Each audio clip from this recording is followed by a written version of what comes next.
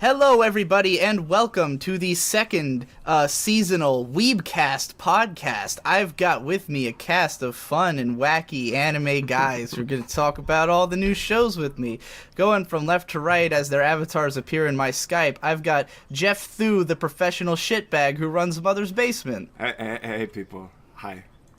Hello. I've got Yes. the best guy ever, Guy, as we will be calling him. Hey, Say everybody, let's have a good thing time going on. All right, yeah, let's do it. Yeah. I've got Callum, who runs the Canipa show, the Canipa Effect. If you're surprised by this podcast runtime, think about how it feels to record it. Yeah, think about us. And lastly, I have Liam of the Super Best Friends Play group collective. Hey there. Thanks for having me. I like anime and stuff. Can we just talk about why Kite Liberator is the best anime? Can we just... Unfortunately, I still haven't seen Liberator yet, you're so missing we out. can't. Alright, so we're going to talk about all these new fucking shows from the spring 2016 anime season. We're going to be talking about them in the order that they aired according to my anime list. I'll have pictures on screen and time codes in the description so you can skip around, although I encourage you to listen to the entire thing because probably the best show is one you're not watching already. Yeah. So that tends to be the case, so I hope you'll listen to the whole thing and hear what we have to say about all the shows, hear all the recommendations, and we're just going to go ahead and get started. The first show, I'm going to have Jeff talk about it, introduce us to Mayo Iga, or The Lost Village. So, Mayo Iga is a pretty interesting show about a bunch of idiots from the internet who get together and decide that they're going to get on a bus and go to a place in the middle of nowhere and Now, start just new to lives. check, as I understand it, this is the sequel to M. Night Shyamalan's The Village, as I recall. That's correct, right?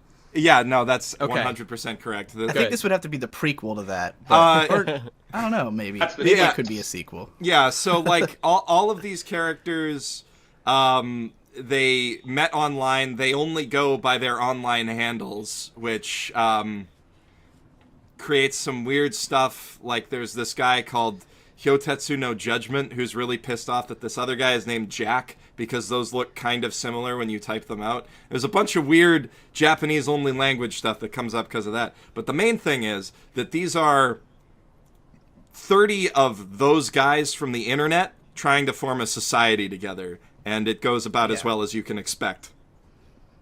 How much of this In what did you may watch? or may not be a haunted village. In a village that at least has a haunted vegetable garden. I saw up to episode 1 and thought it was really boring. So does it get better? Really? Yeah, I did. I thought I was bored to tears. This was the most hooked I was the Are fastest. you kidding? Within, like, How? What possibly within would 1 make me minute. interested? Please explain. I was super into it from the first opening scene because the first thing that happens is we're introduced to these people, and all of them are fucking crazy. Like, immediately. All of them are insane. absolutely crazy. And I was like, yes. I mean, I knew who the Like, main character was instantly based on character design, so it's not like it was that Well, outside I the knew box that or based on the anything. poster. There but you go. Yeah, he's Who like right cares in the about middle. that? That's not important. I'm to saying it that at it all. felt very every single character there was just this trope put together, and like nothing I even happened. disagree. They just talked for a while. It was boring. I thought Well- that it was fascinating just seeing all of these people in like that. Like, there's a good way to start a show with like a bottle episode, and there's a bad way, which we'll get to in a few things. But I think that this was a really good way of like introducing all of these characters stuck on a bus together, and like they tell us about themselves, and then we start to see how their personalities grade on each other, and those two combining factors make for, in my opinion, really interesting television. And then the premise that they're all socially inept internet people who are Right. running away from their real lives and real responsibilities to live in a village that supposedly doesn't exist but seems to be pretty easy to find if you just follow roads to it. Yeah. Yeah, and it does get more interesting by the second and third episode, though. A bear shows up. Maybe. I would actually that's a good recommend, sign. Yeah. yeah. I feel like this show, shouldn't be watched week by week. Like I caught on to it That after seems 3 true. episodes were. Yeah. At 3 episodes were already out, I watched all 3 of them, and they flowed into each other like each one just picks up immediately where the last one ended. It felt like I was watching a movie. It didn't feel like I was watching like an episodic series Yeah, where each okay, episode but had its own people point. watching this on TV would see episode 1, and for me, there was just nothing of interest there. So I was immediately. Yeah, wrong. I was. Nothing of I was I mean, hooked. nothing of interest. Nothing of interest happened in this episode. Absolutely we met all of zero. them. None of whom were Right. cool. All of whom sucked, except that one angry dude. He was cool. I do like that guy. Yeah. Nothing exploded. That's your main complaint. That's not my concern at all. I'm interested in drama, but we're all sad. We're going somewhere, and then nothing happened. That was episode 1 for me. When they I get don't there, maybe get- something cool would happen. See, okay. So to me, it was My like perspective immediately. is that of someone who watched episode 1 and then did not have interest to continue the series. That is my Immediately perspective. when I watched it, the first episode, like they introduced all these characters, and each of them had like one sentence to be like, "Here's what I'm about." There's like 30 Yeah, fucking that's true. characters, and you said you picked out the main character immediately, but after 3 episodes, he has not really like. They're obviously making him the main character, but everyone has But had see, that's time. the feeling Yeah. I don't like. That feeling of him being the main character when he's by far the least interesting person in this whole bunch. You say He's, I don't he's know. more He's interesting as it goes, for sure. yeah. well, he that's true seems of like every he's a character ever. he's a total weirdo. He's Um, he like has his character trait is that he tries to be self-aware, but he really isn't, and he keeps falling in love with every girl who like so much as talks to him. He's just like a really virginal weirdo. He's a and- Redditor, basically. Like somebody on Reddit called it Reddit the anime, and that's kind of true. There's Oh my that God, makes yeah, perfect now that I sense why I think about don't it. like it then. Yeah, and oh god, it's going some. I so immediately after seeing all the character introductions, the fact that they were in this circumstance made them immediately interesting to me, because I'm like, they're all fucking insane. Like to get Yeah. on that bus requires a certain level of total idiotic insanity, and I couldn't tell at first, like, are they in over their head or are they all Yeah. just complete whack jobs, you know? Because there's the part where they're all singing about the sad hippopotamus, and I'm just like, these people are they're driving, you know, on a bus to the middle of nowhere in the rain singing about a sad hippopotamus, you know, and you kind of feel a little bit like the bus driver who's just like, you bunch of Yeah, fucking that's kids, true. you don't know what you're doing. And- but then the way they all turn on him and they're just like, hey, fuck you, we know, we're fucking crazy, you don't understand. And you're like, I guess not. And as the episodes go on, you really begin to see, like, oh, they are fucking crazy. Like, a few of them, you know, not everyone knows what they're in for on this trip. A few of them are just like, I wanted to get away. And some Yeah, of them are yeah. like, I don't fit into society at all. I'm a psychopath, you know? and there's the one guy who's the main character's best friend who's like, all you people are crazy and full of shit, and I'm gonna Yeah. prove it by He was- getting on he a was bus cool. with you and getting murdered. He was the only I person think I he's the respected craziest in the of whole them bunch. all. So like the thing is that Reddit's been running this chart based on polls of most memorable to least memorable character and most liked to least liked character. And the interesting thing to me is that they're balancing their characters very well, in that the least memorable character on the poll so far had probably my favorite line to date, because in episode 2 there's a bit where this guy, you know, the stereotypical Japanese skis-ball takes a girl off somewhere else to try and make out with her, because that's Sure, how hitting on right. people in Japan works. You know, like you see somebody at an amusement park, you're like, hey, I'm gonna grab you by the wrist and drag you off here, and that's gonna make you like me.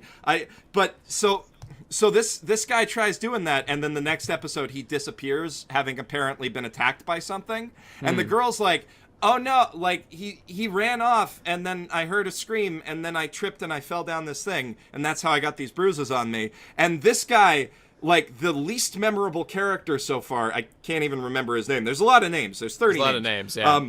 But the least memorable character, according to this chart, he just speaks up and he's like, that's bullshit. That guy was, like, planning to sexually assault you. There's no way he just ran off on his own. You're lying.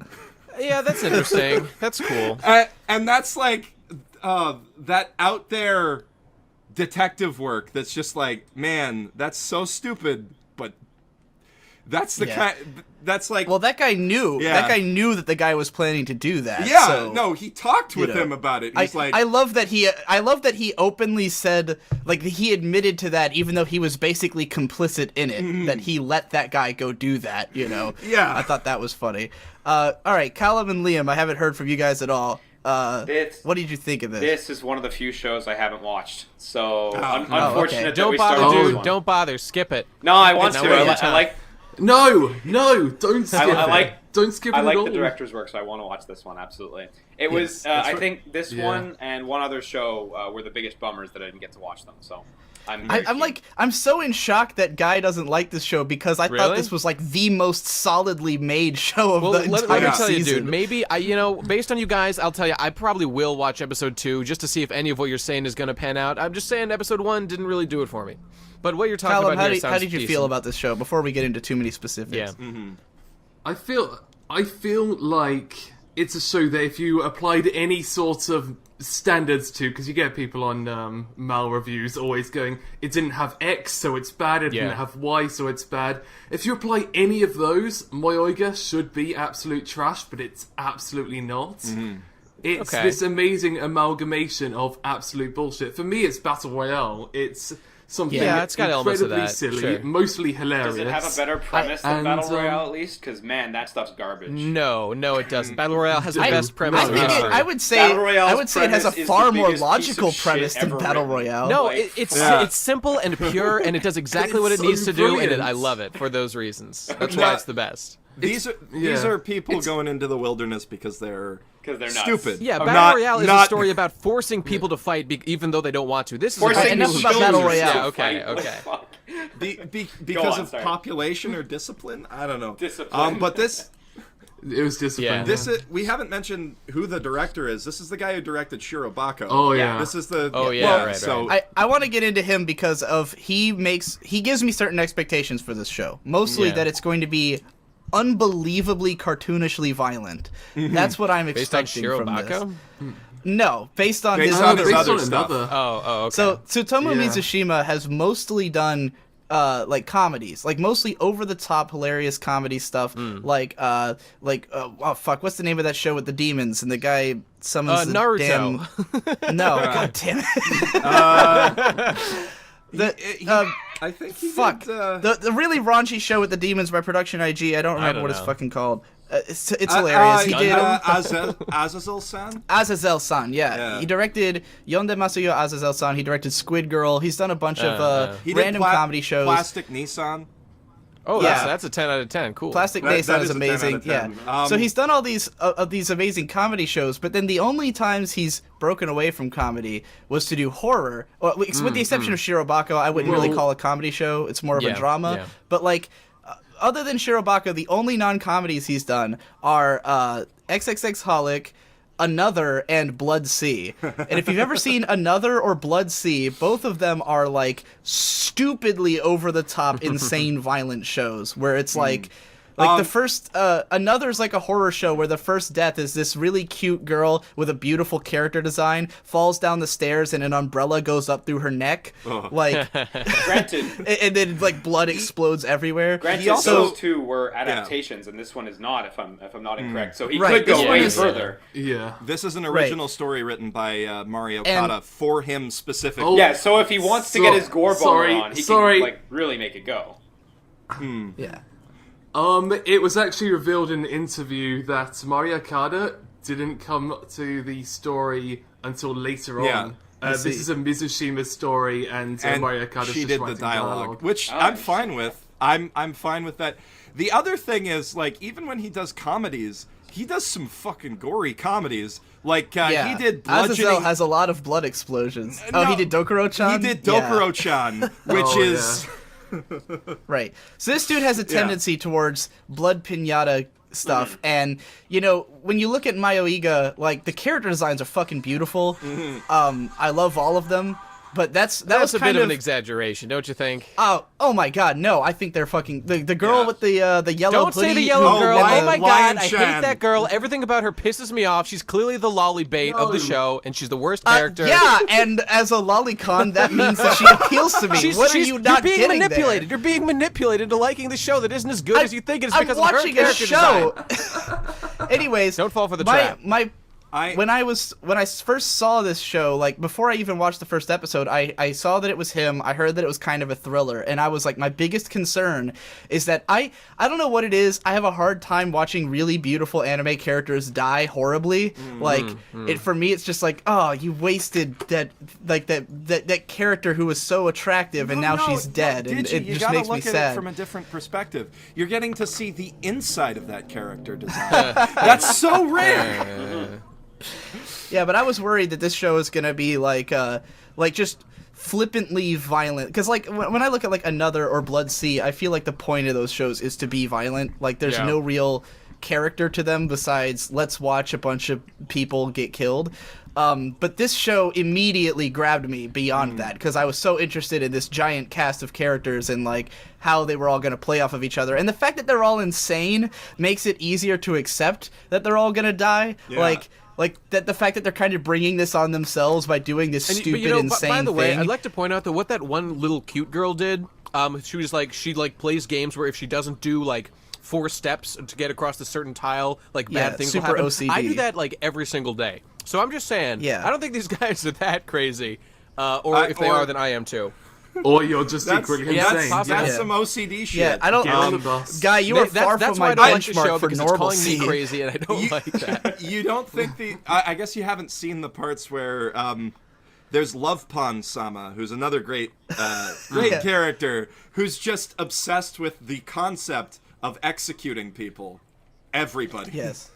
And she, okay. Yeah, she's read the script. And at She just first wants you to get think to it. Yeah. this girl's just a wacky dumbass character who likes to scream execute. And then at the end of episode 3, she tries to execute someone. And you're like, oh, she's for real. Yeah. Yeah, there's a lot of that. Like in episode 2, Wow, the guy who could have seen that Judgeness. coming? What a fascinating twist that is. I'm not saying it's fascinating. All it was right, just all right. hilarious because they play her up like she's a cartoony, like dumb character who you're Okay, not fair supposed to enough, pay fair attention to, and everyone's like, "Oh, shut the fuck up, Love Pond," and then she like actually is crazy. And I think that's again. right, I think all the right. the thing about this show is that half the characters don't know how crazy the other half are. You know, That's like true. they It does don't seem that way. realize completely what they're getting into. And I think that's what the sort of point of the main character guy is that you kind of feel like he's in the first camp of the people who aren't as crazy, but he probably is in the second camp of the people who are way more crazy. Yeah, all right. You know? And I think that's sort of what they're playing with him. And then also his best friend is kind of the same way, where the friend is supposed to be the straight man, but the fact that he's gone to such a ridiculous extent, and like in episode 2 it's revealed that it's all just because he wants to protect the main character guy. He's just like obsessed with trying to protect him, and it's I like, see. yeah, that's a little weird. Yeah, okay. You know? If any of that was conveyed in the first episode, that might have All of been that more was conveyed in the No, it first was not. episode. No, All of it that was not. conveyed The in girl, the first the episode. girl in the You're yellow shirt was wrong. saying, You're "Oh, wrong, main Nate. character guy, you seem like you're the one to watch out for. You're the craziest one of them all." You know, and then Bullshit. it was all You're there. the one that's going to drive this bus into the ditch. Yeah. And we're going to be along with it. All right. Anybody else have any more closing thoughts on Mayoiga? Nope. Watch it. Callum? Don't watch it. Jeff? Watch it, yo. Yeah, it's good. I think we all agree it's good. I've heard some. We do Jeff has not told me that all some agree people that are. it's good. Well, okay, other than Guy, Yeah. who Everybody's only Yeah. watched opinion matters. the first agrees it's episode. good. But Oh, we yeah. can. Yeah, that's true. That's for sure. Well, because I've heard the show has been more contentious on the internets. Not everybody's into it, so I'm not surprised. Yeah, Reddit's like ridiculing it because I don't think they get it. Wait, yet. hang on a sec. You're listening to it's that. Weren't these meant the to be guys? ridiculed? Weren't those the guys who voted Sword Art's OP so good that you had a conniption? Yeah, Like, those are yeah. the guys. That's your crowd. Maybe Jeff, you it might just be want time to for you to ignore 'em consider this time abandoning around. Reddit. But they're my audience. might not be worth Liam. it. True that. True They're that. the people who give me the hits. Yep. All right, so the next show we're going to talk about, I think Liam was the one who wanted to introduce this, is Uchu Patrol Luluko, or Space Patrol Yeah, Luluko. it's true name, Space Patrol Luluko, in proper English. This is a show that takes place on a weirdo Earth that has aliens that inhabit it, and basically it takes place in this city called Ogikubo, I think, and it's both inhabited by humans and aliens, and there's a sort of space patrol that keeps everything kosher between them, right? The main character, Luluko, prides herself on being extremely normal. And one day her father freezes himself with some of the Space Patrol's confiscated materials, and she ends up having to join the Space Patrol in order to fix him up, which entails her transforming into a gun, meeting Inferno Cop, and finding this super hot alien boy, Alpha Nova? Alpha Omega Nova. Alpha Omega Nova, yeah, sorry. Alpha Omega Nova. Couldn't remember his whole name.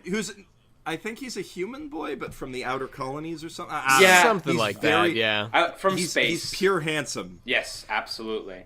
So it's as far as I'm concerned, it's basically panty and stocking minus all of the sex, pretty much. It has that same kind of the absolute same kind of humor, very similar animation.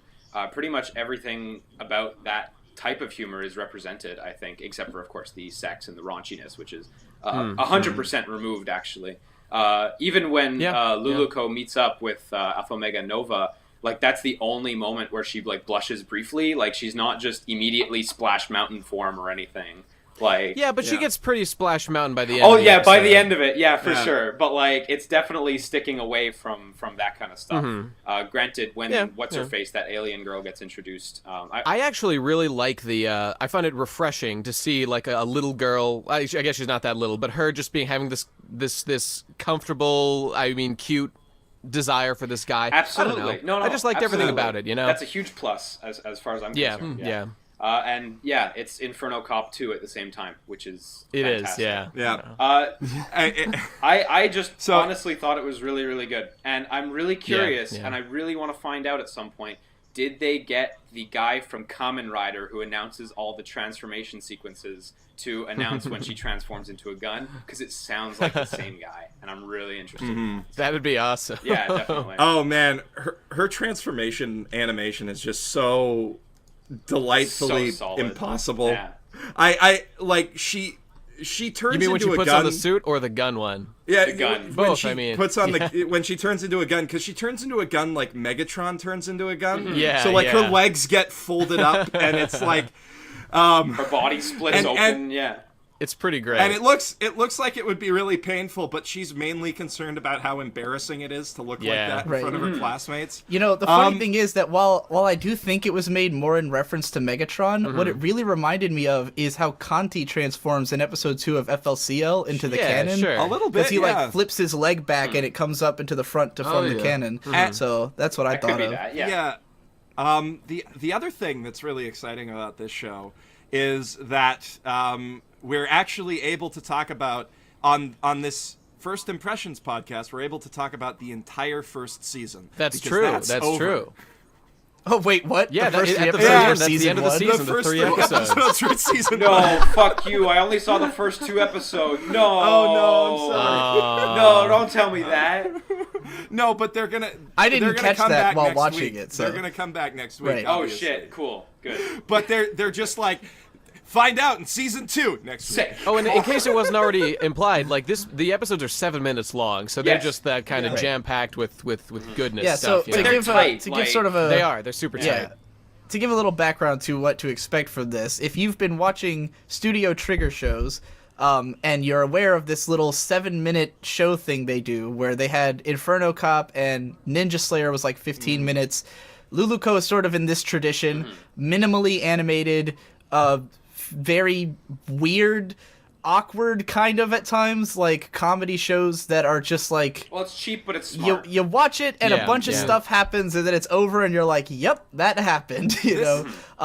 This is like definitely more effort put into it than, like, Inferno Cop. It really is money, Panty and but Stocking meets Inferno Cop. That's really Well, how I mean, it feels. Yeah. Inferno Cop was made with like the money they found in their couch cushions. Well, Inferno Cop and was actually the reason it was like that is that they literally said that they were not willing. They had set a rule in place that they were only going to work for 2 hours a week on Inferno Cop. That was like a strict rule that they could not It work more really than 2 shows, hours on like- it. That's awesome. Yeah. They didn't bring in like voice actors for most of the roles. Like it's literally just like they're reading the lines and it's like Inferno Cop, yeah, and like and their next episode previews, they're literally just making shit up in the booth as they record it. And Luluco's a little bit more effort like that. Luluco feels like a very low budget Cartoon Network show. Yeah. I mean, Whereas- Well, it's Hiroyuki Sawano, and Sawano's obsessed with just making everything into a cartoon. I mean, I think you meant So- Hiroyuki Imaishi. the reality is, like, Imaishi, you yes. could take Sawano would be horrible at you could directing. take every episode of Panty and Stocking and just cut off the second half, and you'd have Mm-hmm. Luluco with more sex. Like, it's actually kind really of. identical to Panty and Stocking because that was also like 10-minute episodes. Just you got 2 each time. Right. It actually, but like like in terms of the art style, it's more like Kill La Kill when Kill La Kill was in its more super deformed moments. Oh, well, maybe. If you, It's I mean, it's like okay, the literally classrooms- Panty and Stocking, though. Luluco's classroom is almost exactly Ryuko's classroom from Kill La Kill. Like the way the lighting is done is the exact same. The they way that it probably used the explodes same is the model. same. They probably like used it, the same model. Well, no, because the Kill La Kill one looked like a battleship. That was the main difference. That one had like a all these metal parts everywhere. Oh yeah, but in this show, just like retextured it. They probably have like this. It could be. classroom I don't model know. that They retextured. That would But be. in any case, the way that the classroom looks is almost exactly the same as the way the classroom looked in Kill La Kill. And the main girl looks kind of like Mako a bit. She gives me a Yeah, I Mako suppose. vibe, but she's not as stupid as Mako. She does a very Mako vibe. You know, I just want to say, you guys are talking about a lot of technical stuff, but the one thing that was the best part about the show was the one moment when I really fell in love. I'd like the beginning, but that one moment when they capture that alien dude who's been cheating, and the guy's just like, and he just executes him immediately. And it's not that he just does that, it's that the girl then joins in, and they have a romantic moment Right. while they're both executing this dude, and they bond over that. That was by far that was the deal breaker that made the show great. Yeah, that was a beautiful moment. Just like not like it was a Deadpool in the middle of a sentence blow his head off. Yeah. Shot. Spoilers for Deadpool, by the way, if you haven't seen it. Well, I thought you just meant like something Deadpool does. Oh, Yeah, and by the way, title Midori now. is the best girl in the show. That's Yeah. for sure. So Midori Midori- is pretty great. Yeah. Midori is voiced by Mayumi Shintani. Yeah, I was excited to hear her again.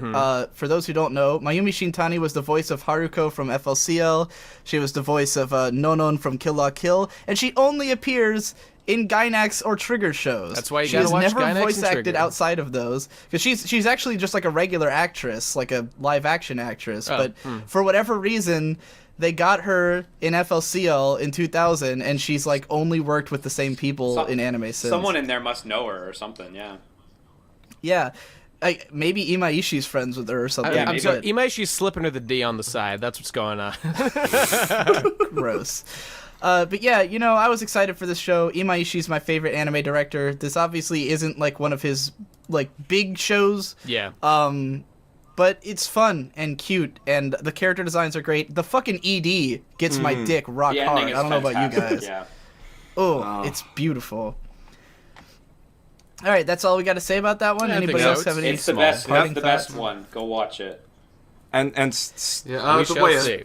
speaking of EDs that get me rock hard, I think the next one on the list is Jeff, you're introducing Yeah. Phoenix Wright. Phoenix the Wright, anime. Ace Attorney, the AKA. I know you're a fan of the games because Yeah. you have Edgeworth as your avatar right now on Skype. So. Yeah, a little bit.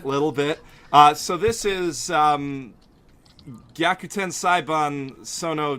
Huge disappointment. Oh, disappointment. I'm so glad. I'm so glad that you agree because it is absolute trash, and I thought that you might love it. Oh, As God. it's not even an anime. It is just the game Yeah. that they've traced over So- and added a tiny I'm bit so of proud what of you they- guys. I'm so proud what of you all they- for knowing that. What they've done with this basically is they've taken the script from the game and they've just taken out all of the dialogue branches that actually make the courtroom interactions interesting. But they Yeah, still have yeah. like, so it's like literally just like somebody will say evidence, Phoenix Wright will go, objection, and then they'll move on to the next thing of saying evidence, objection. And it's like, if you're going to do this, you could have just truncated it. You could have maybe cut some of that shit out. Like, we don't have to watch somebody speedrun Phoenix Wright with voice acting.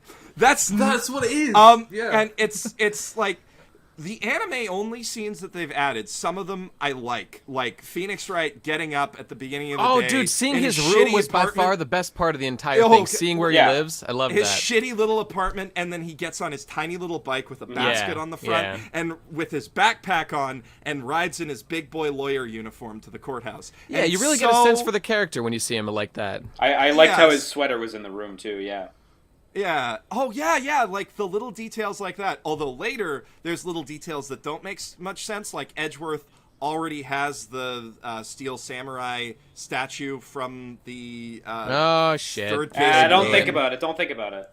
And he also that was has the motto for making the show. Don't think about it. Don't think about it. And there's so many structural issues with how they've built it because of how the game is, and they're trying to adapt the game. So the first episode is basically a bottle episode. They're stuck in the courthouse for 70% of the episode. And they're just like going back, and they're literally playing out the tutorial of how Phoenix Wright video games work, and that's not necessary. You could get by that. You could get by that in like 5 lines of dialogue, or you could play up how ridiculous Frank Sw1tcher and Larry Butz are as characters, and you could play. You could. By the way, did anyone else have massive But cognitive dissonance when they were like, "Oh, Naruhodo-kun"? It's like, no, his name is Phoenix Wright. You're saying it wrong, you idiot. What is wrong with you? Yeah. So on Crunchyroll, that was the worst. On Crunchyroll, yeah, I saw this too. I think we're gonna say the same thing. Go for it. You can right click, and they have a second alt sub that gives them the right names. Yeah. And when Maya's like, "Yo, let's go get some like Japanese food or some shit," let's go get some American hamburgers. It says hamburgers. Oh my god, it really does. Now that's awesome. That's the best. Yeah, it's like the subtitles on Crunchyroll make it better. There's a lot of things that make me like this show as a fan of the games. Seeing these characters come to life and be voice acted and be basically their characters, with a few exceptions in episode 3 where Maya is maybe a little bit too chipper, a little bit too soon after her sister was murdered. Well, to be fair, she was like that in the game too. I didn't see episode 2, but I always was like, dude, your sister just died and you're like bouncing off the walls, having a great time with Phoenix. All right, if you say so. You don't get that dissonance so much in the game, though, just because it's a game. That's the thing. That's the thing. The game gets away with a lot of stuff that you really can't in anime. Frankly, there's just a lot more content in between. The show, at the end of the day, is going to be like 6 hours total, right? Less than that, actually. Right. The game is significantly longer than that, so... Yeah, that's about one case of Phoenix Wright getting through that. So, yeah, they have to cut all of the interesting stuff, and they haven't replaced it with anything good. It's like it's one of those, if you want to know, read the manga, Cromartie High School situations, but like way exacerbated. And this is going to be 2 video games by the time it's over. Oh really? Really cool. They have anime-only episodes, and they're going through Phoenix Wright Ace Attorney, which is like the 3rd best game in the series, and Phoenix Wright Justice for All, which is the absolute worst game in the series. So, worst game, but it has like one of the best cases. So, yeah, the last case, and I guess the second case is pretty good too. If they snip some of the earlier ones, like some of the ones in the middle. Maybe. If they cut out the circus, I just played the circus one. It's the worst. I thought it was okay. I don't know why everybody hates on it so much. Oh god, that clown was badass. The clown was good. I liked him. But... The clown was good, but like the whole thing, you were hiding the murder weapon underneath your wheelchair for 4 days and nobody found it. Like it's shocking. Are you making fun of crippled people? I won't stand for that kind of hate speech in this podcast. Yeah. So Phoenix Wright, like they're adapting the bad game, but it also has like the other waifu who I'm sure they want to cram in for merchandising purposes. Is it the scientist girl? I can't remember. No, it's the whip girl. Scientist girl might show up. Or whatever. Yeah. Yes, Scientist girl might show up if they choose to adapt Rise from the Ashes. Although Rise from the Ashes is like 3 times as long as a regular Phoenix Wright trial. Yeah. So, Yeah. it's Great case, gonna though. I don't be see iffy. why they would. There's no it doesn't have much bearing on the plot at all, and it's not Yeah, a particularly great case either. No. Bullshit. What- That was the best case thus far. Well, except No, for the one before it's it. all right, but it's like I don't know. I don't think it's worth adapting. Yeah. That's It's- I guess. What bothers me, like what really bothers me about how this is written is that like we've gotten an ideal example of how to adapt Phoenix Wright into like a televised visual medium in the movie Yeah. that was made by really? Takahashi Miike. Takashi Miike. Takashi No Takashi H in there, Miike. dog. Takashi Miike, who's one of the best directors working in Japan today, and he took like the batshit insane elements of Phoenix Wright and played them up. So you've got this big high-tech courtroom with moving evidence screens, which they've stolen in the laziest way possible in this new adaptation. I always like how in the visual adaptations they have to add monitors in order to get Yeah. like some of the Yeah. visual evidence that would just Yeah. be words otherwise to have a visual.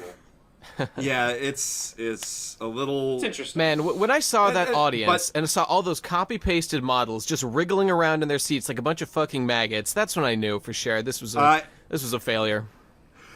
But the best, like really the best thing about the movie was how they contrasted the different like stages of courtroom. Like the one that Edgeworth gets to work in is this big high-tech courtroom, and Phoenix's first case defending Larry is inside like a courtroom where an old woman is doing her laundry in the corner, and it's this tiny little shithole. That's awesome.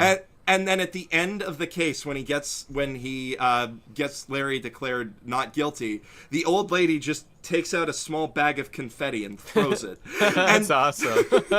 And there's none of that magic in this show. So, sorry, I'm just to clarify. So you're saying that this exact case was already adapted in a movie, and they felt the need to do it again for this? The this live entire action movie season, is the first game. Yeah. Oh, it's a live Yeah. action. Oh, okay. Yeah. Yeah. It's decent actually. I'd say watch that instead of this, honestly. Yeah, Sure, absolutely. Yeah. Also, Or just play the game. also it was Yeah. adapted Yeah, into that a, too. yeah, that's the one to do. But it was also adapted into a stage musical. Yes. So was Which is- Bleach. which so I is bet it's of great. equal quality. It's an all female cast, I think. yes, What? it is. It's musical. by the okay. Takara Review or whatever. Yeah. I can't remember what they're called. So there's this is like the worst Go on. adaptation of this that they've It was- done it was so a far, and nightmare. that's really Yeah. depressing. the manga's not too hot either, but I mean, who But- cares? Yeah. Yeah. But the ED with Maya in it is super cute. Yes. It was good. And That that was the best almost part of the makes show. up for it.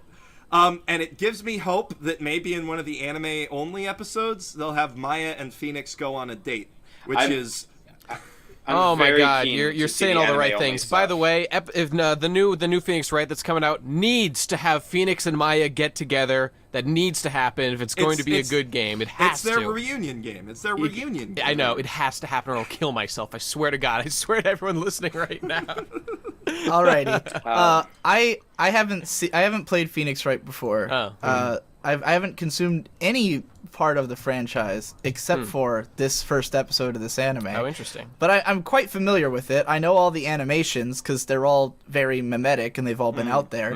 I can't help but feel like in the game, sure, it's not animated per se, right? But everything looks really crisp because every image is like you see Phoenix posing and he looks, yeah. a certain way, and then he slams his hand down on the desk, and each image of that looks good. And so I think when you animate it, and it's moving now, but the images aren't good anymore. Like they don't have that It is- you know, solid. what it was, the whole like, image is shaded. Everything and in perfect between looking, those poses felt Nobody like filler has any animation, really. shadows. They you know? it's Well, and like the poses the are game, wrong too. the game has like fairly high quality pixel art, and the anime Yeah. does not have fairly high quality animation.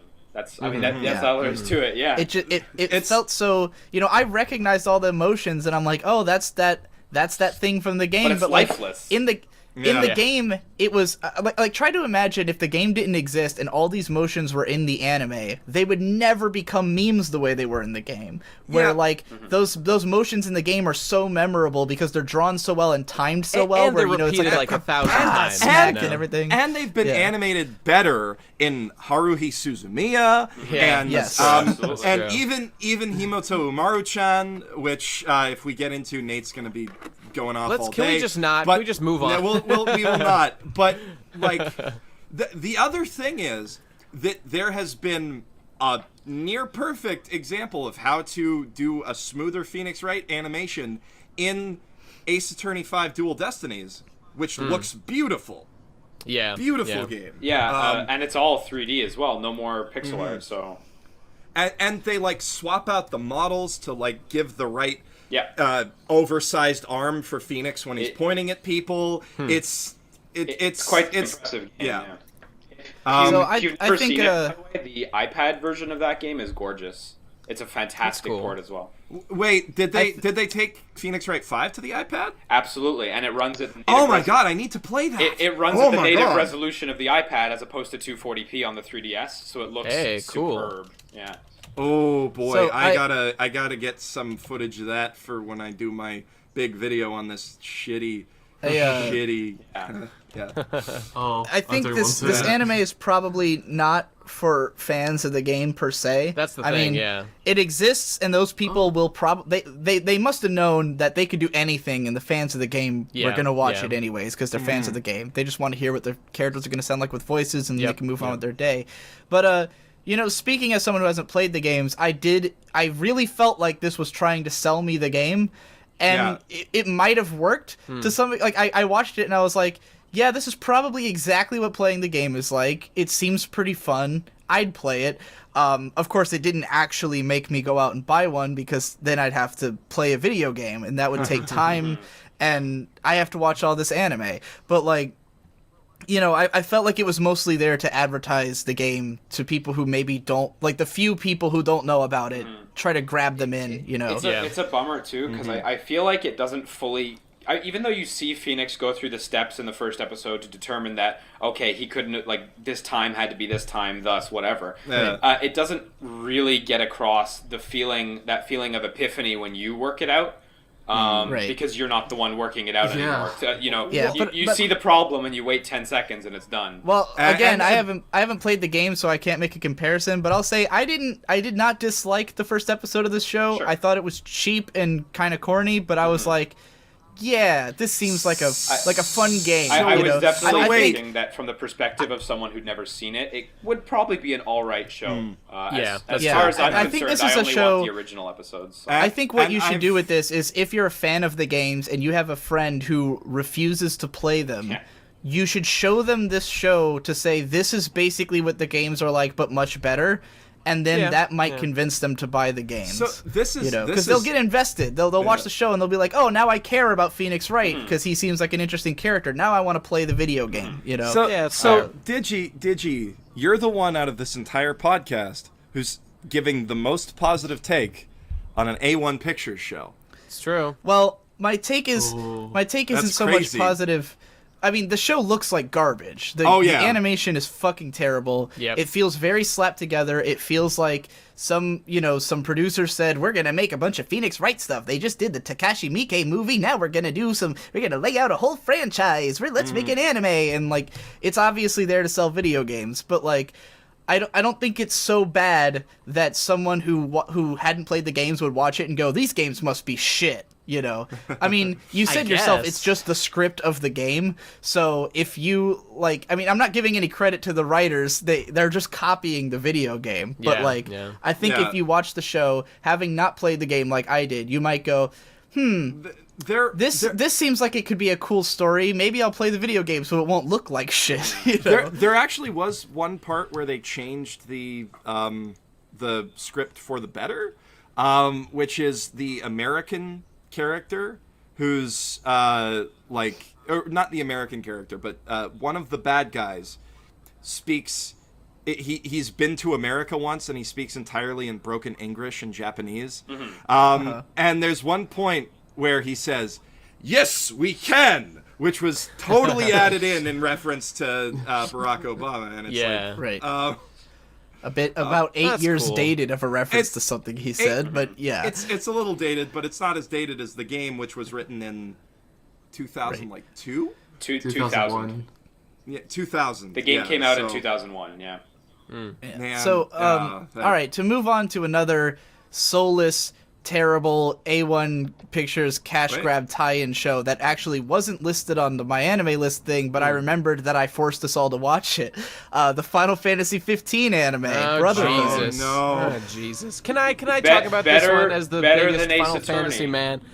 All right. Nate's got to go in there. Yeah, Guy, you can go okay, ahead. so this is just another fucking way that Square Enix is determined to chop up their games into as many separate marketable pieces that they can sell you so as to hook you into their giant marketing machine so they can force you to consume every piece of media they have, milk it for as long as possible, make as many derivative products as possible. That said, the anime was pretty shit. The animation was okay sometimes, and the point of it was to sort of learn. I mean, I think the focus of it, at least for this beginning part, is like Noctis's mom, why she died or something. But the point is, it's just a tie into Final Fantasy 15. Who gives a shit? This should be in the game. I don't care about this. The fact that this anime exists means that this stuff won't be in the game, and it's just going to be worse for it. So, not a big fan. Not a big fan. I gotta talk The about... thing with this and Ace Attorney is they're just so goddamn corporate. Yeah. It doesn't feel like there's this director crafting No, something amazing and at this all. writer typing out these amazing words. It yeah. feels like a Square Enix and a Capcom producer I leering mean, that's over literally what saying, happened. Square Enix had this cast of characters. yeah. They shipped over like some descriptions of them with like, here, make a story about these guys Yeah. in this world and we animate it That's for probably us. exactly it. They probably Yeah. didn't Yeah. even have... Like, the people who wrote this anime probably don't know the plot of the game. Probably they not. just know, I don't know the about that. template That of the seems- characters. The little That seems a little backstory. No, I don't know. All because, they need to know 'cause, to like, make I the show don't- was that these guys are friends. The mom died. Make Yeah. a story about that. That's Like, all they had for to do. sure. all the Just, characters I mean, like, are so... The notion, I mean, I don't the know if they're notion gonna that they be... would never have like sat in a conference room and talked story is like kind of. I mean, Well, they could have, but like, I, mean, feel Liam- like these Liam, you're characters are coming at this so from a cardboard pers- in this. Liam, Like- but Liam's coming at this from a perspective of actually knowing what Square Enix execs are like. So, Yeah, I used to work for Square Enix.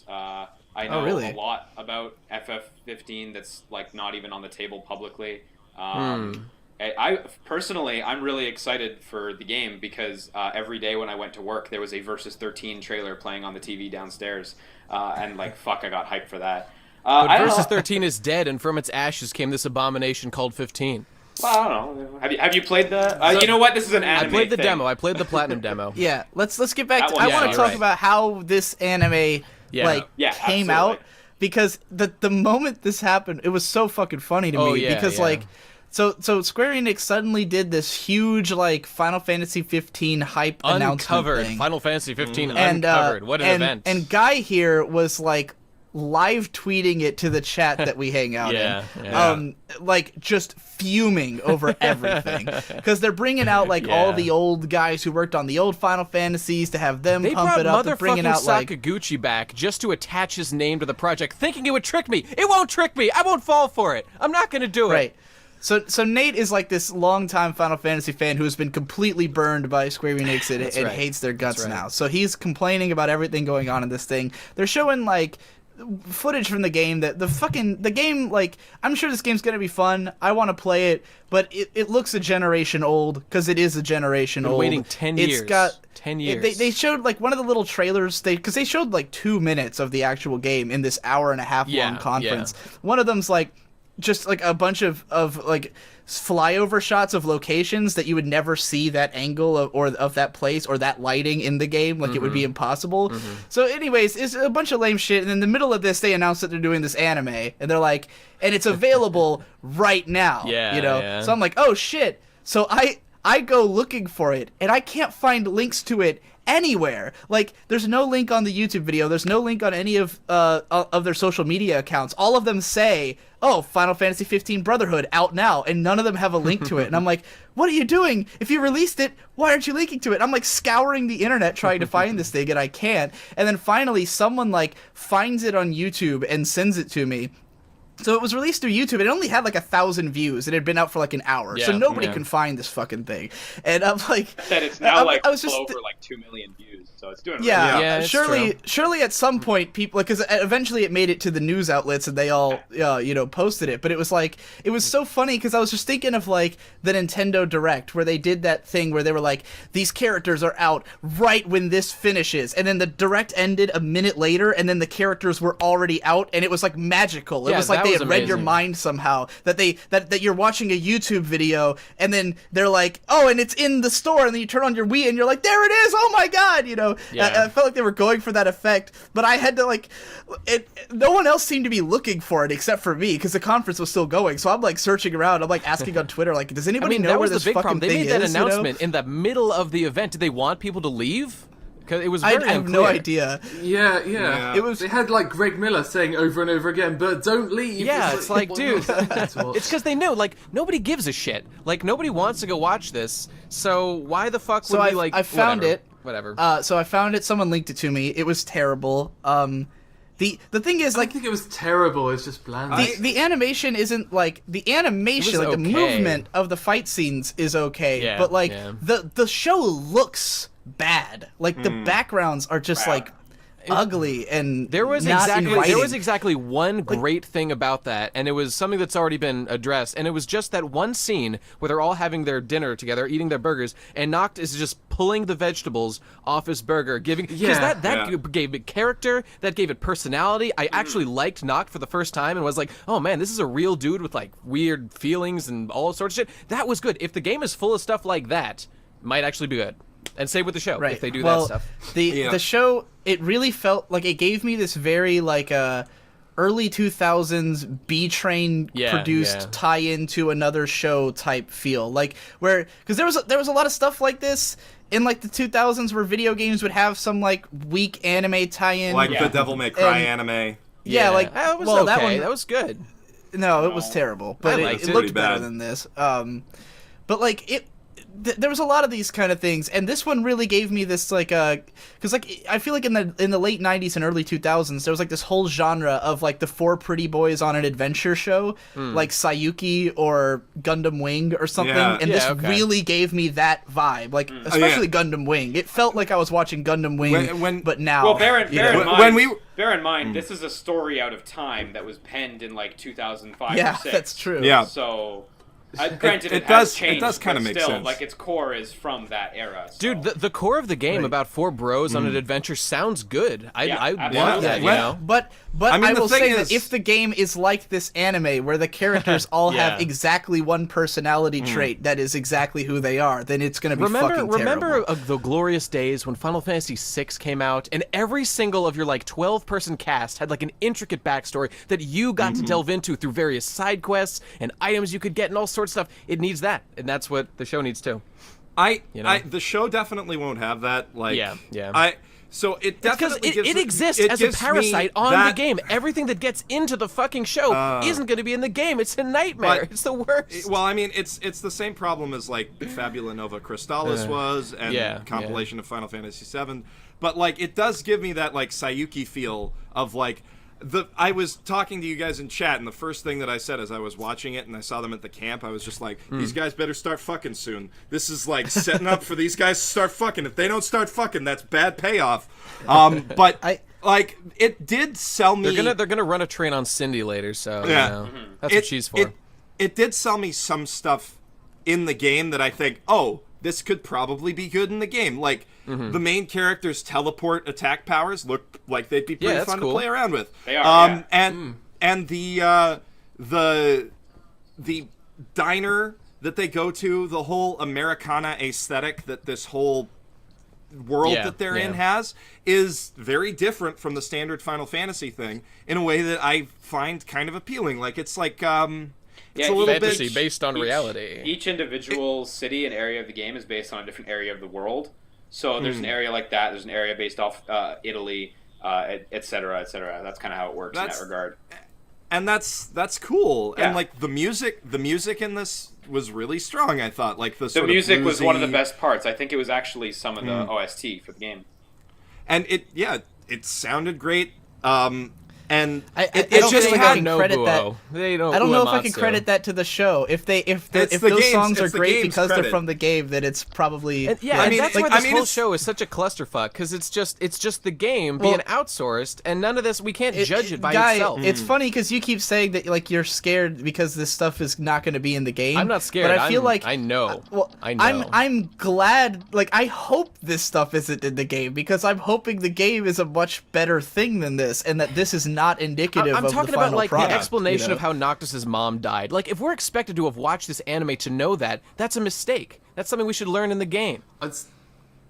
I don't mean, think it'll be an it's- expectation. I just think this is the more complete. I think it's it my- won't See, matter. No, So, a to be game should be a honest- complete story. God damn it! None No, of I- this splitting it up into pieces. It's I mean, unacceptable. To be honest, Nate, the Yeah. reality of Noct's story is it's about his relationship with his father and with his bros and Luna to a degree. His mother has like never been mentioned in any of the extended media for the game at all. So Well, maybe that was a to be little honest- surprise they were saving for the games. That might have been nice. Perhaps.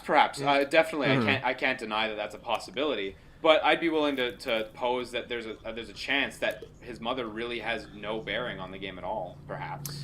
And I mean, perhaps that's why fine it's and all. just Granted, neither of us know either way, so neither of us can say Yeah. either way which one's totally true. I'm simply presenting the argument that I'm not a fan and don't think I ever will be of the idea of consuming a game as in the game is one component, then you have to go watch the movie and the anime and read the novels and do all that. That's not what a game should be in my mind. All right, we I got to don't know. move on. We're Yeah, only let's- 4 shows let's. deep, and we're like an hour into That's this. fair. So, Yeah. so all right, Jeff.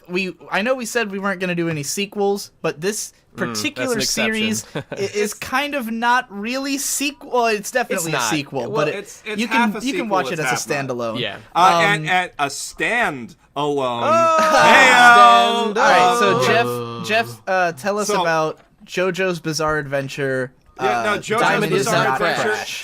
Diamond Does Not Crash, which tells the story of JoJo, Joey Wow. JoJo in the town of Duang City trying to save it from the evil killer. Yeah, no. So this is There is no city as nice as Duang. Yeah. It feels like a picnic.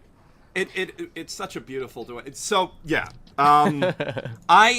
this is what I have. Been Am I gonna waiting have to for. explain this? Because you've memed Yeah. me so Okay, hard. no, I don't know what you're I'm not talking gonna meme about. it. We'll I'll get to explain it. So if you don't know what JoJo's Bizarre Adventure is, you probably haven't been watching anime for the last few years, and I don't know why you're listening to this podcast. But JoJo's Bizarre Adventure started off as a pretty straightforward series about a guy trying to use magic breath ripples to kill his evil vampire brother. And then it became a show about Indiana Jones traveling the world using magic breath ripples to defeat ancient Aztec super vampires. And then it turned into a show about the evil vampire brother coming back 1,000 years or 100 years later and using personas in order to try and take over the world. Except personas And- are based on JoJo, so I just want to personas are based on JoJo, but people now who don't know what JoJo is don't know that. And that's a it damn stands- shame. That's a disgrace. Did you guys Everything. ever catch Giant Bomb? Did you guys ever catch them Yeah. calling JoJo bootleg Persona? Oh my god, they Oh, didn't. God, They I did did it. not. It was That's it was hilarious. when All Star Battle came out. It was pretty good. Oh my god. Oh, I wish man. they were That dead. is a I wish they very were dead. sad time. I So yeah, JoJo. yeah, so- let me fucking introduce this. let me introduce You're doing it. a terrible I'm job. I'm doing a fine job. So JoJo Part 4 continues this story where the evil vampire from the first 3 parts has been vanquished, but his legacy lives on in the new emergence of stand users. And stands are basically spirits that have psychic powers related to your fighting spirit, and they're the manifestation of your will to change the world. It gets very complicated. It's very loose and very vague. And basically, they can do one super specific thing that seems like it's really useless, but turns out to be super overpowered. And that is the every couple weeks they run into a new guy who's got a new thing that's like, wow, that's dumb. Now I'm going to show you all of the ways that I can use this to Yeah. destroy you. This Yeah. is this is like peak shonen anime. This is like Yeah. monster of the week battles, but they're interesting. yes. And- Right. So And- so JoJo, to reintroduce it, JoJo is an 80s a manga that's been running since the 80s. the idea behind it is that it's following the generations of a family who are called originally The Joestars. Each of their Joestar. names has JoJo in it, so they're all called JoJo. In increasingly convoluted ways. Like it It's starts true. out Right. Joseph Higashikata, Joestar, yeah. Jonathan Joestar, Higashikata, which can be read as Joe, Jolene Cujo. Oh, you forgot Giorno it gets Giovanna. Giorno convoluted. Giovanno, Yeah. which only works if you short, and then oh god, it Yeah, gets it's ridiculous. complicated. But anyways, they're all JoJo. So this JoJo is the fourth JoJo. This one is actually the uncle of the third JoJo, Yeah. who's almost twice his age. Because of- the grandpa, who's the second JoJo, Yeah. has a thing for younger ladies. This is Yes. this is the first one that doesn't have a large time skip between the characters too. So Yeah, Right, Yeah, couple So years. up only until like this point, it was 10 like we were years. crossing these long thresholds of time. The second JoJo was the grandson of the first, I believe, and then the third JoJo was the grandson of the second. But the second was still alive and is still alive in this story, whereas Joseph Joestar died at the end of his. Although he's getting on in years and he's a little bit. So- He's 70 Yeah. So now. while it helps to know all that going into this one, this story is kind of the first one that's while all of that stuff is important to this story, it's more standalone than before because the main villain of the So, series up till this point this has is the died. slice of life JoJo, the for thing, sure. the thing about how JoJo is structured is that every single part is its own story and basically its own genre. Like part Yeah. 1 is a hard Fist of the North Star knockoff battle Yeah. anime, and part Yeah. 2 very is, violent. They're all is- very violent, but part Yeah. 2 is like an adventure in like the Indiana Jones find the lost MacGuffin, save the world type deal. Part 3 is a road trip movie, and part 4 is Scooby-Doo. That's right. It's kind of interesting too because this one marks like a real like change in mentality with how he was writing it. Because up until now, well, the first two didn't really have stands at all, which is crazy, people. The third one introduced stands, and every character was, this is my stand, I can use it to fight like this. And finally, this season really gets away from, this is my stand, I use it to fight like this.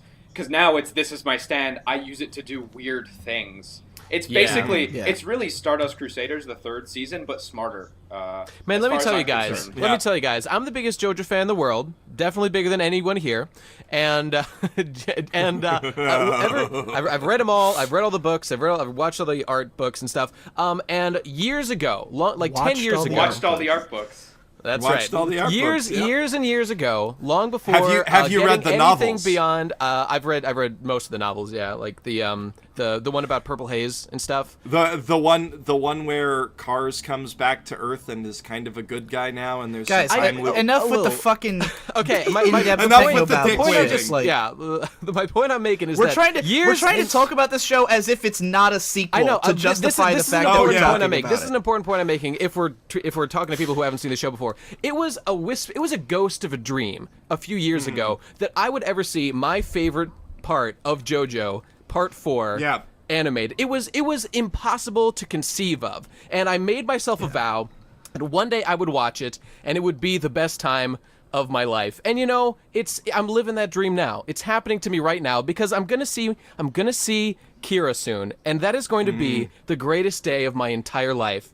Because Yoshikage Yeah. Kira is the greatest anime villain, manga villain, I guess, right now, who has ever lived. He's the most stylish, he's the prettiest, he's the coolest, he's the smartest, he's the strongest. I love He's every got single the thing best about power. him. And he's got the best power. And his name is Killer Queen, and another one bites the dust. And I've been a Queen fan for a billion years. He's just everything about that's this me part too. is amazing, and you're doing yourself a disservice if you don't watch it. Though you should start from the beginning. So that's it. That's it. Yeah, it's totally surreal too, the It way is. that this show is, because it started normal, and by part 3 it was getting kind of weird, but it was still like Monster of the Week, where it was like, we kill the guy who's making bodies come back to life, and then Yeah. it goes back to the status quo. But now they have this increasingly truly bizarre mystery of Yeah. people who, like, the main I think I was listening to the Best Friend cast about Yeah. you guys were talking about this, how in most of the JoJo parts, or in the first few JoJo parts, they have very main character-ish powers. Yes. And Yeah. by part 4, they start getting weird and They specific. start. Really, the main character doesn't get yeah. a weird power until like part 7. Part 6. I mean, is she's- Anyway. yeah, whatever, Yeah. whatever. Look, I've but, seen. I read part 1 in the manga way before they started making animes out of it. Never read part 2. Still haven't seen the entire first anime. I watched the first half of Stardust Crusaders and I never finished the second half. So Yeah. I'm pretty behind on my JoJo. I don't know my shit, but I'm watching part 4 anyways. Doesn't matter. Because Doesn't that's matter. the beauty of it. You can just start wherever the fuck you want, pretty much. Yeah. More or less. I would Yeah. say that if you're trying to pitch this show individually to people, Dude, let me tell you the how I'd things you pitch need it. to know. Let me tell you how I'd pitch it real quick. There is one chapter in which they go to an Italian restaurant and insane shit goes down. That's all you need to know about this part. What you need to know about JoJo is that it's very goofy, it's very silly, it's very over the top. Shit is often involved. It's got like scatological sense of humor. I guess that's true.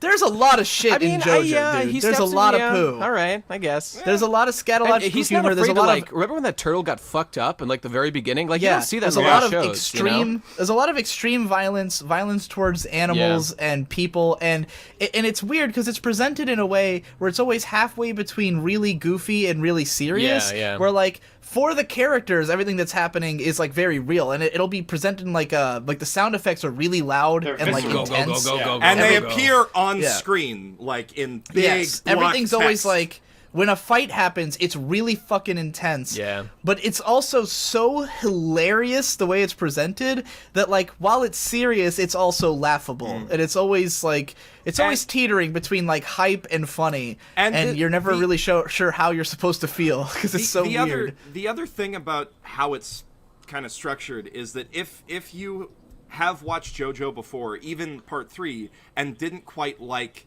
the way that the stands work, this really builds on it every week. on Stands how really finally weird hit it their gets. stride in part 4. It's true. It's It's true. They get really I creative would say with what they the can moment- do. Like there's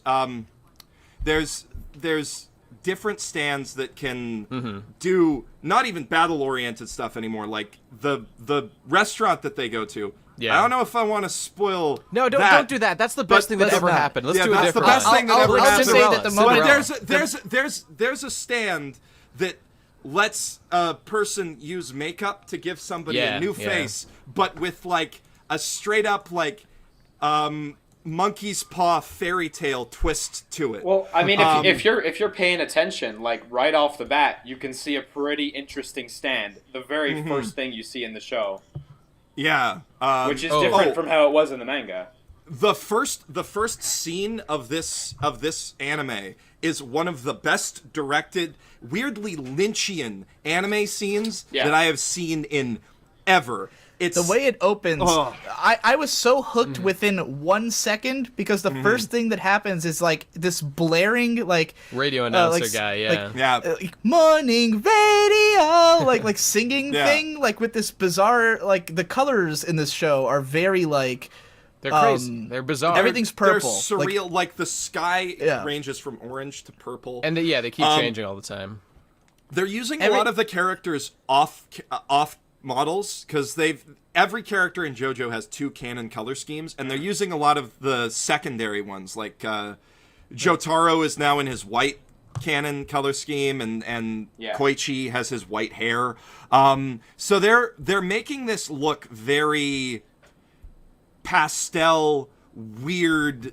Yeah, Pablo like the show Picasso-esque. always looked very strange, and the colors changed a lot. But in this one, it's like it's always in that mode of like this is what the world looks like when you're on drugs. Like it's always Yeah, like that, you know. And yeah, the opening scene is like really surreal and trippy. There's a lot of like weird camera pans and amazing transitions. There's a moment in episode 2 where Jotaro's on the phone with what's the main character? Josuke? Is he the Yeah, main guy? Josuke Yeah. Higashikata. Jotaro's on the phone with Josuke, and he turns around and like starts to sit down, and the camera pans down, and now he's in a car. And the way it happens, it literally feels like the room he was in suddenly was a car, and it's so natural and fucked up that I had to like rewind it. I was like, what the fuck just happened? Like, I couldn't believe that he was suddenly in a car. Is that really a good transition though? If it jarred you that much? It was beautiful. I'm just I asking. loved it. It was It's awesome. like- It works for JoJo, and it only Yeah. works for JoJo. Yeah. It's like a whole show of like those weird experimental animations that you see in like film festivals where stuff Right. turns into other stuff, like something that you'd expect to see from Don Hertzfeld when he goes really off the rails, except it's got a huge budget and it's very colorful, and just like 1 second you'll be looking at something. I don't know and where it you're getting becomes, that it has a huge budget, but I mean, it's an anime. I mean, one of the it's one of the TV things to be anime said budget. about the JoJo anime is that it's really fun and exciting to look at, and the way they do it is they go overboard with like shading these characters and everything, making them look like super like detailed into individual shots. There's not a lot of motion in JoJo. Yeah. There's They do a lot of like pans into Yeah, poses. it's the posing. Like, It's the posing. yeah. It's more about like showing individual beautiful character portraits, not so much about things. I think there was a moment in episode 2 that was actually like pretty well animated, but there's usually a lot more of like tricks to suggest animation, like Yeah. showing like just using the screen rattle or something to make something look like it's moving.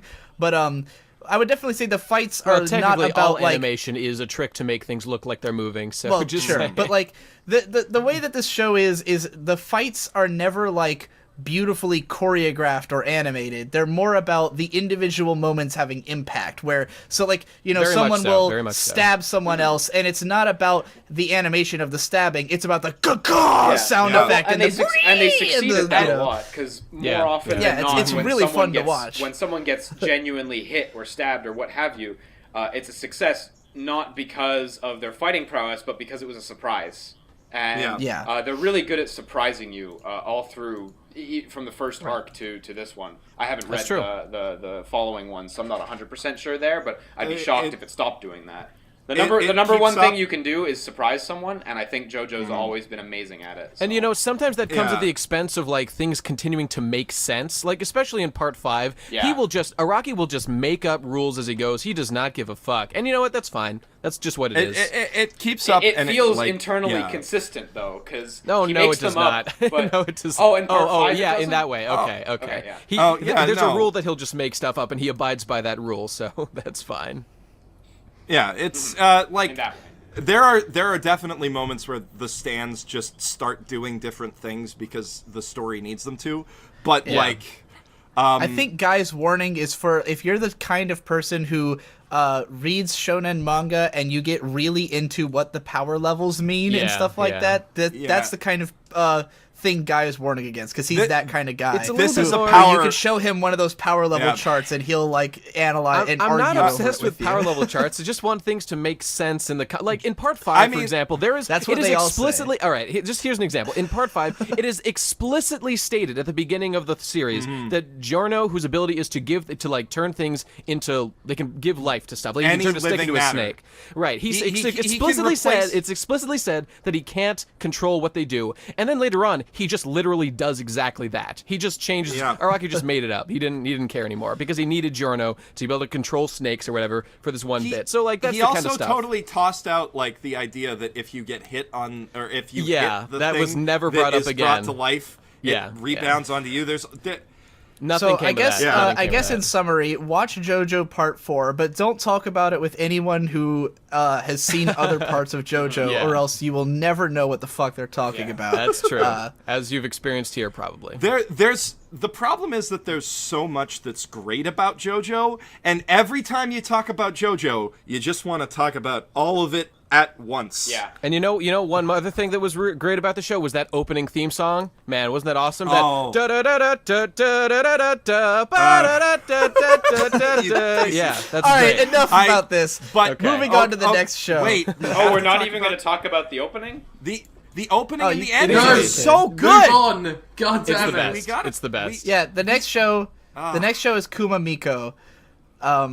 This is a show It's about. the greatest thing ever. This is a show about a priestess who. Callum, that's the second time you said this is the best thing ever. So I can't let tell if him you're talk being about it. ironic or what. So you should introduce this one. Yeah. I know. I should probably make a list of all the times I say things are the best thing ever. Me too. Kumamiko is an absolutely charming comedy series about a girl and a bear, but the bear talks. That's all you need to do. You know, that's really all there is Stop to watching it. The this one podcast thing and that watch it. that really stuck out to me about the show was that it was really sexual at times. It got really deep into that I shit. did not think Sexual so at harassment! all. Stop. Sexual harassment. I actually, That was someone awesome. had said something about, someone had mentioned on Twitter, they were like, oh, I like Kumamiko, but I wish they wouldn't sexualize the girl so much. Okay, first and then of all, I that guy's a watched it fag. It was expecting awesome. that to happen, and it didn't happen. No, was it's not just like that. one It's joke not like that. felt a bit uncomfortable. It's just like they're I- talking I about thought having the- a bear having sex with a little girl, and I don't have a problem with but that. It's hilarious. The point of it was that it was that this legend Yeah. of why Yeah. the Miko, why there's a priestess who anyone who doesn't know that Miko is priestess, because we didn't really say that.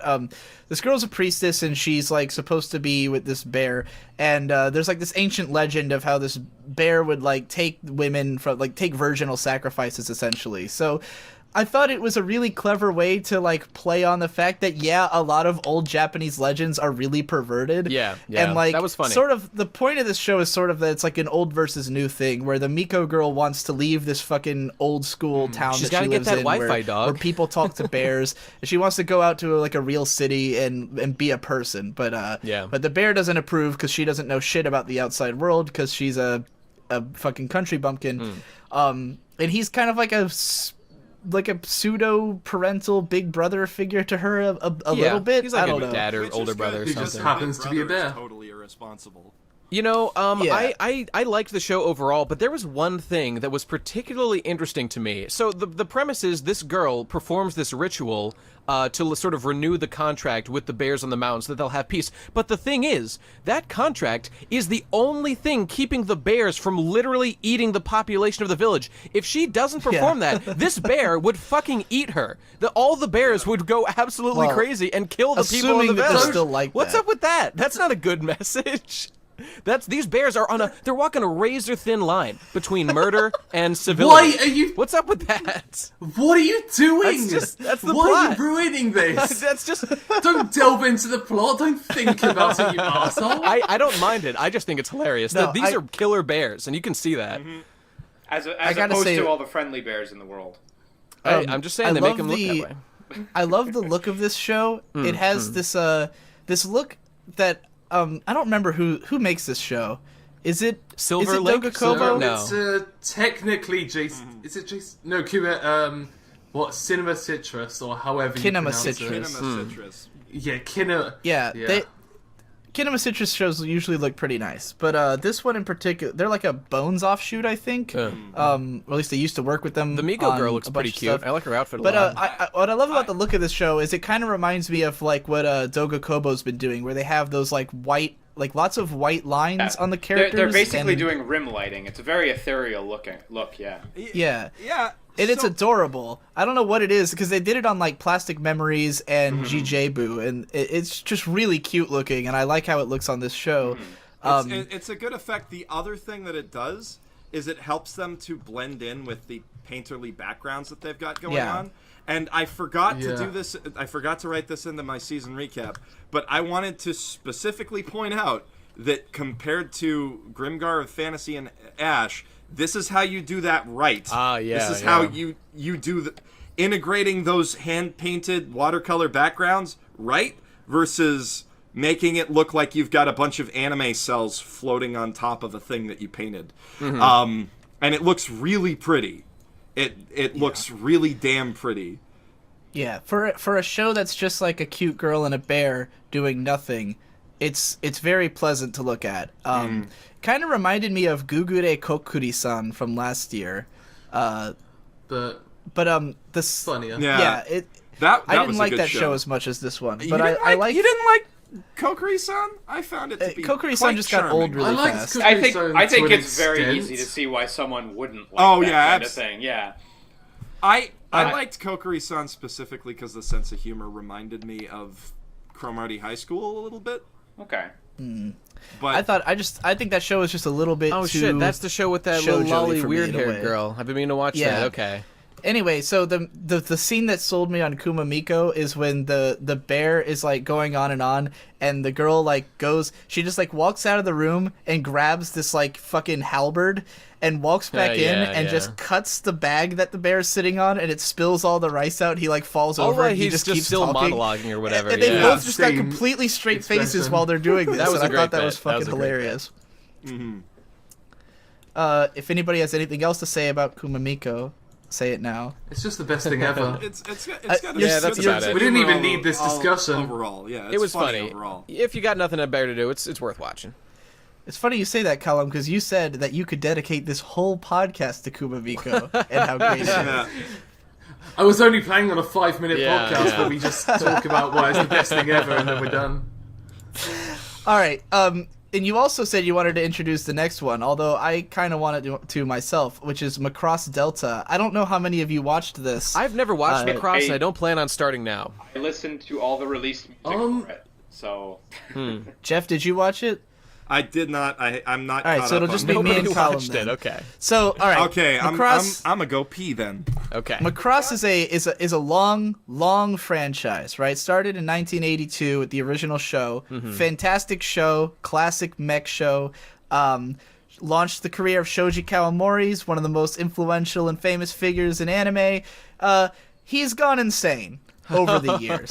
So the Macross franchise was kind of weird from the start, right? It's about it's sort of Isn't it about like an idol girl singing while robots fight or something? Yeah, it was a robot show where basically all these people got trapped on this ship that ends up being teleported into the middle of space, and they have to get back home to Earth while being at war with these aliens. And there's this girl named Minmay, and she becomes an idol on this ship. And a big part of the show is about how she sort of helps people to deal with the war, and it's all about culture, sort of bridging the gap between different peoples, because the Zentradi, the aliens that they're fighting, have no culture. They regard it as deculture, and they hate it. So like when the Zentradi and the humans start like mingling, and the Zentradi learn about idols and learn about music and stuff, then it makes them basically learn empathy for humanity and stop their sort of warfaring nature. It's really well done Idols in the save the original day, show. okay.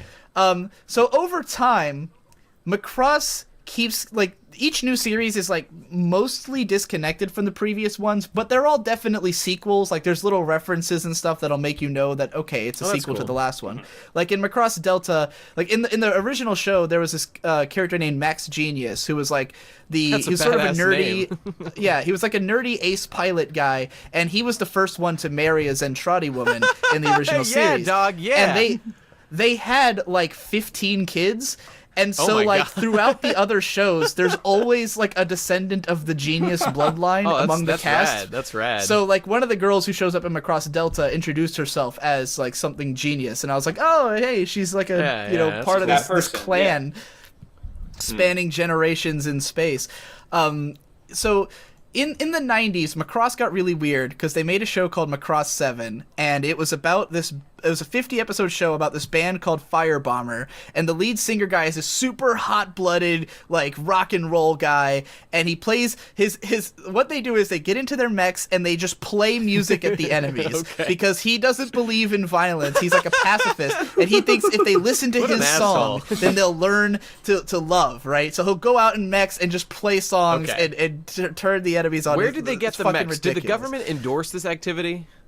Dude, it's... Okay, never mind. Macross doesn't make any fucking sense. After the original show, it just keeps getting weirder and weirder. There was Macross Frontier, which was more like the original show. It was more like there's idols and there's also a war going on and stuff made a little bit more sense. Is that the one with the Macross green-haired girl Delta, and the, Ranka. Yeah, right. Macross Delta is in the time since Macross Frontier, the shows that Kawamori have been involved with are Akiba 0048, which is a show about Akiba 48 in space. Fuck that show. And it's fucking madness. And then there's Aquarion Evol, which was also batshit fucking insane. So Macross Delta is like those two had a baby together. It's madness. It's total fucking madness. That makes me want to watch it now. There's like... There's like a mech war going on, but then there's these idol singers, and they're not even in mechs. They are just they just have superpowers because they're idols. They go into the battlefield and they start singing, and they can like put up like force fields and do all this like crazy like they're like transforming superheroes basically, but dressed as I guess idols they're and just singing magical while they girls then, fight or something. They're kind of Because the parallels are kind of like uncanny. Would you say it's better than AKB 0048? I've only seen about 6 episodes of AKB48. Okay. I would say that show was better than this one because it made sense on some level. Like, Because I didn't 48 really dig that show because it was like so hyper transparent on its like stupid power of friendship where idols fight the aliens. Yeah. Like, Well, that show like really clearly stated like this is the point. well, the title like, of the show, there's right? idols, AKB 0048. There's idols. They're like, fighting aliens. Yeah. There was like establishing of like what the society was like. This show just like throws you into it, man. Okay. It's Yeah, like yeah. you start watching and shit just starts happening. And Callum, how did you feel about this? You watched it. Yeah, I was watching it as a newcomer. For some reason, I'd managed to skip through the entire Macross franchise, despite so many people telling me to fucking watch it. I was even told to watch it before Macross Delta came out, but I watched Pokemon instead. And, it made me realise that I'm a huge idiot for not watching the series prior to this. Yeah. Because, yeah, as you said, it's the stupidest thing ever, but it's got so much character to it. Yeah. And the last battle with the insert song just made me immediately fall in love with it. Yeah. Because it's something that you just don't see ever. Right.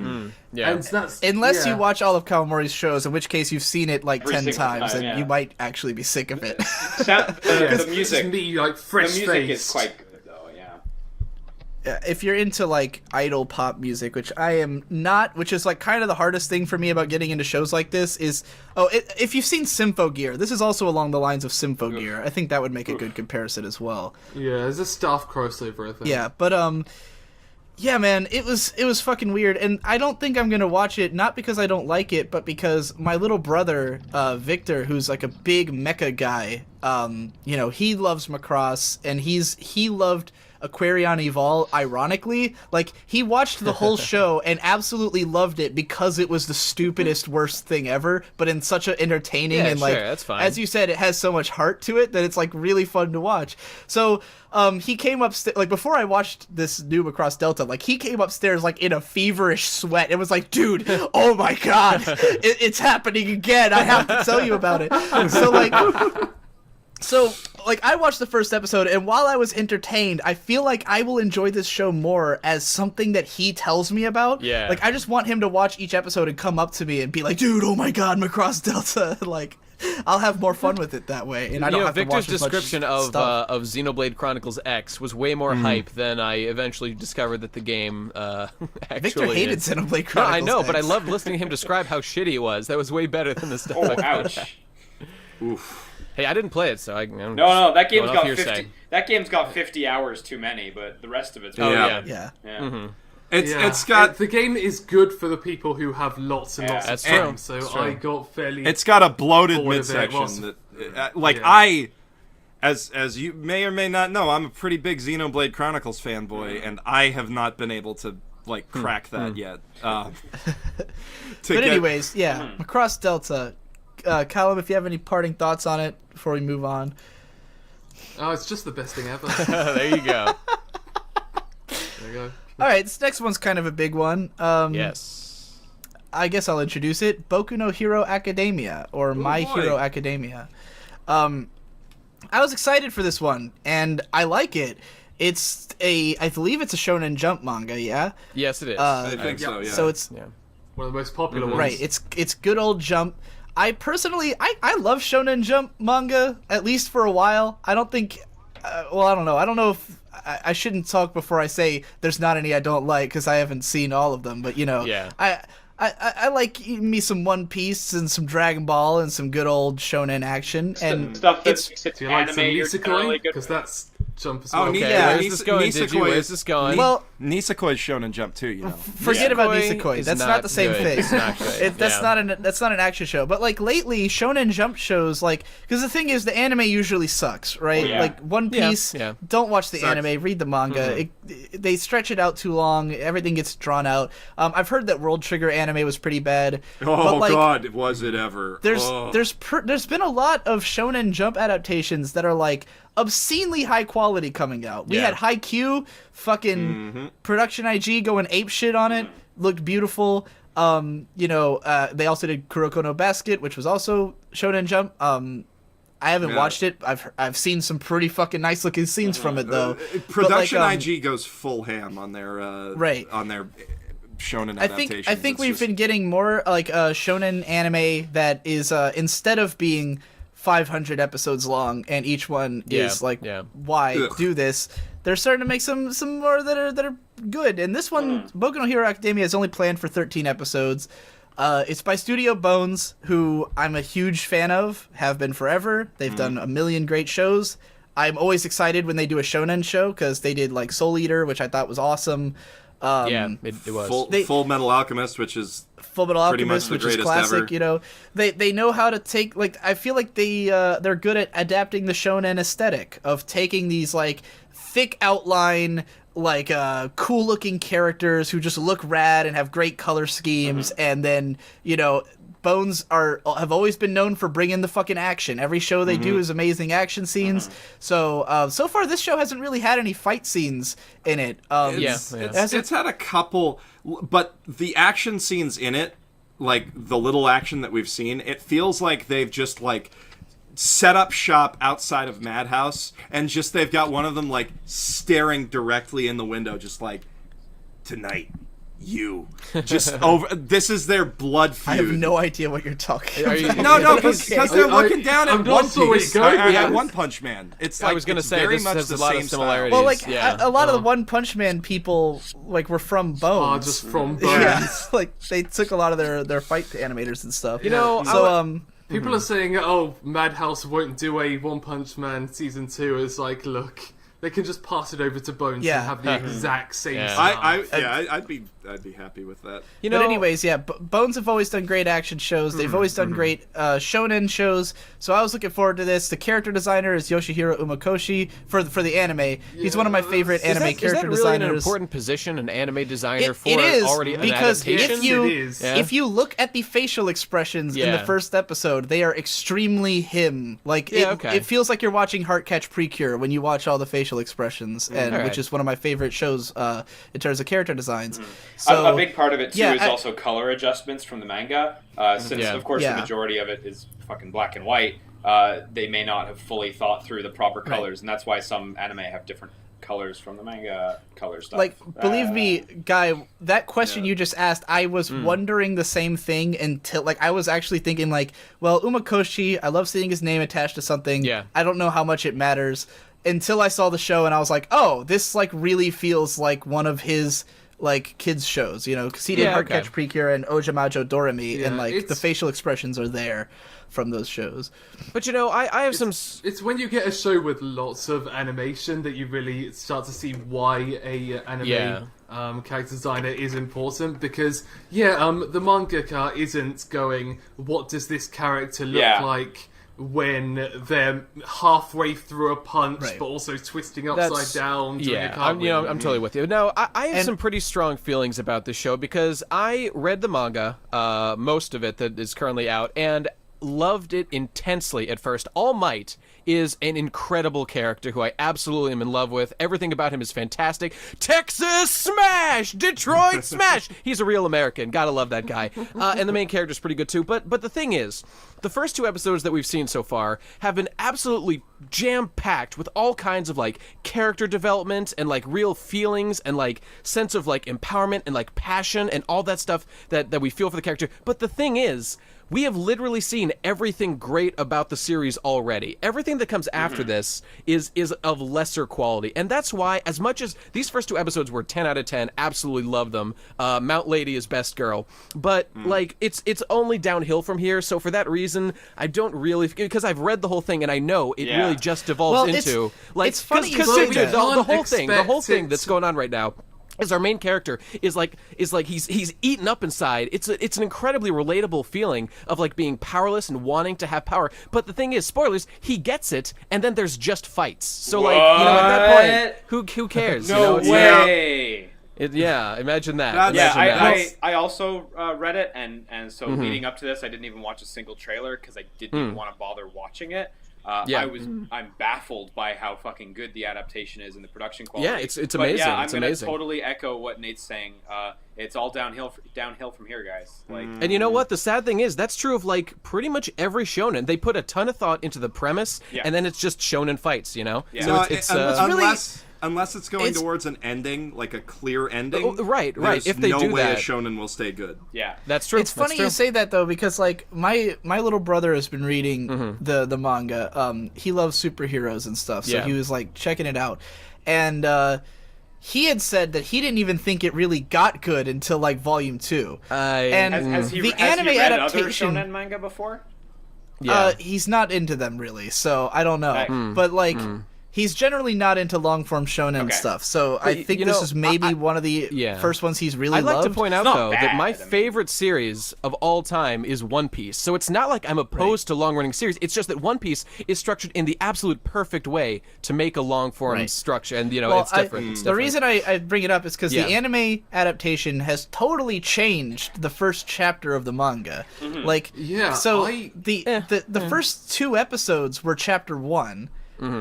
Like they spanned it across 2 episodes. I didn't know that, like, as I hadn't read the manga, and then people were telling me that, and they were like, "Wow, I can't believe how much they added." So I went and read chapter 1 of the manga because I just ran downstairs, grabbed the volume off my brother's shelf, and read it, and I was like, "This is nowhere near as good." Like, because the first episode of the anime, there's the whole part where, like, he's learning about his power, like, not having these powers and everything, and, like, it's super emotional. It's like his mom's crying, and he's losing his shit. I was, like, on the verge of tears. I was like, oh, man, I legitimately cried. I legitimately cried. And then I go and look at the manga, and that's, brutal. like, 1 page. It was, like, 1 page of the manga. No, like, dude, the manga, like, blew through this whole part. This is a absolutely fantastic... It's crazy for me to say this, but I actually think the anime is really just a better version of the manga. Yeah. But the problem is, it's going to fall for the same issues that happen to it. That's all. But you know. what if they go full bones? Fall for the same issues. But what if they go full bones with it? What if they just they could completely do that. change the ending and just use the premise? I hope they do. I really hope they do too. But like the moment you see what the main character's power is, you'll realize like, oh, that's where this is going. It's a very I think Nate can echo that because it's a very specific power, and you instantly go like, okay, I see. See, that's the thing, though, because it was when my brother told me about, like, what's great about it. He was like, oh, man, when you see the main character's power, that's what it's like. Opens up and gets cool good. The way he uses it, but it's really just another... I don't know. There's obviously this whole rivalry with the explosion kid going on. Yeah, but that's I mean, it's something we haven't you know, seen 1,000 times before, you know?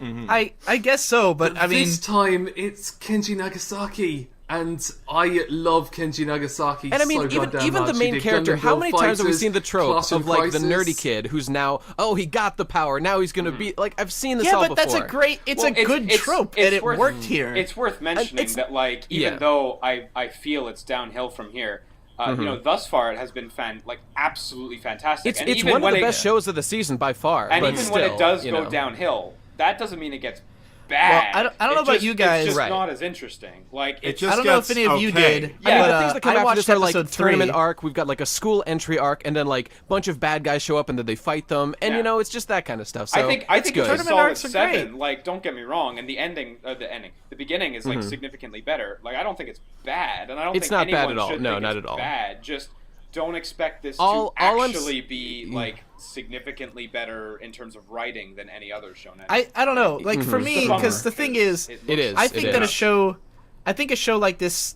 like those early episodes, changed the way I feel about everything else. Because while it may be like a bunch of fights or whatever, like in episode 3, the main character, it's all training. I watched the third episode. right. I don't know if you guys did, no, but I the did whole not. thing is just him. No, yeah. It's 100% him training with All Might to inherit his power. Like, because All Might's power is something that can be inherited, passed down from one person to the next. So Right. he's like, your body's too weak, you'll explode if I give you this power now. So we got to train you for 10 months, and your training is you have to get all this trash off of this beach.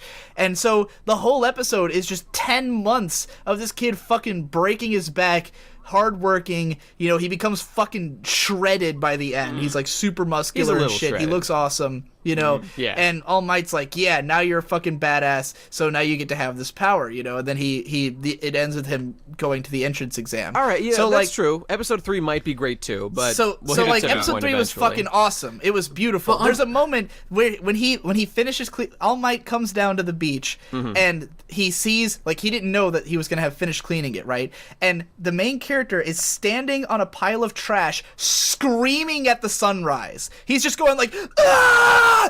Ah! As the sun rises over the horizon. Yeah. It's fucking awesome. It's like the coolest moment ever. And I was like, this kid, he earned, like, he's about to inherit this power, but Yeah. he earned it more than everyone else. Everybody else was just born with the power. He worked for 10 fucking months, broke his ass to have, just because he's gonna have the best power of Dude, everybody. that could not be more appealing to me at all. That is the coolest thing. That's what I want out of every show. And that's why when he goes forward, Yeah. then it's like, all of that about him. So, like, when he's fighting, Yeah. you're like, I want him to win because he's cool, because he's the guy who worked the hardest and did everything, and I want him to overpower everybody. I want him to be the best All right, guy. no, dude, I it's want him just to for, make for everybody a look fucking 13-minute anime, cartoonish, that might be enough to carry you through the whole thing. But it's like for like hundreds of chapters, it starts to run a little thin. Right, you but know? that's the thing. It's a 13-episode show, hopefully they and shoot they're for a 3 tight episodes ending, in. yeah. Yes, They're that would 3 be episodes ideal. in, and they're only just now starting up he's like about to take the exam. So obviously the exam can be an entire episode.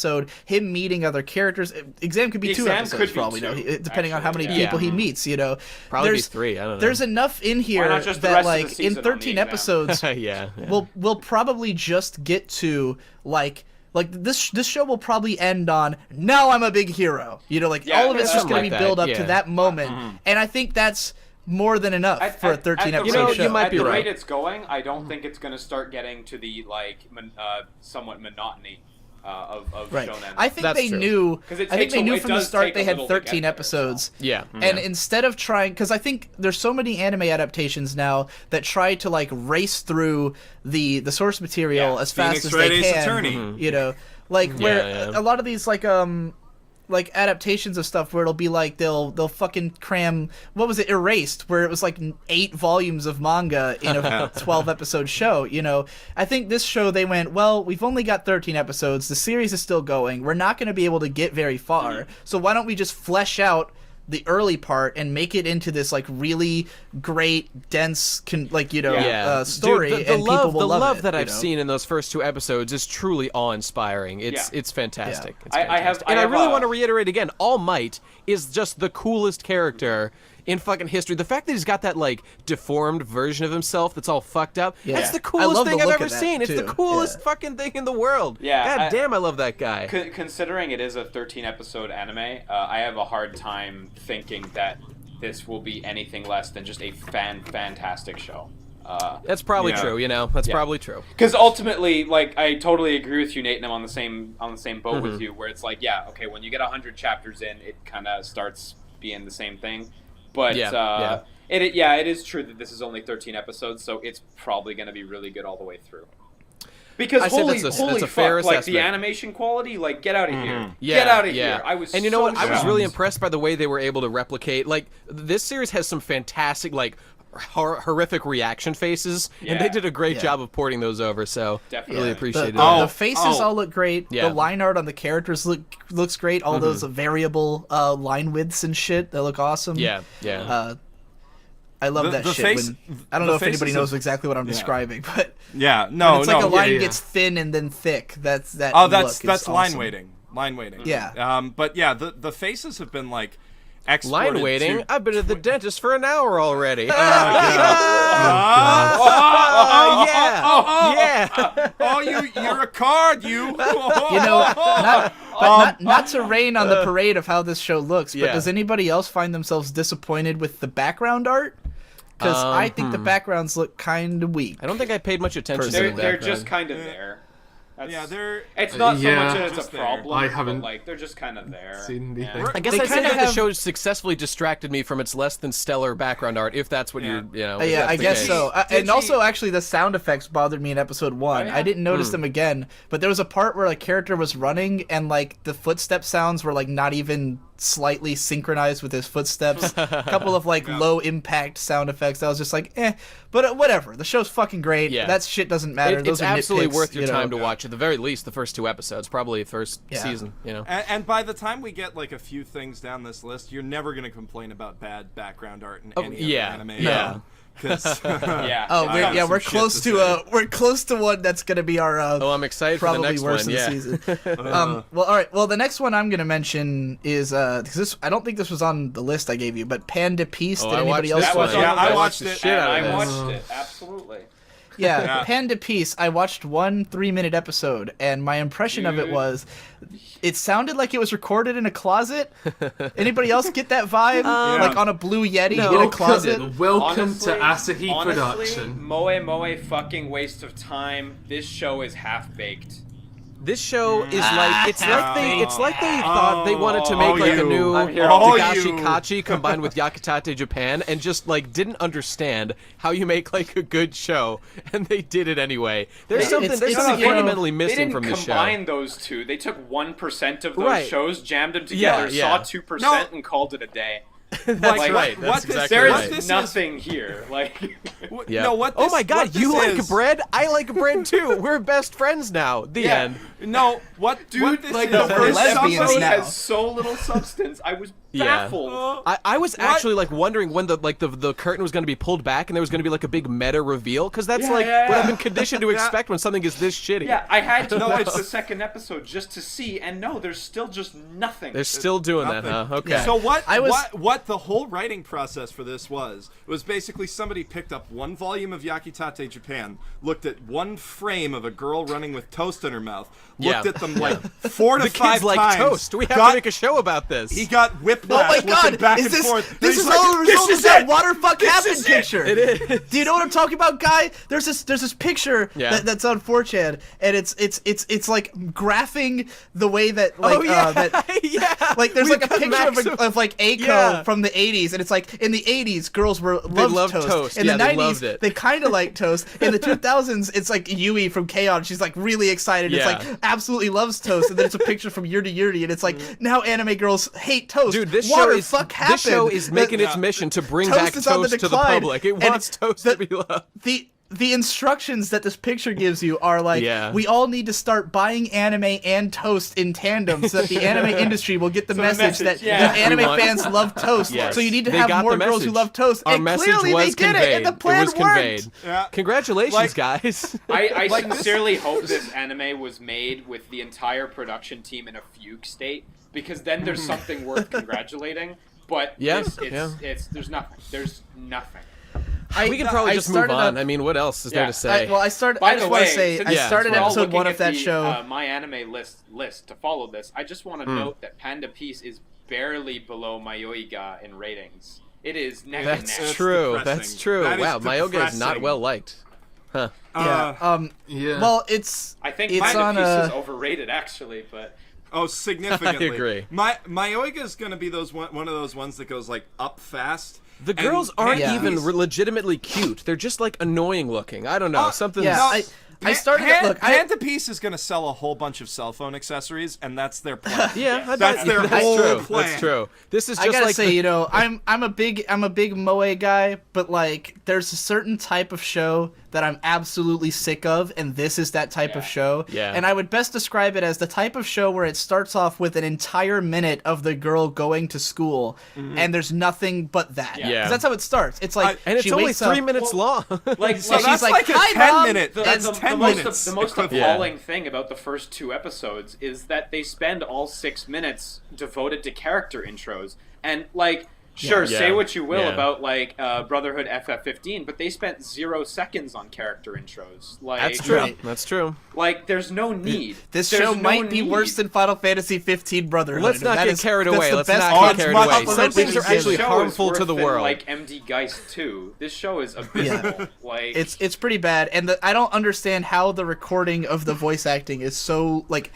I literally my microphone is better than whatever they use to Yeah. record the voice acting. they recorded it with a fucking loaf of bread, man. Dude, I'm telling you, this is like the it's the cell phone strap division of some bread company. Alright. They had whatever So as budget they bad- had to make this. So. I As hope bad they do as a Panda character Piece poll. is- I hope they do Yeah. a character poll, and But- the writer is like, and the winner is like a bread product, and not any of the characters. Yeah, no, just Melon Pan-chan. Yeah, wins Just in wins the- on the writing. best. Yeah. On technicality. Guys, enough about Panda Piece. Yeah, let's move as on. As bad as that show is, I think it's. Oh God, I really need to turn down my gain. How am I getting so loud?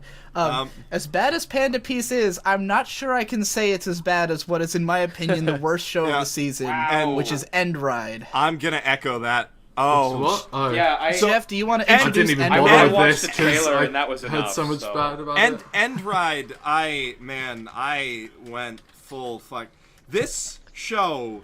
Digi, you mentioned in chat, you're like, this is like it wasn't even edited. It was like edited by somebody completely incompetent, and it doesn't even get across how bad it is. The first like minute of the show is it starts in this big fantasy world with like a gem in the sky, and then it cuts to a kid in his room just looking at nothing for no reason, and then it cuts back to this fantasy world, and then it just goes to credits. There's no information conveyed in these minutes, and it's like in this minute of film, and I think they're trying to get you intrigued, but I was just like, did something happen that I missed? Did I have a stroke? Is that what's going on here? You know, this show was so bad that the subtitles were in Spanish.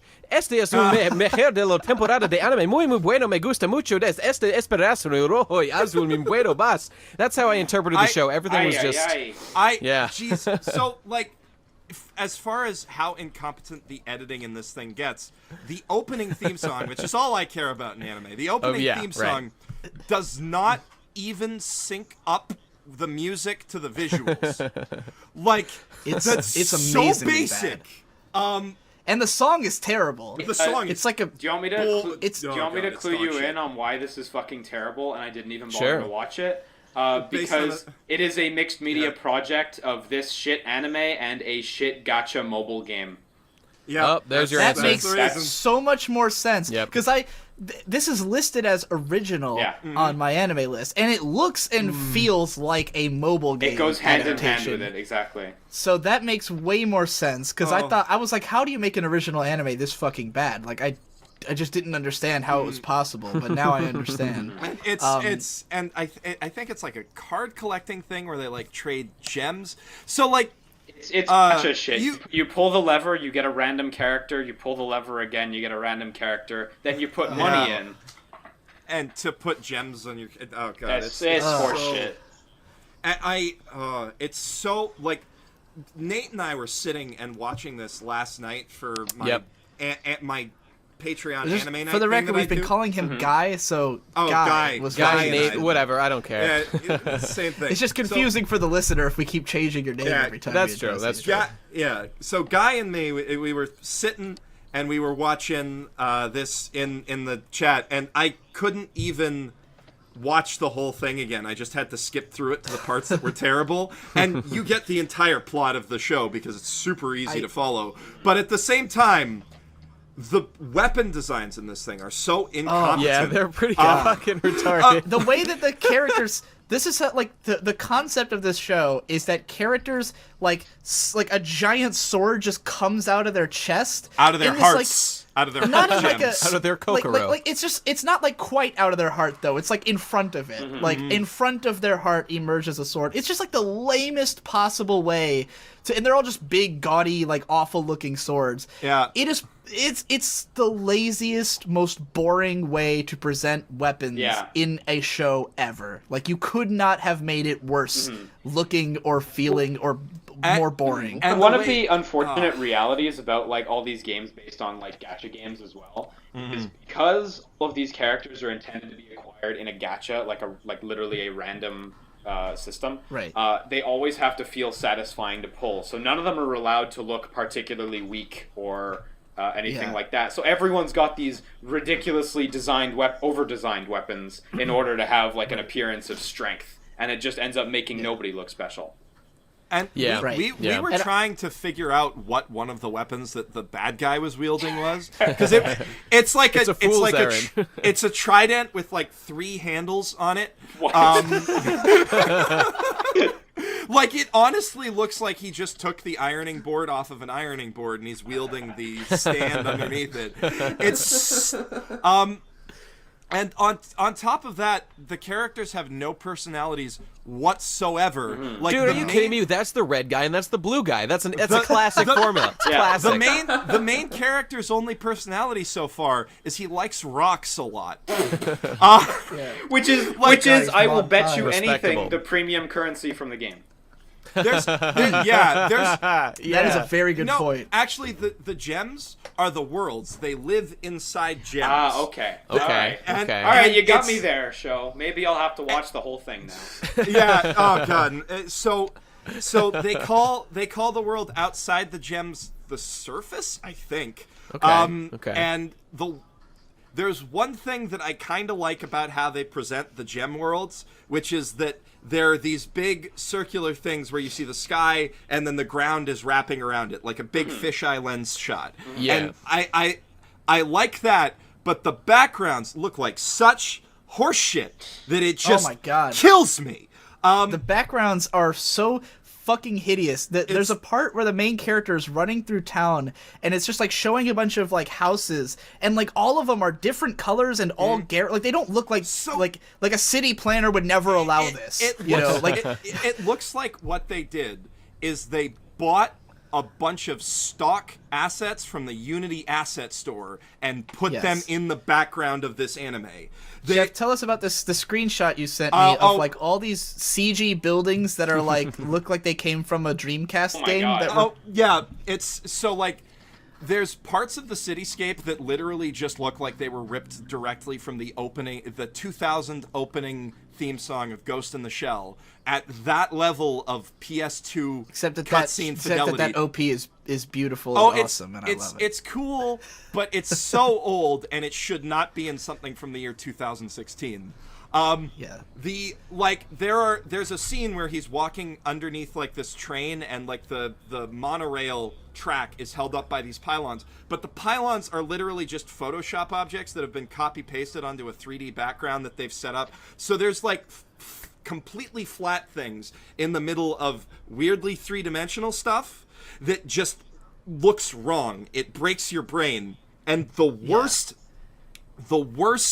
part of it, and there's a lot of worst parts of it, I picked up on more worst parts of it as I was watching it with Nate. There's a part where he walks into an office and you see these just like these drawn Photoshop PNGs of plants in the background that have just been put there, and they're like the right resolution. They don't fit in the scene at all. They're like lit completely wrong for the rest of this office. But then you get a different shot of the desk, and they've just turned the Photoshop thing like a card in a video game to face the camera. They haven't bothered to redraw it. Yeah. And it's the same resolution that it was when it was like a tiny background element, but now it's blown up to about a third of the screen. So it's really fuzzy, and the way that they try to cover that is with a post-processing effect to make it look like they have depth of field, except it's not like scaling depth of field where it gets fuzzier towards the background. They've just made everything behind this desk a little bit blurry so that it looks... It's good enough. We'll go through this pass. Ship that shit, yeah. This is made by a guy who badly needs glasses.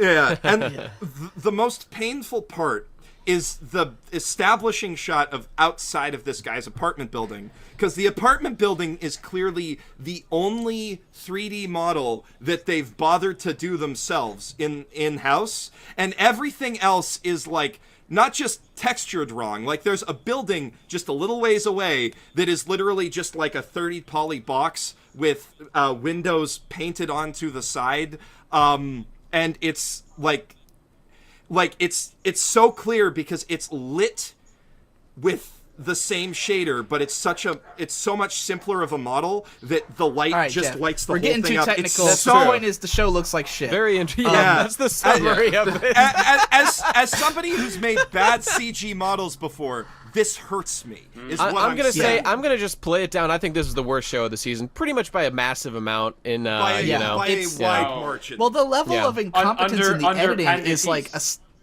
the Panda Piece felt like a show. it was. This yeah. doesn't feel like like there's parts that are so weirdly edited that like I couldn't like it Yeah. would lose my attention. Holy shit. You know, like I Talk- couldn't keep watching about it and that like montage. feeling like I understood Digi. what was happening. Digi, There's a talk about the super montage. weird fucking montage towards the start where it's like like showing him like hanging out with his friends, but like the choices of shots are weird. There's a part where they're drawing rocks or something. And there's no sound monkeys. effects. Everyone's moving, but there's no sound effects. And it's just like playing a song over it. Like weak ass music. The only thing that's remotely salvageable about this show is the character designs look alright. They're designed by Nobuhiro Watsuki, the guy who did Rurouni Kenshin. Oh no! Oh no! Oddly enough. But the guys are all like pretty boys in that way that like Yeah. no guy could ever like. They're pretty Yeah, boys in yeah. that way that you're like, why are girls into this? And like yet, that Digi kind is of the pretty one boy? praising them. What are we learning Well, here no, today? the girls are good looking from the OP. Yeah, I yeah. hated the look of the main guys. Everyone I Right. saw in the OP looked okay, but I didn't like the way the main guys looked. But I didn't think they were like badly designed. It was just like, oh, it's a chick thing. Oh, their kind weapons of thing, are, you but know? yeah. Oh god. Yeah, their weapons are fucking terrible. But yeah. The other thing So about the it's OP shit. is it ends like 3 different times. Like the song like peters out and then it kicks back up and then it goes back to Yeah, like a there's nothing big more annoying than crescendo. that. And then there's like another 10 seconds after it goes to its big crescendo. It's of like their at the sword end of that bits one touching. Rhythm Heaven 10, you know, the compilation 10 where it fakes you out like 3 times at the Yeah, end, yeah, tries to yeah, fuck yeah. with you. It's exactly what this is like. Yeah. All right, moving on. Yeah, let's move on. This is a show. This one I expect to be really popular. And of course. So this is I don't- the one you're being a contrarian on, right? I don't know if I'm being a contrarian. I don't hate this show, but I Hurry don't up think and it's announce it, I don't 'cause I think it's wanna going to be hear why. great, and I think people are going to treat it like it's great. I'm talking about That's what I ReZero thought. Kara Hajimeru Isekai Seikatsu. Hurry up and or describe just it so I can ReZero. give you my thoughts, because they're the best thoughts. Well, you can introduce it if you want. Okay, sure. So, okay, my introduction is going to be biased, but nonetheless, this is the second Sword Art Online clone of the year. It's a guy suddenly gets what was pulled the into a first fantasy world. It's the first one we're talking about, but it was the second one I watched, so that's what I've got in my notes. Okay. Guy gets pulled into a fantasy world. He's completely lost his bearings, and he's like aware of the whole trope of getting pulled into a game. So he's trying to like be like, oh, who summoned me? Where's my quest? I'm so aware of Oh, that's this so trope and what entertaining. happens. Yeah, it's great. But then like nobody actually comes to help him, and he kind of gets fucked up. And then he does eventually meet some people who he gets involved with, and he starts to have an adventure with them. And then it turns out that he has some sort of strange time travel ability that you see at the end of the first episode. So like Yeah. he tries to be genre savvy and gets Yeah. almost killed for it. And that's This- something that I like. He's like, okay, I got this figured out, and then some guys come and mug him. No, but and, see, the problem is he tries to be genre savvy, and then he actually like the show is trying to undermine like the normal trope of like a guy falls into fantasy world, meets a sexy girl. Oh, we're not going to do that, but then they just do that. Yeah. So it's like, what? Well, what am I? They're not Definitely. trying to undermine it. They're just trying to sell. Well, a I'm not little bit impressed by more. lampshade hanging that if you've doesn't seen make an my intelligent video, commentary. called- it's like Yeah. it's like in God, I forget what the name of the game was, but Matt Hazard, right? It's a parody video game, kind of like Duke Nukem. There's a point in the game right at the beginning where it's like, oh, isn't it so boring to break these boxes? And then proceed to break. You do have to do that. And you have to do it. Like fuck off! Yeah. Don't do it. Yeah, in the that's not first that's place. not that's not a smart way You're to make not, a game. you're But not that's- sidestepping the trope. You're telling me you're Yes. sidestepping I- the trope, but I can see you doing it.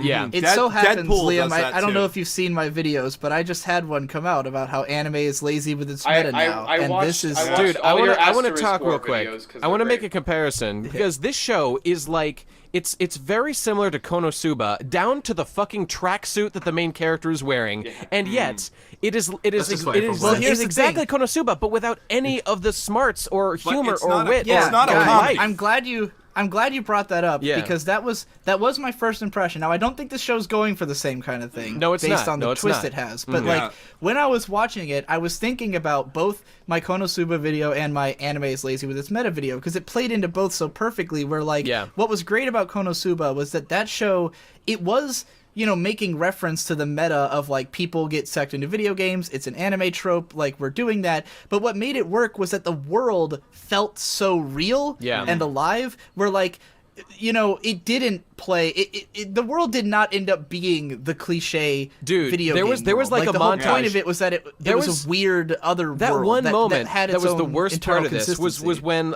they have a montage in this show of when like the guy and his new girlfriend in the game, like they have a montage where they're like getting involved in the world and they're like doing a thing. There was one like that, exactly like that in Konosuba, and it was a billion times better, a billion times. I genuinely but, think I mean, like Konosuba just has an easy time picking you up and taking you away because it's so Konosuba entertaining. It's it's so brilliant, fucking entertaining. and it's not that it's And- just entertaining; it's actually smart. And that's I don't want to sell Konosuba short by saying it was just entertaining or just funny. It had intelligent things to say. It actually addressed tropes and defied them in intelligent ways, sure, unlike this show. But constantly even besides that, even just on a premise of entertaining, ReZero just isn't as entertaining. And that's true. Like, That's totally true. yeah. It's totally it's, true. It's And a it bad, took it's a so bad long. point of comparison. I for honestly, like, it was really hard for me to make it because the first episode was like an hour long, and it was really hard for me to convince myself that I was going to watch the whole thing because after the first half, I kind of felt like, You knew all where right, it this was is just going. another one, you know. But then I was like, well, they wouldn't make it an hour long if it wasn't going to have a twist. So let's watch the second half. And there is a twist. The twist is that when the main character dies, he goes back in time. And they're obviously going to do some kind of like mystery thing with this. But again, this plays into my biggest problem with modern anime shows, which is where they always have this premise that seems like it's going to be interesting. I gotta but you cut have no you reason off, to believe Digi. it will They be. can never I gotta lag cut on it, you. I gotta cut you off, Digi, because it's not really a mystery. It's more of It's an adventure. It's an adventure. It's an adventure story. Like by the second episode, like by the end of the first like 2-part episode, it kind of becomes clear that it's not really going for a mystery. It's more of like an adventure. It's like how do I save the girl, pretty much. Yeah, and he keeps going back in time when he dies. But there's something that I like about that, which is that All right, it's we need very to- clear.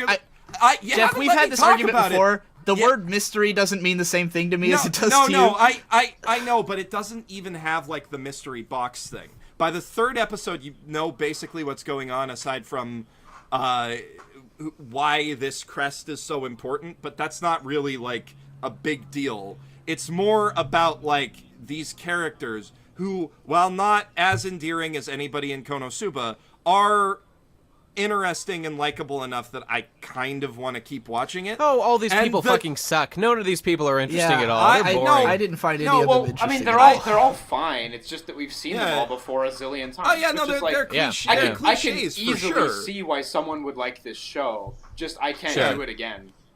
That's exactly right. That's exactly I've right. I've been through this enough times. The thing that's really keeping me in it is that premise-wise, the idea that this guy specifically goes back in time to a specific point when he gets killed is exploring the one of what I think is one of the most interesting parts of video game mechanics as a narrative plot device that never gets explored by anything except for Scott Undertale. Pilgrim.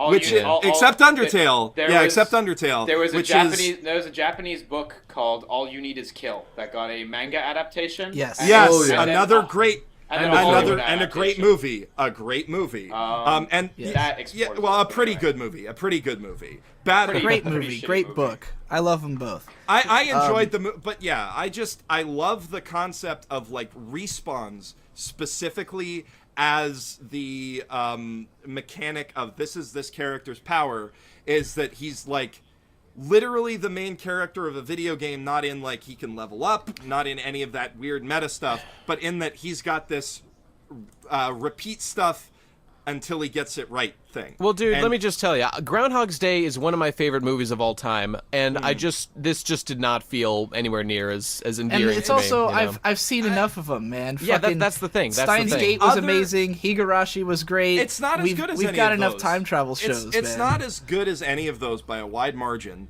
but I like the premise enough that I'm probably going to keep up with it. And the other thing that it's got going for it is that the villain, by virtue of having murdered the main character twice by the end of the first episode, is really fucking intimidating and creepy.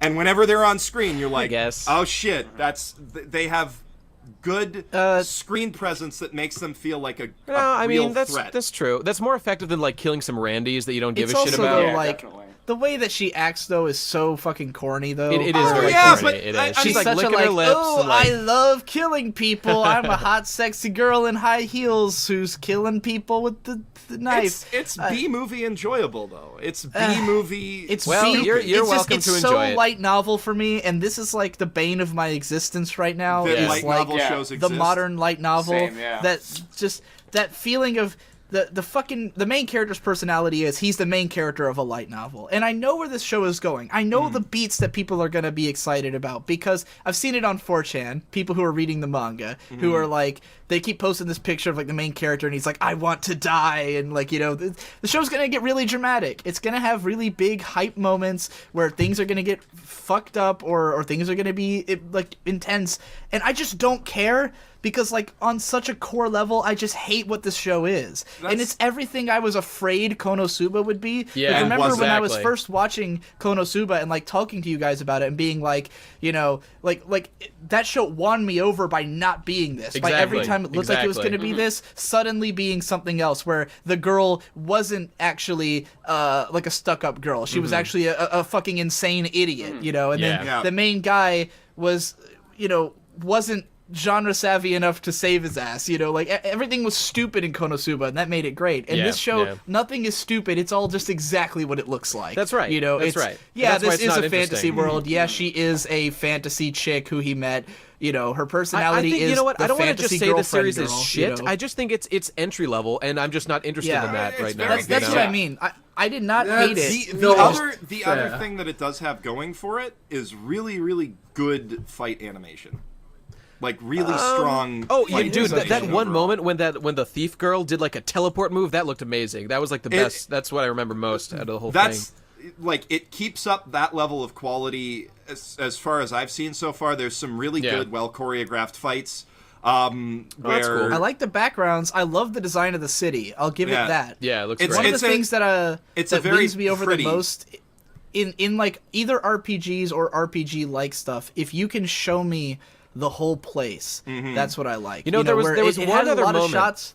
Yeah. There's a part where when they're down in the slums, there's like a shot where you can clearly see the city they were in the background. Yeah. And I love because you have a real sense of where they didn't just show up in the slums and it's like a different it town. feels like someone Yeah. bothered to map it out. Like That's Yeah, true. there's That's true. someone has drawn a full map of this place, and it's huge. I love when a fantasy city is Yeah. huge. I hate Yeah. in RPGs when you go to a fantasy town and it's like 10 buildings and it's the fucking capital. And you know, I It's don't know like, why, but one thing Yeah. that really stuck out to me was like the transition of him going into the fantasy world was this weird like blinking animation, and it looked awesome. It was like the coolest thing I've ever seen. was nice. I don't know, Yeah. just really loved Like- that one moment. It like- like actually addressed him like going into the world in like a physical sense. And just thought that was like most people would just like cut or he'd like pass out and then wake up. I just thought this was ballsy, and I totally dug it. if this thing becomes like the new Sword Art Online that all of the like basic entry level anime fans really, really love, I will be okay with that because it's not offensive. You could do worse. You could do and worse. it's very well produced. And that's like I'm not it's not by any means a work of art, but it's playing with one interesting idea that I would like to see explored more in fiction. And it's got some really cool action scenes and character designs. And that's... All right. Callum, do you have any thoughts about this show? You haven't said anything about it.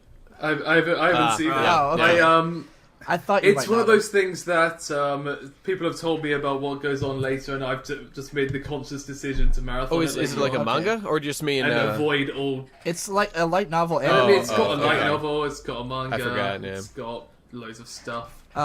All right. But yeah, I'm gonna marathon it when it ends. Well then, moving on to the next avoid show. all conversation. This actually, I've only seen the first episode of this, so I don't want to say for sure, but this was probably my favorite first episode of the season. You're talking about Beyblade Burst, aren't you, dude? Hell Yeah. yeah! Oh yeah. No. I'm talking about Bakuan. Yeah, The cute girls on motorcycles yeah. show. Oh, I thought this gosh. was fucking hilarious. Is I watched this it with show my a baby real brother. thing? 'Cause I ignored it.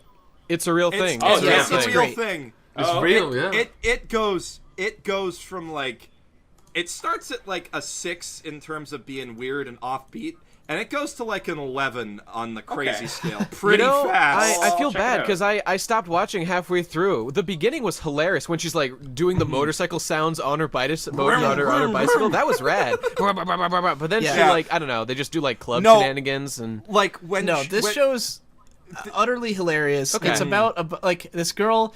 There's this dumbass girl. That's her personality. She's dumbass Yeah, girl. yeah. She's got huge eyebrows. She's biking to She's school. like and Moogie she and sees Yui this other combined. girl. Yeah. Yeah, she sees this other girl with this crazy '80s hair. Like oh yeah, she on was a totally bike, pinup. going I to actually school. loved her hair. It was rad. And yeah, and '80s hair girl is like super into bikes, and she's like super elitist about it. And she's like, "You need to ride a bike," and the girl's like, "Okay." And then what's great about this show is there's a lot of these like cute girls do nerd hobby shows, Yeah, right? yeah. There's the ones that feel more produced, like we're gonna get to later High School Fleet, where it really feels like the point is like Pandering. the ships It's and the then boats cute girls and there. girls. Yeah, yeah. Yeah. And then there's other ones like this, which is more along the lines of like Saki, where like all the characters are really unique and different, and like the fact that they're playing what's it called? Mahjong is like sort of secondary to Tangential, the yeah. character interactions. Yeah. I mean it's very important to that show, but like what's great about Saki is the characters, not so much the Mahjong. Whereas in a show like a lot of these, sometimes it'll be more about like I can't imagine being huge into Kankole on the basis of the great characters. Like Yeah, it's- yeah. But not what you watch this it show is very much about the comedy, the characters, and like what I fucking love about it is that this show seems to have a very mixed opinion of motorcycles. Where Yeah, like it shits on most it a of lot. these shows most of these shows will like try to like really make that hobby seem like it's the best thing ever. Like, you know, Yeah. Yeah. the main girl gets into it because the leader of the club is like, nothing is greater in this world than the what was the one with the dancing? Fucking fuck, the one that Madhouse did like 2 years ago. It was all the cute girls dancing. The I one don't girl know. had two fangs. Oh, it was fucking bizarre. No, not that. Anyway, the one with the dancing girls, that one was like, this style of dancing is the greatest thing in the world, and you're gonna get into that- it. It's all emotional. That premise makes me think of Sabab. I mean, it's kinda like- Sabagebu, Survival Game Club. Yeah. It's no. yeah. kind of yeah, like yeah. Rakugo, I Like, guess, all because that's of all those- about how great Rakugo is. Oh, all of those boo Sabagebu shows. is closer to what this show is, Yeah, to what yeah. Bakugan is. Yeah, no, Um, it's more like oh shit, like what you're thinking Anyways, of is that, back to yeah. my point. All these shows try to build up the thing that they're doing is like the coolest thing in the world. Right. And in this show, the main like the 80s hair girl who's like establishing this motorcycle club, she's like super into motorcycles and super elitist about it, but everything she describes about them is that they're fucking terrible. Yeah, Yeah. and when Like, she's asked to she come makes up with reasons motorcycles why sound you like should the ride a worst thing motorcycle, she ever. just can't do it. Yeah, she's like, well, you have to fucking like you get rained on and it sucks. In the and winds, they're yeah, the bugs in dangerous your as face shit, and shit. But then yeah. and you look like an idiot. And But you know, like, the ironic thing is, I think because like they're so willing and open about the things that are bullshit, it actually makes me like motorcycles more than if they were just dumping. Yeah. Like Yeah. they're so Yeah, badass, no, that's dude.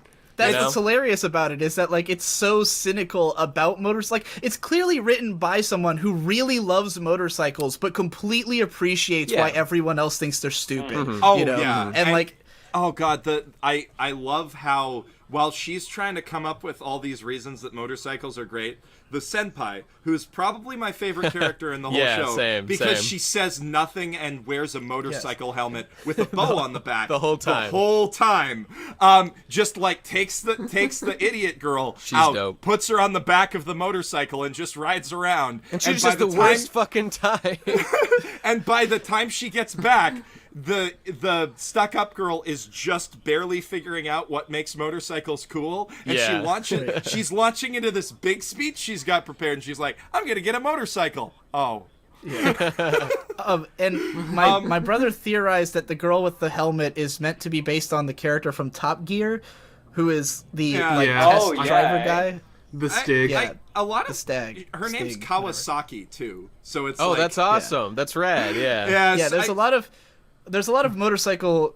I think the moment that the show like really showed its true colors to me is they introduced this like sort of rich girl type character who has is always huge wearing a boobs. racing outfit. Huge boobs. Yeah, huge boobs, tits, twin always in a tails. racing outfit, and she meets she was wearing a racing outfit to like the driving test. Like she's trying to get her license with the main girl, and she's like she's clearly like way too deep into motorcycles, but Yeah. she's obsessed with, what was it, Kawasaki that she was like obsessed Yeah, with, no, or Suzuki. She's obsessed Suzuki. with Like anything Suzuki, that's Suzuki, she thinks is the greatest thing ever. even and, though like, they have her, these terrible designs. yeah, her and the 80s hair girl like get into this like really nerdy, impassioned argument about the designs of motorcycles. And I hang out with a bunch of like car people, and this was exactly what it's like to hang out with them. Like the level of the argument where they're like just shitting on each other for their taste in motorcycles and stuff, and like getting legitimately mad, and the one girl like storms off all fucking pissed, and I was like, this is exactly what it's like. And I just know that the guy who wrote this probably hangs out in like motorcycle forums or something, Yeah. and it's like translating his experiences into hating anime. everyone. It's that great like setup where they're just connecting on the fact that they both love motorcycles, and it's just like, Yeah. motorcycles are so cool. Like, what about that Suzuki one that they based on the Tokyo Tower with all of that design? Right. Oh yeah, it's so shit awesome. Fuck you. Just like the instant we've all been there. escalation. Like I don't have to know anything about motorcycles to appreciate this feeling, because how many times have I met an anime fan where we both start describing the same show, and I'm like, Yeah, it's yeah. the worst show ever, and they're like, like, I feel like me and Jeff have this moment once a week, Yeah, like. every few days where we just like sharpen our knives and get ready for the first time we meet at a con. Right. But yeah, it very much captures what actual fandom is like, which is great because you don't see that in these shows. Most of the time it's just like, this is so cool and there's nothing wrong with it. And the other thing that I love about it is how it very slowly escalates in insanity to acclimate you to one at a time just more ridiculous ideas and get your suspension of disbelief raised, because it starts with like this idiot girl riding her bicycle going vroom vroom vroom, and that's a little silly. Yeah. And then they introduce the senpai who's got her helmet, and that's pretty silly. And then she goes to her driving course, and the instructor's like, you have to listen to your motorcycle. And like, she's sitting there, and she hears a voice in the back of her head telling her how to lift the thing. And it turns out that it's the motorcycle actually talking to her. I don't understand. Like, I really couldn't figure out if this was like she's insane, or if the motorcycle was talking to her, or if she's like a motorcycle whisperer or something. Like, they don't offer any explanation. The motorcycle just starts talking and does so consistently for like minutes. And the personality of the motorcycle It's the is that best. it's a huge slut, Because like, she's a like, training motorcycle at this Yeah, driving because school. so many men So have ridden she her, loves to get and so she ridden, keeps yep. talking about She how loves- she's been ridden by so many men. and like half of her advice is, so this is how you ride a motorcycle correctly, and half of it's like, so this is how you get your face like right up in a man's crotch. Yeah. It's It's so- literally phrasing everything so sexually, and I was just like, what is happening? damn it, I this- don't actually know what's happening. It was incredible. This sounds amazing. Why was this the one show I stopped watching in the middle of? I don't that's- know. You mu- Why I did don't you do know. that? It just didn't interest me. But I'm gonna give it a watch now that I've heard all this shit.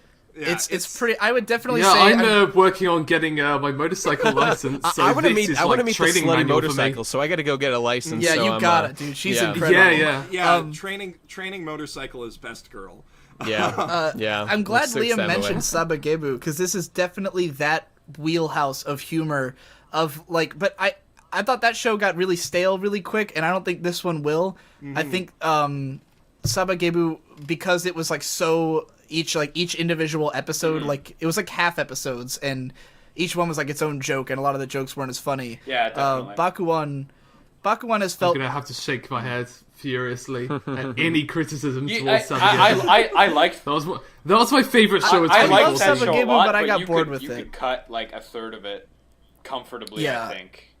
I think this show. So I mean, I only saw the first episode so far, so I can't make too many claims. I don't know if this show's gonna stay as funny as it was in episode 1, but I thought it was pretty fucking funny, and I thoroughly enjoyed it, and I look forward to more. I love this genre of cute girls doing nerd hobby things, and this is one of the funnier ones in that genre. So Yeah. I'm ready. Yeah, it's Cool. There's one other thing that's amazing about it, which is the typography of its title is just beautiful. I don't know if you guys are looking at this on MAL right now. Yeah, I'm looking at but it. the way that that's good. the title is shaped like a motorcycle, and the way that they have the at the end of it with the smoke coming out of the exhaust. tailpipe on the back, and then By the the exhaust, muffler going into the 2 exclamation marks like it's a really loud motorcycle is just I love that typography. It just I'm makes looking me at happy. this, and I am not seeing a motorcycle. I You gotta I look see at the it. exhaust I see what pipe. you're talking about. You gotta look at it. The front end is the ba is the ha, front yeah, end of the ba with the circle at the end is the first wheel, and the second wheel is on the o. Whatever, sure. I Fair see enough. it, but I don't think it's as good as it could have been. It could have been better. I like for a cartoony show. I like fair. that kind of That's I like fair. that kind of Okay. typography. Jeff. There was a guy who had a ton of fun doing Yeah. that. Like Yeah. a series of great ideas. It's All right, Jeff. I think you're the only one who watched Seisen Cerberus. So Not true. Not true. Oh, Guy, you watched it? We subjected suffered through Guy it to together. Yes, yeah, we did. Liam or Colum, did either of you watch Cerberus? No, God, no. Don't blame me. I don't know. I didn't do it saw either. It this wasn't- exact show 2 seasons ago.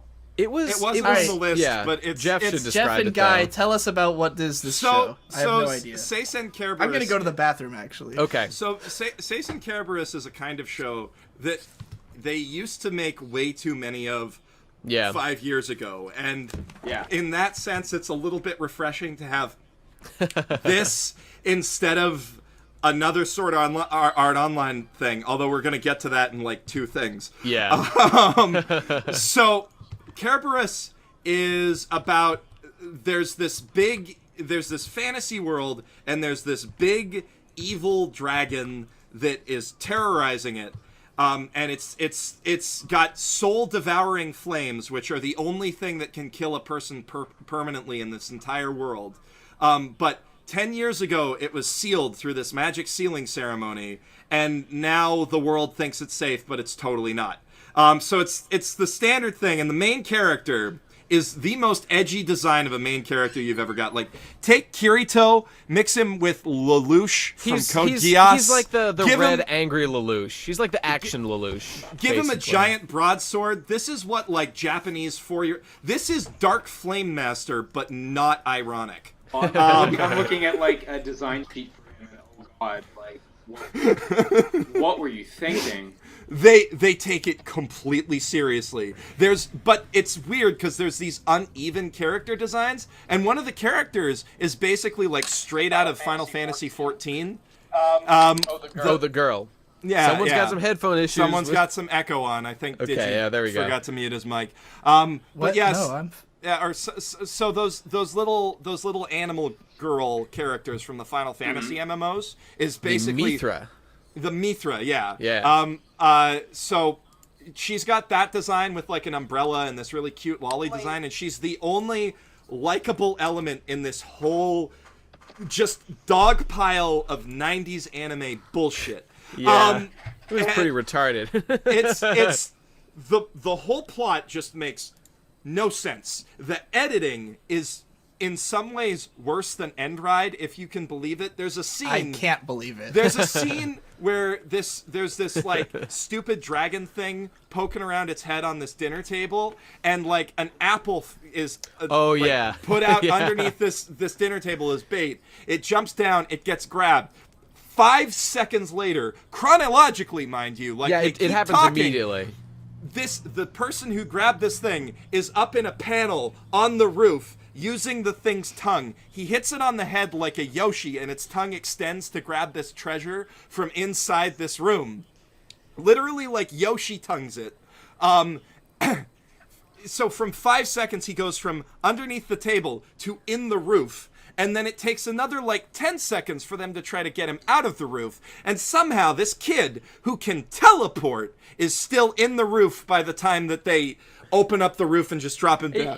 Is this little dragon thing like a mascot character? I think so. I think so. Okay, we need to get like a trigger warning in here for that because I can't deal with like mascot character shit. See, But you that's haven't even selling talked it about for the me, best yeah. part of the show, which is how the dragon is sealed into the main character, and In he his can pull heart, out like God. Naruto, Naruto does. style. And Yeah, you 'cause- see the dragon protects him or cares for him, which is why the show has its name, Care Bear Us. Yeah, so...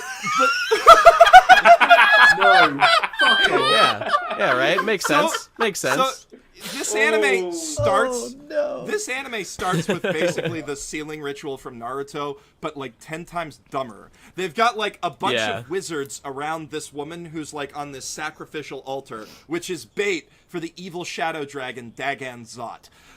That's its name, by the way, Dagan Zot, because It's not too far from Nico Bolas. yeah. You know. So there's this lady who's tied up on a crucifix basically with a stupid robe that is they've glued parts of it to her nipples, but other than that it's completely falling off of her. Yeah.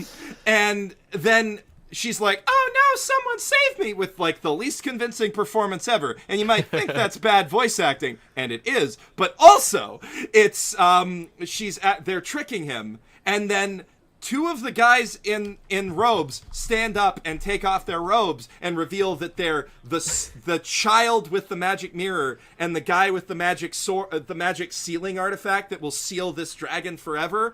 But they don't take off their robes. No, that They would be far too magic them- simple. They magic off them their off, robes. because taking them off instead of crossfading But them you know, off is I- really hard to animate. Didn't the girl on the cross, didn't she actually pull them off? And they did that thing where she has far more clothes underneath the Yeah. robe than when Yeah. she had the robe on. She had a proper uniform underneath her sacrifice robe.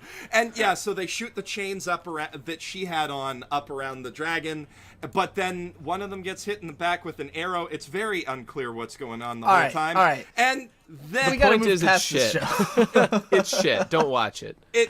Also, this universe has the worst signage. I think you can agree with me on this name. That's it's there got was a the sign. worst. That's so. You guys were so obsessed with how bad this one sign was, and I'm like, aren't we missing the forest for the trees here? But it's true. Their signs are very bad. They do not have good signs. They have a signpost in the middle of the desert that just Yeah. has two signs on the same axis, but It's pointing true. up and down that have different city names on them. And then at the God. top of this sign is a drawing of a big monster with a bunch of skulls drawn in Sharpie underneath it. Yeah. And that seems oh, okay, this is a big warning. But these are clearly individual markings of someone's died here. The sign has blood on it. And that means that there's some asshole out there in this desert just watching people walk down to the big monster and then going up to this sign and marking a very Yep. well drawn skull on it and then going Got, back to his government desert workers cave who go around to make sure everything's good. to keep up the kill count of this monster. Yeah. That's amazing. That's the kind of world that and- Cerberus is. Yeah. Alrighty, all right. Let's move on to the next show. Okay. It's so bad. This one, I don't know. Go for that. I don't know how any of you guys feel about it, but it could be a point of contention because this was, Oh, to me, the I know most how I feel about disappointing show of the season. I thought. I had no Absolutely. expectations for Totally this, on but board. go Yeah. on. All right, this show is called Joker Game. Yeah. It's the new show from Production IG. I had high expectations for this, partly because Production IG only puts out a show every once in a while. It's usually beautiful. Yeah. At the very least, it's always going to look good. And It the looked show does great. look It pretty did- good. it looked great, yeah.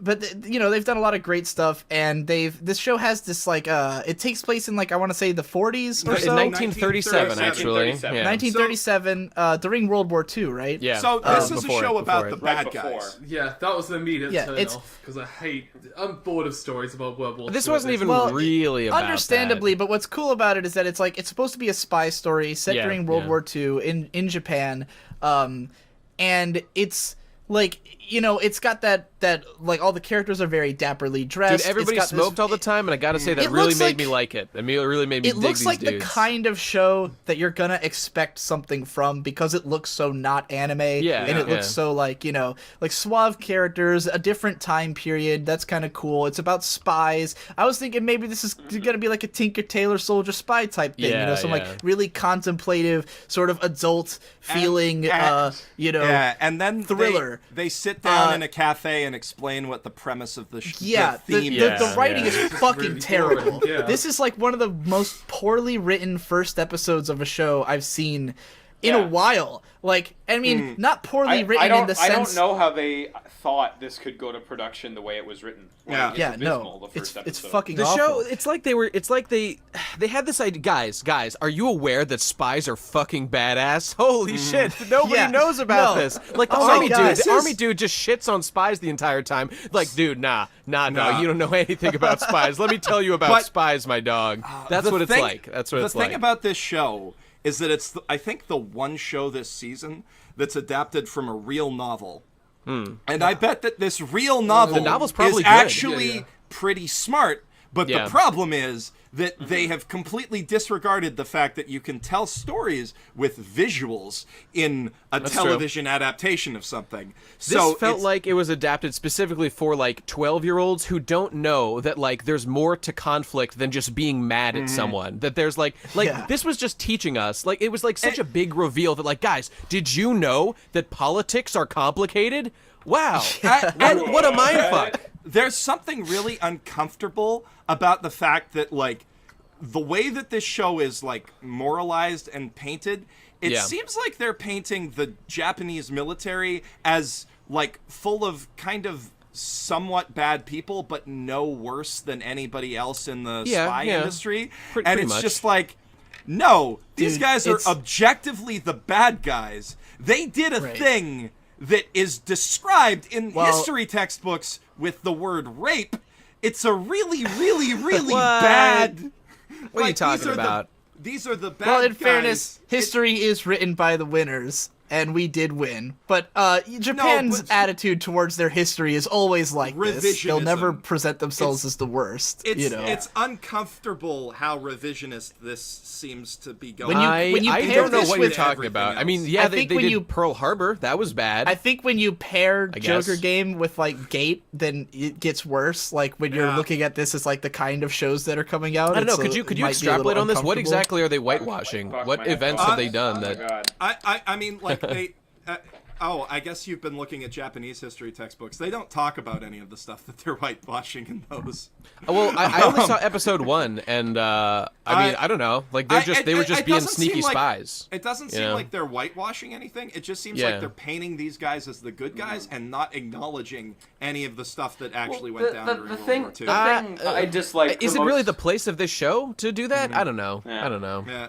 No, but there's sort of this expectation these days that, like, if you are going to set something from the perspective of a Nazi, you need to show Are them these as guys the bad really guy. that bad though? I mean, maybe I'm out of the loop here, but I thought these guys were just like normal spies. Doesn't everybody have spies? You know? Having watched Rakugo Shinju, which came Hmm. out like just recently and has the same time period and Yeah. actually portrays Japan's actions during the war as morally gray, and somewhat Right. bad. I think you're saying what yeah. bothers you is that the presentation of the spies, like the way that the guy justifies having them is he was like, well, everyone else is doing it, Yeah. so we're no worse. I don't. Than that. I thought he And, made you a pretty know, convincing oh, God. argument that like we'd been fucked previously by not having Right. these, so let's get them. So we need to get good. I don't know. Yeah, Makes yeah. sense. Makes sense to me. Yeah. Yeah. Whether or not it's morally gray or revisionist or anything, the thing that bothered me the most about the show, and maybe I wasn't paying good enough attention to the first episode, but I felt like the whole thing was we're saying things that sound really smart, but nothing smart is No. actually Yeah, That's yeah, exactly no, that's exactly it. right. Everything Like- that's presented is an incredibly basic the level scene- of stuff. Yeah. This scene, this show is pretentious. The scene where they play cards, right? Oh and the my military God, guy dude. comes in, and So he's bad. playing cards, seemingly pretty excellent, Yeah, right? yeah. But he loses. 'Cause- And then they reveal, oh, but it was the Joker game all along. Right. And there was no way for you to pick up on that. The way it's cut, like, there's no way. Yeah, that's Yeah. true. And it could have been a really cool thing where you see the characters eyeballing each other and you see Yeah. active betrayals happening. Instead, But after the what fact, actually they explained it happens to is you could literally cut everything between him sitting down and looking at the first hand to him losing, and it would be no different. Right. That scene is completely Meaningless. worthless, and it's a shame because the show is named after this seemingly important Joker game, and yet its namesake in its very first appearance is completely diminished to nothing. Yeah. Yeah, I suppose. Instead, after they play the game, they all go in depth, and then they're showing They like, explain it, but the worst thing is, Yeah. like, you can't even tell if like that even happened. No. Because they didn't portray and it. they'll show like he's explaining it, and they're showing the guy like making hand gestures and stuff, and like this is what you should have caught, but that wasn't in the scene. Yeah. Like Yeah. like they Yeah, could have. exactly. It would have been so easy to have made it a scene where we just caught on that they were all cheating the guy, you know, and it wasn't a surprise that they were, because fucking what else would be the point of the scene? It's a bunch of fucking spies. No Yeah. shit, they were cheating him, you know, and then they go into such depth to explain it, and all of the spies are one guy. It's really one guy. They Yeah. all have the same Yeah. personality. They're all one person, and whenever someone speaks for them, it's just a mouthpiece for the group. No one That's ever true. addresses That's true. them individually. There's the one spy who speaks for the group. There's the guy who trained them who will speak for all of them. And at the part where the guy says something like, "That's wrong," all 8 of them laugh at him. Yeah. All 8 of them have the exact same reaction. And I was like, I mean, on one hand, Well, you know what? That that's might kind work of the better point, once is they that all they're get split like, up.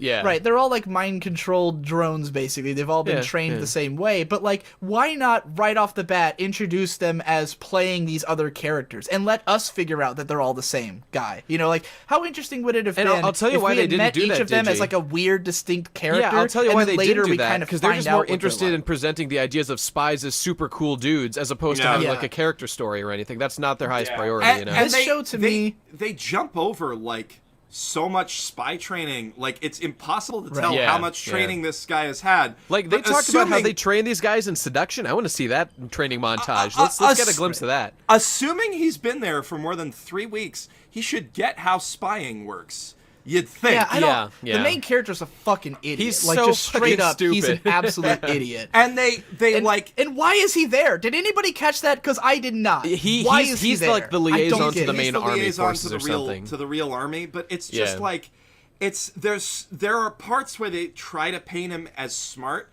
and it just makes him seem so stupid. Like in the second episode, I don't know if you guys watched past the first one. I did not. I- Did not. I watched to the second episode because Jimmy was really like he was saying, "Oh, this is really good." And Jeff, Jimmy, classic Jimmy. and he was saying, "Jeff, I bet you're gonna really have something to say about that OP." And Yeah. Yeah. And I was like, "Okay, I kind of want to see how bad they can make this," and I kind. So in the second episode, he has these 2 moments where he makes these deductions, and the first one is kind of clever, in that it's like these people have been saying if you have enough faith, you can believe in a goldfish or something like that.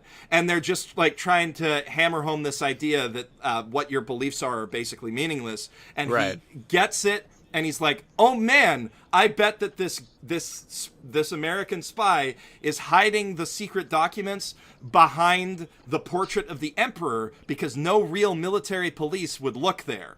Because okay. disturbing that is like so it's like it's potentially clever, except that it's only clever in that everybody else in the entire universe has to be fucking retarded Right. not Right. to get What that. about the other agency that came through yeah. and swept his house? The- Did they not? they look were the behind normal there? no, those military were police? the normal military police who okay. are Yeah. dumb, and Yeah, the whole apparently they're complete idiots. the whole thing was like they went in and screwed up, and their boss. Yeah, and he was figured that sending them- out, and not any of the spies. Yeah. None of them. No, figured that they, out? they were playing No. him. They were trying to get him to They fuck were up, playing so. him and trying to get him to understand what spying is all about. That's the whole. Okay. And then, so he stupid. figures out that they were trying to cover up for their whole thing. You know, and then the other big deduction that he makes at the end of the episode is he follows up on this thing and he finds out that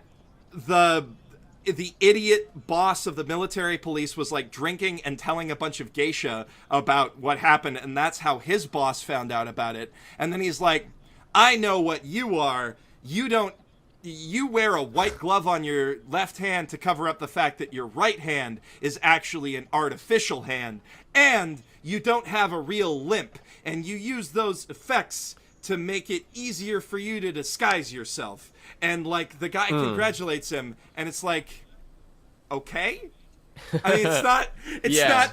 That's like basic spy shit. Is that really the job of a spy? Though? I guess it's part of it, but whatever. The thing that got me about this show is I felt like this is what, when people who don't like Urobuchi Gen describe his shows, this show is what they're actually describing. Yeah. Where all it is characters like spouting the concepts of the show, Yeah. and then no actual character. Like Yep. there's no one has any personality or is interesting in any way. It's just characters telling you, this is what spies are, and this is what the government's like, and this is why we're necessary. And then you don't see any of it. You don't watch a show that makes you feel those things. You just see a bunch of characters literally tell you it.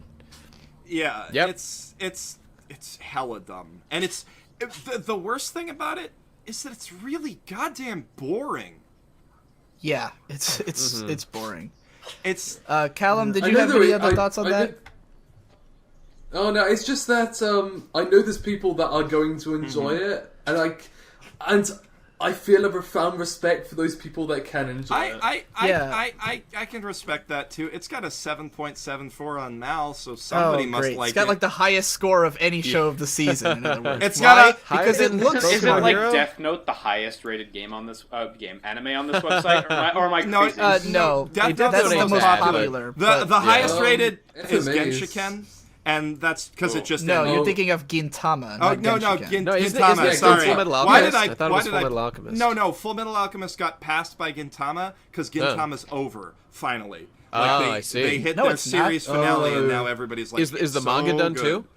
So everyone, I don't know if the charged manga's in. done. Oh but- my god. Okay, well, whatever. The top. Anyways, the Let's top move on to 10 our next one. The next one is another one that Yeah. I think only Jeff and Nate watched. That's So right. I'll let them hash it out quickly. Dude, but let me take this one. Well, hold on. I'll intro it first because Okay. this show is called 100. Yeah. And I saw the trailer for this, Oh, and this was the yeah. only show of the season that I watched the trailer and I went, "Yeah, I'm not watching that," because I knew exactly what it was. You do. It said You do. It said based on a light novel. What? The character designs are fucking hideous. It looks like trash. It's And I was like, all right, literally it's gonna be shit. asterisk But war. you- Literally Yeah, asterisk people war. started messaging me on Twitter going, "Oh, Digi, 100 is just the asterisk war. Are you gonna watch it? Are you gonna shit on it?" And I was like, guys, the point of the asterisk war sucks video Yeah. series was that there's a ton of shows like this. Mm-hmm. That every season we get one. If I ripped on every show that was exactly like the asterisk war, I'd be here forever. Yeah, They're, yeah.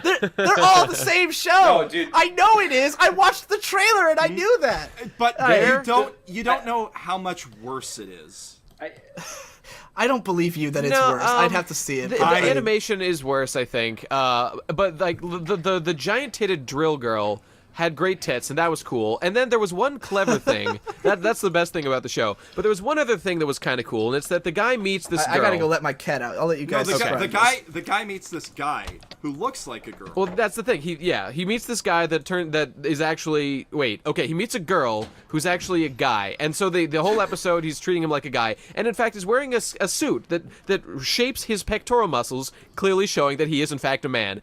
And then at the end of the episode, turns out it was a girl. It was just a lie. I don't know how they did that, and I bet every time they animate that after this, it's going to look like normal tits. So they do a whole double switch. They drop the fact that these magic Yeah. suits can look like whatever you want them to. Oh, do they? I thought that was much dumber than it could have been if this was like a stealth show about a gay guy and Right. his boyfriend. Like that would be so much more interesting. Like they go to this school with all these hot girls, and then it's like, I got a boyfriend. Or if it was a gay guy who was really disappointed that it wasn't.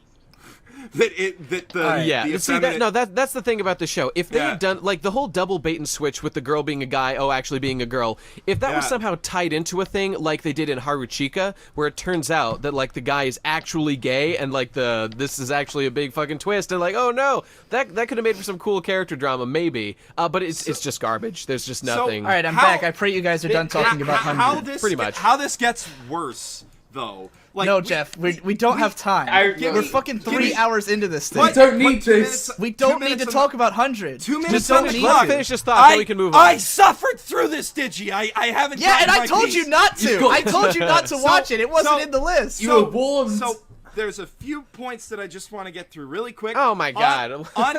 You got 1 point. Give 1 point. Okay, fine. 2 points.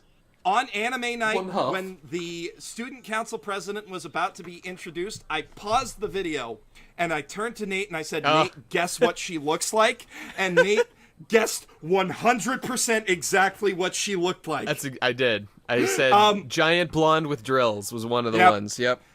And then the second thing about this is that they set up this whole thing that's in every one of these, where the main character gets into a confrontation with the tsundere, who's the best fighter at the school, and they have... He falls on her tits and kisses her somehow at the same time. They didn't I've get seen to... the picture of that.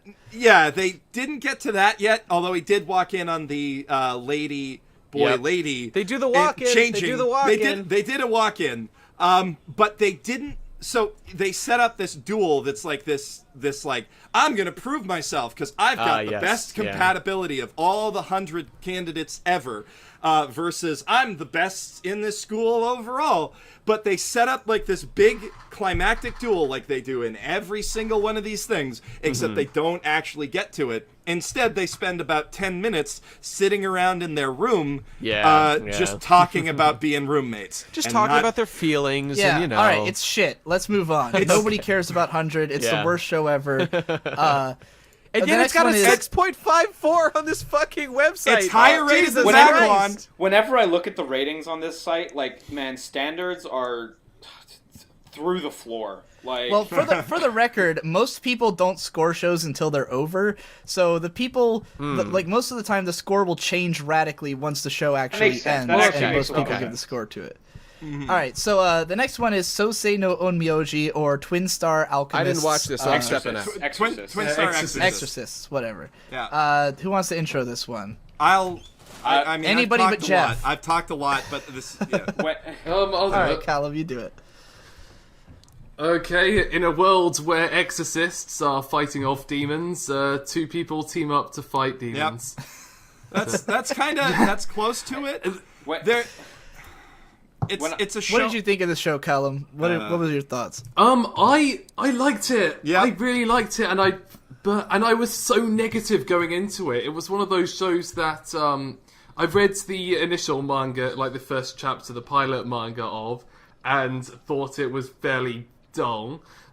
And I went into it going, I'm going to type out a tweet after this saying how boring it is and how nobody should bother with it because it's going to be I'm glad I'm not the only one who watches shows constantly forming my tweet about it as I watch the show.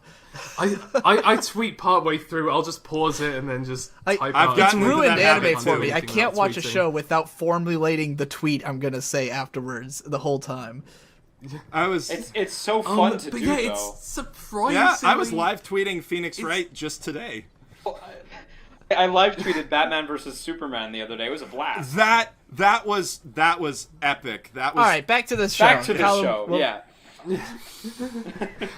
It's surprisingly really well directed in some places, and the designs of the demon world, because that's how the demon world's implemented. It's trespassing into reality and snatching people out, and the line work is something surprisingly good, especially with the demons. It's incredibly scratchy. It's deformed.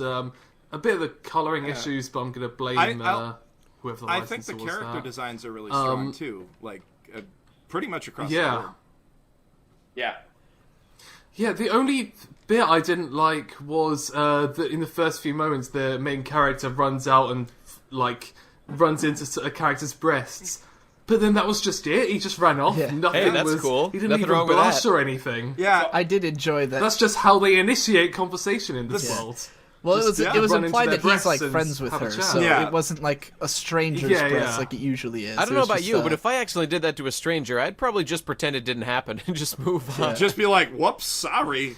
Yeah. Apparently we're But, in the first episode of an anime. Let's just forget this happened, move on. Hey, it's happened. I've collided with breasts before, you know. So it's real face life. first. Face first, no. Yeah. No, not... although, have you collided face first with somebody's ass after they're flipped over you by a fairy? Yeah, that's- yeah, not yet. All right. I'm working on that. Liam, do you have any thoughts on this show before Jeff fucking talks for 20 minutes about When it? when I was in Japan, I accidentally bought the second volume of this manga in Japanese. I decided, what the fuck, I'm gonna read through it anyway, and I went, It's fine. Yeah. That's it. It's fine. Good character designs, Yeah. though. That I do agree on. Yeah. All right. It's...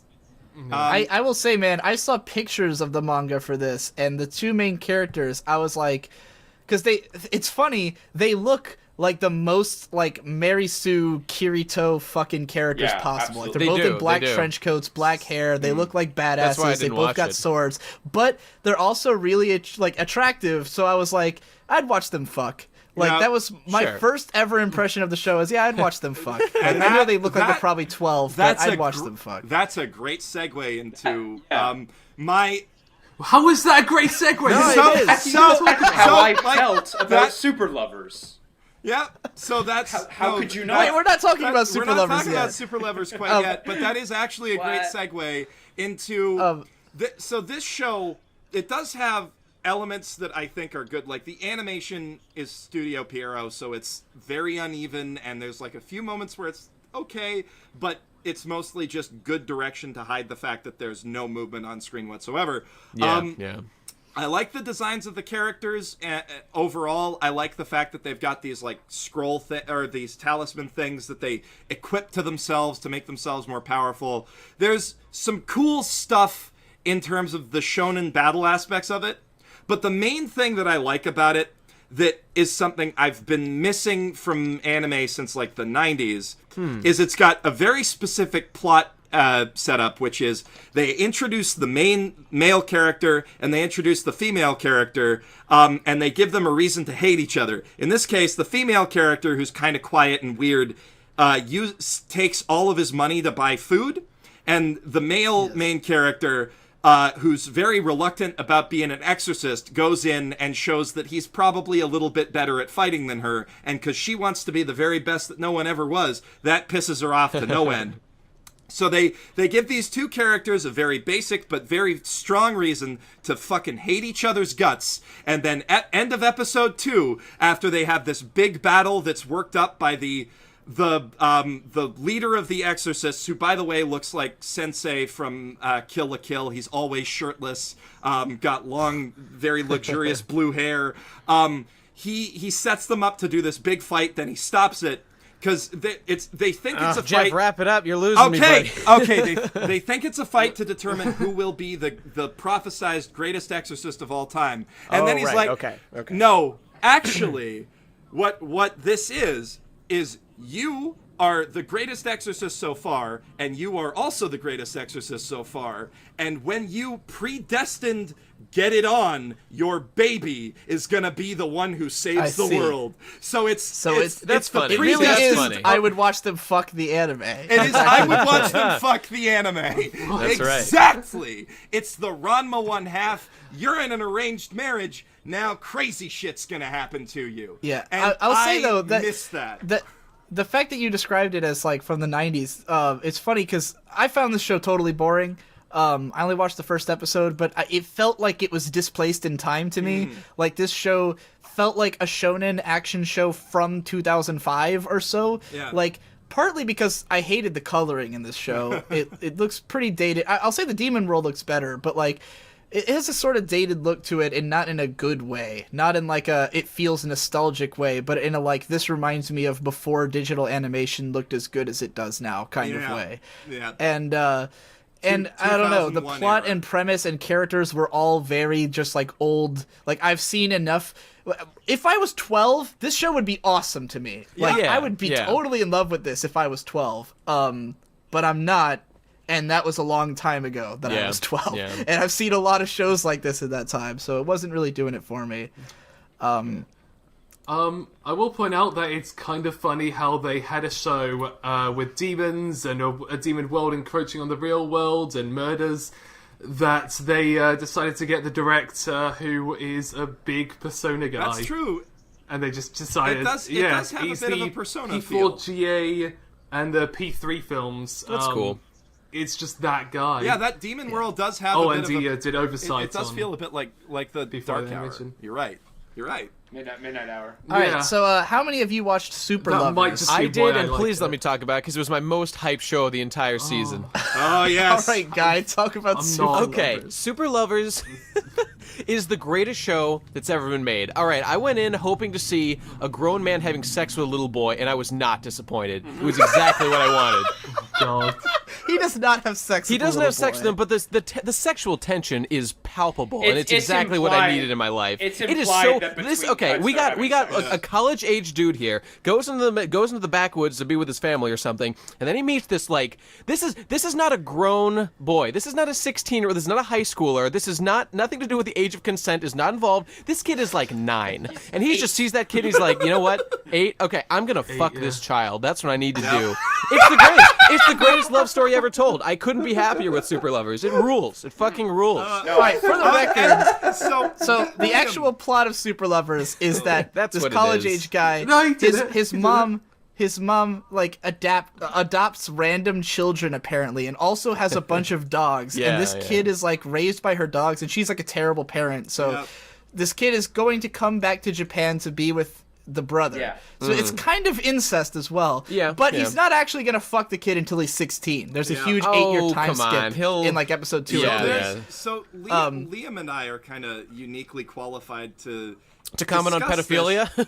No. Well, I mean, yes. incest? I mean, yes. No, We because spent it's, some evenings the first. together. I mean, Just a couple magical ones, but no, the first. Me and episode, Digi shared a bed a couple times, right? first- Digi? Yeah. That's true. the Me first- and Guy have indeed shared a bed, It's- and it's it did set- in fact. It did go So gay. we're Yeah. all pretty qualified to But talk about no, this. but it's set in Canada. That's the Oh, thing that's that got true. me. That's true. Yeah. They're the first episode's the in gayest Calgary. country on the face of the earth.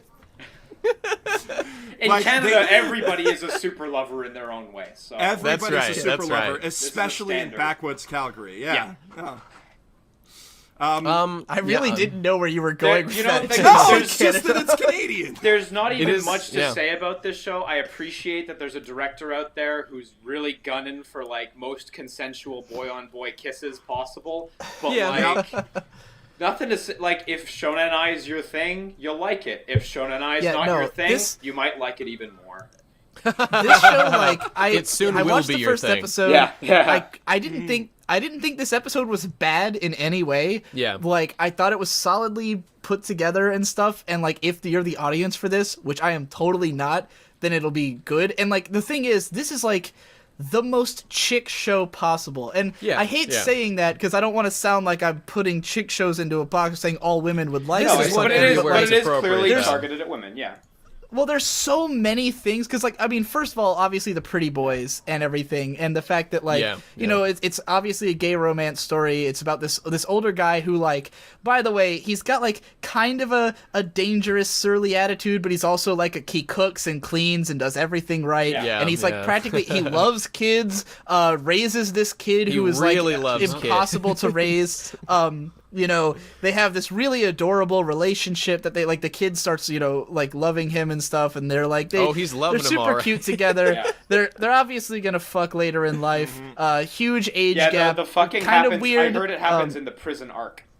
Yeah, I'm sure. I'm Wait, sure. oh, But boy. so like, but then there's also the fact that there's like a lot of dogs. If you love big dogs, you're gonna like, you know, I do and love I big know dogs. chicks I love love them big some dogs. big I dogs. just I'm gotta pulling say main something characters on this raised by topic, dogs. because you're trodden into something. Me and my girlfriend recently went to a bookstore and we were looking through all the female romance books, right? You know the ones with the hunks All on have the dogs, cover? right? There is Yeah, a sure. subsection in there where you have hot guy on cover with dog photoshopped into the corner. Like, there are Yeah. hundreds There's- of these things.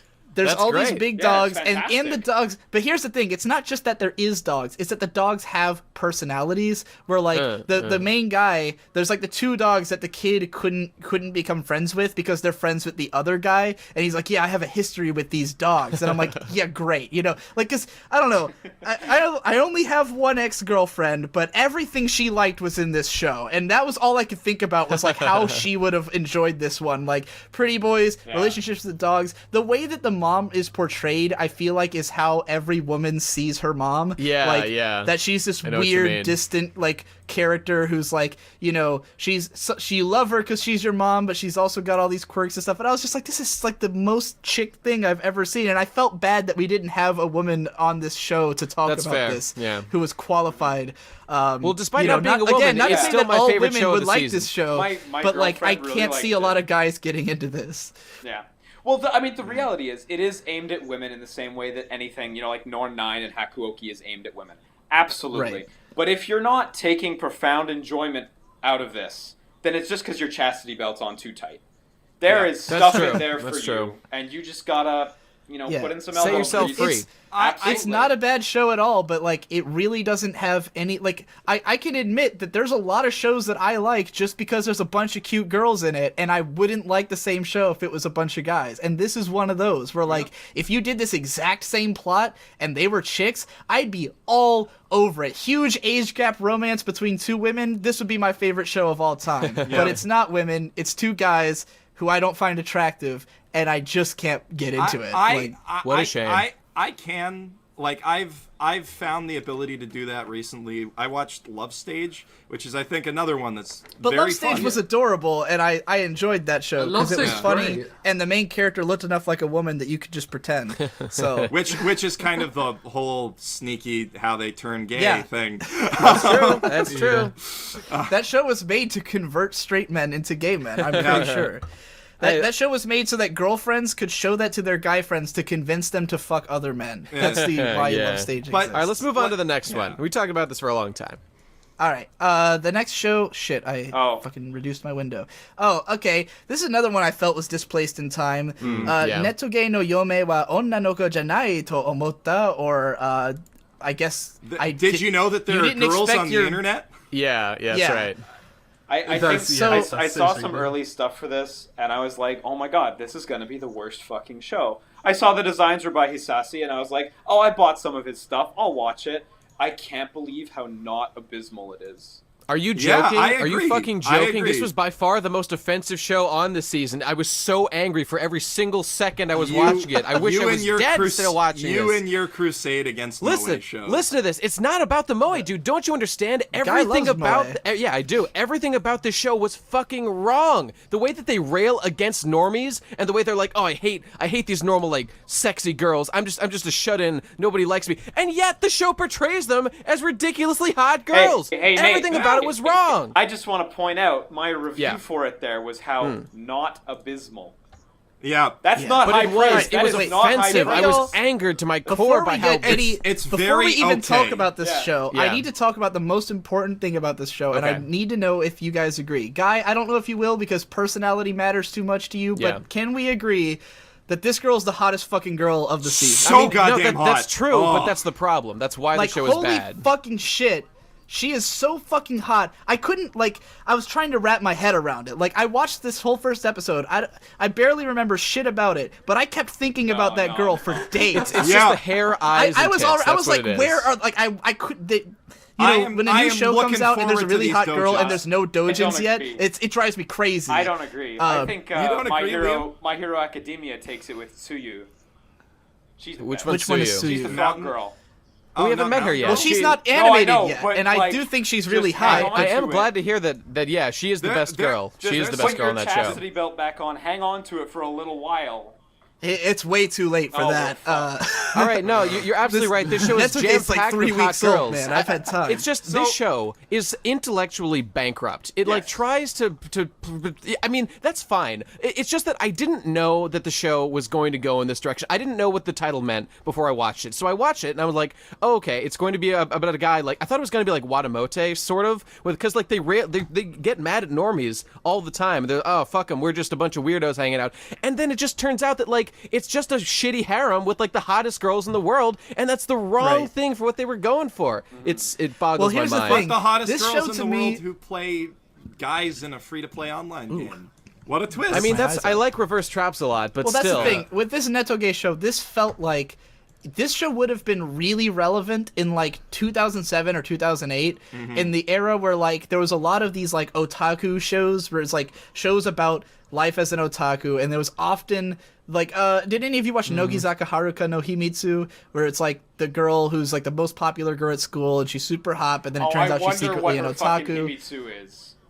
Yeah, her secret was that Yeah. she was an otaku. Wow. But Yeah. like back in 2008, that kind of made sense because Yeah. there weren't a lot of chicks who were into anime. You know, like back when in Ore no Imoto, when she was hiding her little sister obsession. You Yeah. know, like those kind of shows were really popular around that time. This was like when Genshiken was coming out, like all this stuff. Train Man, the otaku on the Densha train and Otoko. everything. Like, Yeah. Densha Otoko. Those shows were like a big thing, a hot item of like this, hey, everybody can be into anime. Like that was basically the message of all these shows, was like otaku aren't that weird, everybody can be into it. And that genre has evolved I don't, over time. I don't where agree with we've- that. I think the message is, look, we're making this show pander to your lifestyle. Well, yeah, I mean, some Yeah, of them that's are what like it that. is. I think there's a broad range here, and there was a lot of terrible shows like this Yeah. that came out around that time. But like over time, we've had stuff like that one where the kid gets teleported to like the fantasy world and he teaches them all about manga and stuff. you and know like what? Outbreak Company. I Outbreak like. Company. you're, Outbreak actually, you're Company. actually right. It I does enjoyed go both that. ways. Yeah.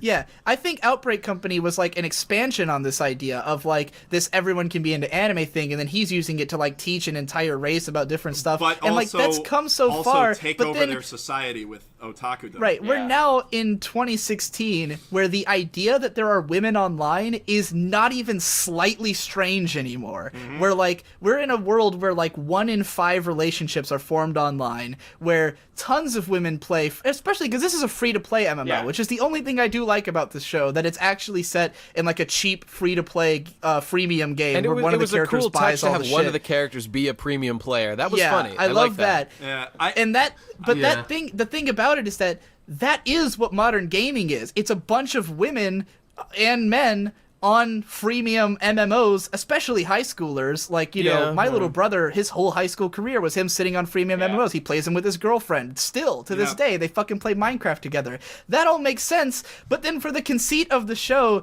to be that it's this huge surprise and that they're not normies, there's nothing more normie in the world than playing a freemium MMO. That's I mean, like, dude, everyone these sorts does of things, that now. These sorts of you things know? are excusable sometimes, but like when we see the lovey-dovey girl for the first time in that class, and she's all like, she doesn't make eye contact, she's all downtrodden, like it's so.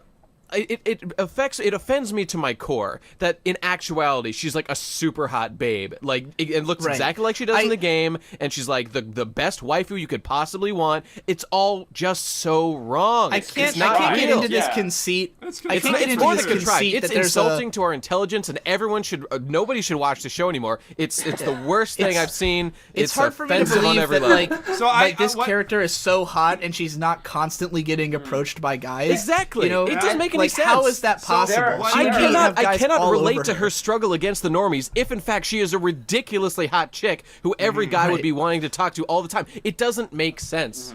There are also some like I'm passionate about this genuinely, issue. like poor things besides that. Like for example, in the classroom, the main character guy whose name I don't give a shit about, he has those 3 friends, right? But they're actually just one stupid character. Yeah. Yeah. Like They don't do much of anything. They don't do anything. They don't have good designs, and they're all just the same character, and they're useless and they're worthless. Why? Why? It's did you do because that? They're just there this to show is fill only space focused on before the giving harem the is- guys Yeah. who are watching a harem. That's all it's and about. It's you just know? like besides the harem, there's nothing. That's true. That's totally true. This Liam, would be I better as guarantee- a art book. You know what it is? But The show had you know what? potential. You know I what? thought the show was going to make an Hisashi- insightful Hisashi commentary. should write some dojins about this, and that is the best that- thing that could come out of this. That would be the best thing. Dude, imagine these people having a fulfilling sexual relationship through a video game, and it's a story about that. That would be great. Nothing. That would be Here's good. the thing. Fantastic. Here's what at the end of episode 1, this was why I knew I couldn't watch the show anymore, Yeah. unless I hear otherwise. But like, this was gonna drive me fucking insane if I watched any more of this, because Go I on. did not hate this show. I thought it was dumb. When they revealed that they were all 3 girls, I was like, oh, come the fuck on, right? But there's literally no reason that these 2 main characters shouldn't fuck immediately. Yeah. She's all over him. She's Now, hang completely in on. love with him. That's- She's super hot. She's all over his nuts. no, he she's clearly gonna finds have her to hang out. super I think you're attractive. jumping the gun a little bit because, frankly, they just met face to face. You got to give them at least a little time to you get also- acquainted you with each also- other. Come on, physically. Nate. No, you Come also on. have to She's remember- No, This is Digi. a- I think that is a stupid thing to say because you don't just meet someone and immediately fuck. It's just I did. it doesn't feel once. good to do I that. That's think not it- that's Digi not did. how it's done. I think it's dumb for Digi another fucks on the reason. first date. No, I Digi's don't badass mean that they over here. literally should have pulled each other's pants off in their first meeting. Okay, I just no. mean that every episode that goes by that they don't fuck is going to be harder and harder for me to believe, know what, actually, because Digi- they're Digi- so into each other, and Oh, there's the guy nothing isn't stopping even them. really into her that much. Digi, You know? it's important to put it into context here. You're wrong. Because in Japan, guys don't give a shit about girls, and that's why they have population issues.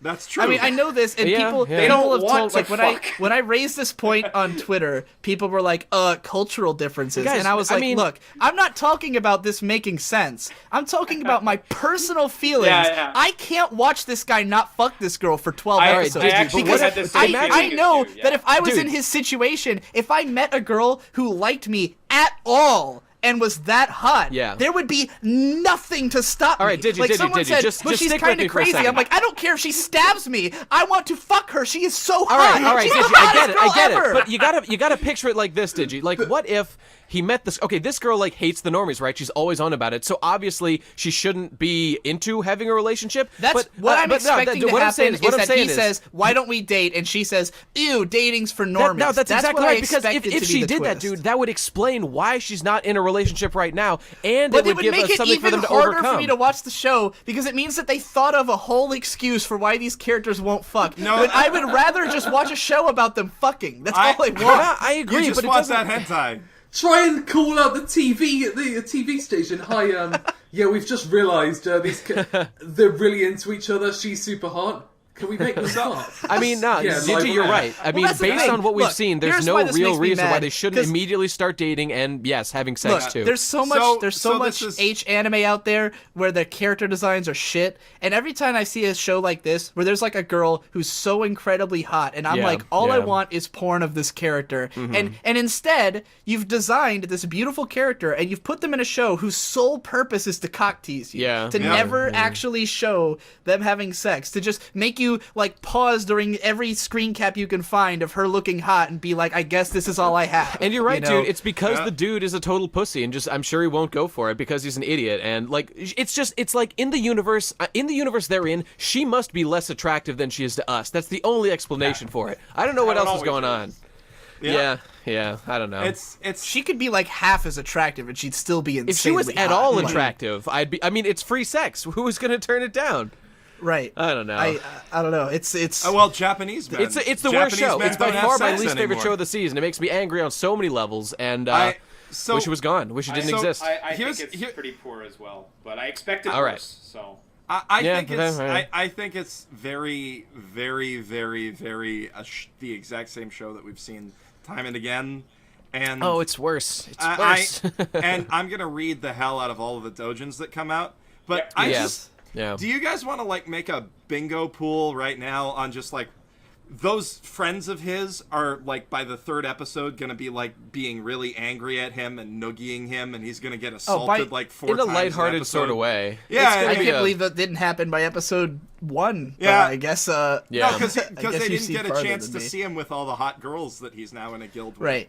All right. Let's move Enough on. about Netsuke Yeah. show. Let's talk about a show. This one I really don't. I have no idea where this show's going. Yeah, But it's Kuro yeah. Mukuro, the new the big PA Works like 15-year anniversary Oh, show. what? The original series. Isn't it? I Oh, yeah. Callum, you want to introduce this one? Doesn't make sense. It makes no. I haven't actually seen the first episode, but it doesn't make any fucking sense that it's a 15th anniversary. For the 10th anniversary, they had Hanasaki Iraha, which brought back this whole platter of staff that had made PA Works what they are today, like directors, art directors, all of these people that are intrinsically PA Works even if they didn't work on it. Kuromukuro, they give it over to fucking Tensai Akamura, who makes shows that are nothing like what PA Works has ever done. Right. And with an art director who I don't think has worked with the studio before, just... Well, I don't know, dude. Nonetheless, why? I don't understand. Nonetheless, the character designs, the 15th anniversary? the character designs do look incredibly. The main PA girl, works. the main girl Yeah, was nice, choice. yes. She was tight. She was looking Yeah. good. You know. The character designs are have that PA Works face for sure. There's actually the writing kind of reminded me of Hanasaku Iraha, where it's got that kind of like almost like you're watching a hipster movie. Little meandering, like it meanders around a little in the characters. Yeah, kind of like a Joss Whedon script type thing, where like the characters they talk about things other than the plot, and there's a lot of like characterization through like characters kind of just being mad at each other, but not in the anime way, more in like a realistic, like, God, my mom is so annoying Like, kind passing of way. Like, Yeah. I mean, Yeah, the ending theme is it's realistic feeling. The yeah, ending it's theme is realistic actually feeling called dialogue. realistic, though. It's realistic. Yeah, well, the dialogue has that like natural, like that, but I won't say natural feel so much as that going for natural feel. Yeah, Like I don't know if you guys how familiar you are with Joss Whedon scripts, but where he's got that feeling of like the characters are having like conversations, but at the same time it's kind of not the way you think real people Not would even talk. Joss Whedon. It feels kind of like Diablo Cody specifically. Yeah, that's actually... Well, I was going to say that because that's way back in the day I wrote of Hanasaku Iraha Episode 1, that it felt like a Diablo Cody show. But that one was a more extreme on... Like, where Diablo Cody's like every fucking sentence is a reference to something and like cultural... With this show, I think this is the show that left the least impression on me, because it was just kind of there. And, like, okay, there's robots, they're doing things, the girls are kind of cute, there's a dude. Nothing in it really stood out to me as something that made me give a shit about where it was going. It's very animated. It's very animated, Yeah. I would say, like... It's one of these that's weird, and I feel like I know everything that's going to happen already. Like, aliens are there, they're going to fight them. I have no idea what's going to happen, so I don't know how you got that feeling. Well, I mean, 'cause, like, I was it left feels like, what the hell is this about? I don't know, sci-fi So- anime shit. So mecha. It's clearly just that like modern popular thing of there's monsters that are borderline unstoppable. Like Yeah. But I thought the animation was superb, but like that setup is kind of If it hadn't been for that like guy showing up near the end and then actually like demonstrating himself to be a cool samurai guy and not He was cool. I was really worried when he was getting up that he was going to be the like loser kind of funny main character of like poor circumstances. Yeah. And then when Thank he God got up wasn't. and he was actually a cool guy, I was like, okay though, I'll listen to this. I like the idea that he's like a samurai displaced in time, and these robots seem to be samurai robots. They're from demons. the samurai They're era. demons. Yeah. That her Yeah. father just And- happens to. Yeah. Anyway. And like the fact that the samurai guy like thought she was a princess at first, and I'm interested in what kind of relationship they will have if he will be like protecting this am I girl. not Oh, interested for in that. sure. For sure. Well, I like She's the idea like of a the sort of fish out of water, for 'cause sure. Now, She's see, like I the hate most- this girl and I hate this character because she's just a useless character who is like, she happens to look like someone, so she's elevated to a place of importance in the Well, plot, even though she has nothing to contribute. Well, That's what we kind of do the point of know- her arc, though, is that everyone treats her differently because she's the daughter of like a genius scientist, and she hates that she's being treated this way when she's just really like a perfectly normal teenage girl. I just Who wants not to go knowing, to like Mars? military Who wants stories to that go to aren't Mars? about like soldiers who have trained and they like really have earned their place doing it. Like that one dude in that mech who actually was like, oh Super yeah, let's into go it. fight these dudes. Let's go fight these dudes. Yeah. Like that guy was 1,000 times more interesting to me than like anything this girl's gonna do. Well, she gets in the robot, so that's something. I didn't see that. Okay, well, all right, It that's happens good. actually That's in good. the credit sequence of the first episode, Huh. where it previews Yeah. footage But, in a second. I did like a couple things about just the overall Tone. gosh. Yeah, the overall tone of it. It kind of reminded me like I don't know if it's the designs or what, but there's something about it that kind of reminded me of Captain Earth, just without the weird psychosexuality going on. I could see that. I dropped Captain Earth after about 4 episodes. Captain Earth was a train wreck, but yeah, I don't know. The thing that I like about how the fights went down is the fact that they have these monsters that are supposed to be big and unstoppable, and then they have two guys in regular robots beat the big monster down and get past its AT field by just getting all up close and personal and stabbing That was it a cool. whole bunch. I like that. Yeah. That's Well, better. you can tell that But like it's part just of the a idea count, here it's is just that a countdown until the one that's like unfightable appears. Yeah, and then yeah. it's Yeah, like, well, exactly. I think the, Oh, no, I think what the are point of humans that ever was gonna that do? it's a good old, because in the classic tradition of anime, there's always the reason you have to use swords is that for whatever reason Yep, guns don't that's work. right. Mhm. So That's right. obviously, because this has a samurai theme, they wanted these to be sword fighting robots. The opening scene is a sword duel Yeah. between robots. So that whole scene is really to establish that guns don't work and swords do. And that's what's going to be going on going forward, so that Probably, this yeah. can turn into a robot sword fighting show. But- I think that's why they did that. This show, I don't know, it was weird to me. I came into it. I've come to realize I have a problem with Sakuga fans. Colin, tell me if you feel this way. You're a part of the Sakuga community, where a lot of Sakuga fans will talk about how great something looks because it's really animated, but then I'll look at it and I'll be like, yeah, but it doesn't really look that good. The walk cycles in this show, everyone has this really detailed way of walking, Yeah. but it doesn't look human at all. Like, the main girl and her friend are walking down the stairs at this, like, really slow, weird pace, and it's, like, super animated, and they're, like, swaying back Yeah, and forth, and I'm like, I who the remember that. fuck walks like this? Lots of in-betweens, no well-placed Yeah, keyframes. Because I saw somebody say, Yeah, like... I think the Yeah? thing with the Sakuga community is that a big part of it is crediting the people behind it and the effort they put in, and then thinking about, wait, does that actually work afterwards? Yeah, like, because it was... So yeah, there are some It people was, who will just be blind. It was to the Yu fact Cow, that, the wait, guy that- who does all those Sakuga things for Anime News Network, and I follow him on Twitter, and he'll always post like about how amazing the Sakuga in some show is, and then I'll be like, but it was terribly choreographed, or like the fight scene was awful. And in this case, he was like, Kuromukuro might be the best animated PA Works show yet. The walk cycles are so like Lol. beautiful to watch, and I watched it and I was like, these walk cycles don't look human at all. They're like super weird, and like, yeah, they're really well animated, but like, all I could think about was how awkward it was to walk. Like, why are they walking so slow? Why are they walking like that? Why are they swaying so much? It was like really driving me crazy. So yeah, I didn't. Oh, but there's something to be said for the spectacle of it. Yeah, but, I would say that about yeah. this show in general. You that can't expect everyone to get on board with the spectacle. it's the kind of thing where like this show has like some things going for it that are like done that it's sort of pretty to look at. It's sort of an original concept, but then nothing was like great. Nothing made me like, oh well, that's super cool and I want to watch it. It was like, well, I guess it's nice that there's animation, you know. And Yeah.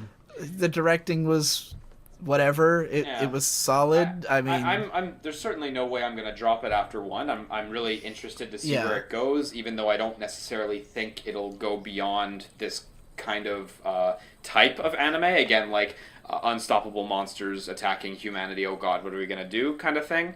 right. But I'm still interested, and the animation quality was high. You're right. Some of it looked a bit wonky, but I'd like to see more of that.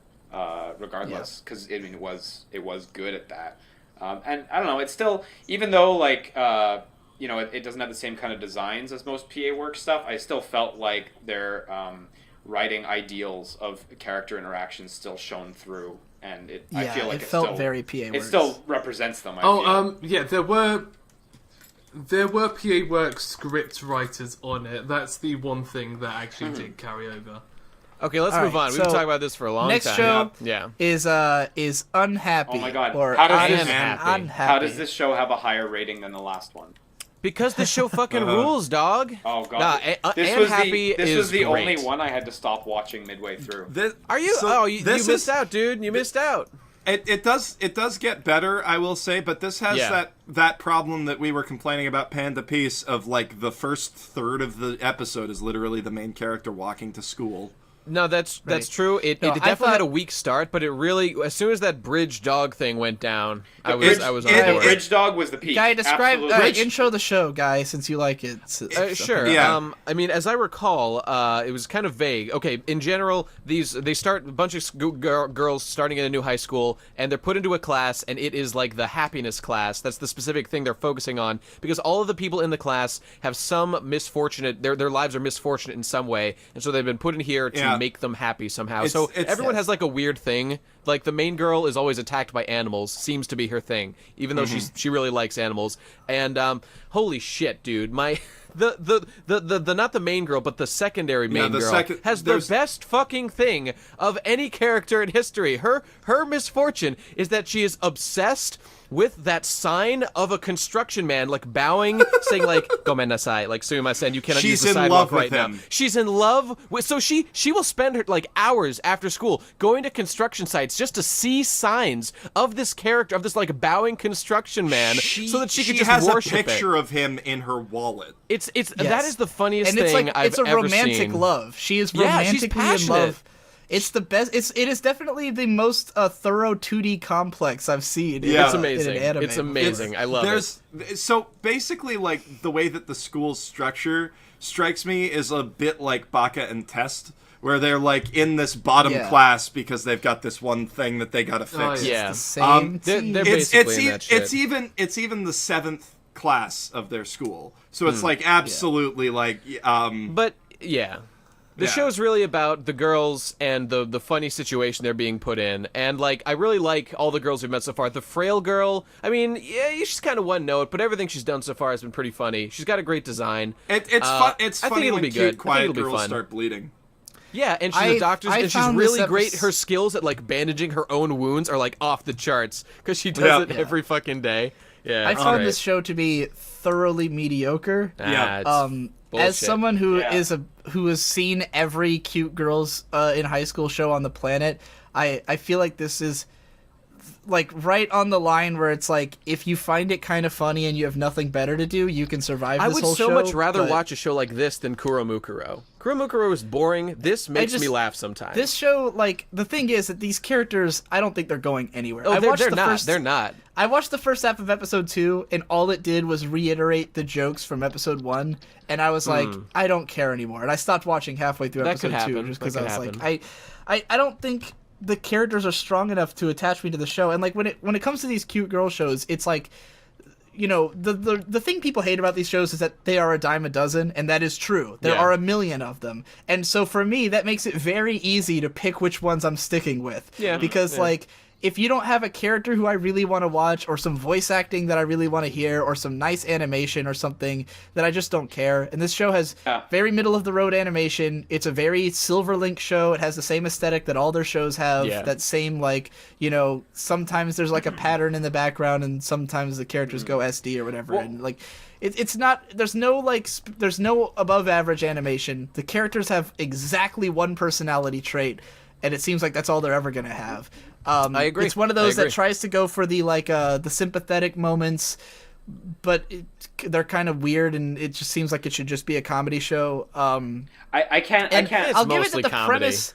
I'll give it that the premise was a lot weirder than I expected, because it's like halfway through the episode when they reveal that it's a classroom full of unfortunate people, and like, it was like the way it was presented was so weird that it was like, what the fuck? That's what this is about? Like, Yeah, it that was was very kind strange. of entertaining.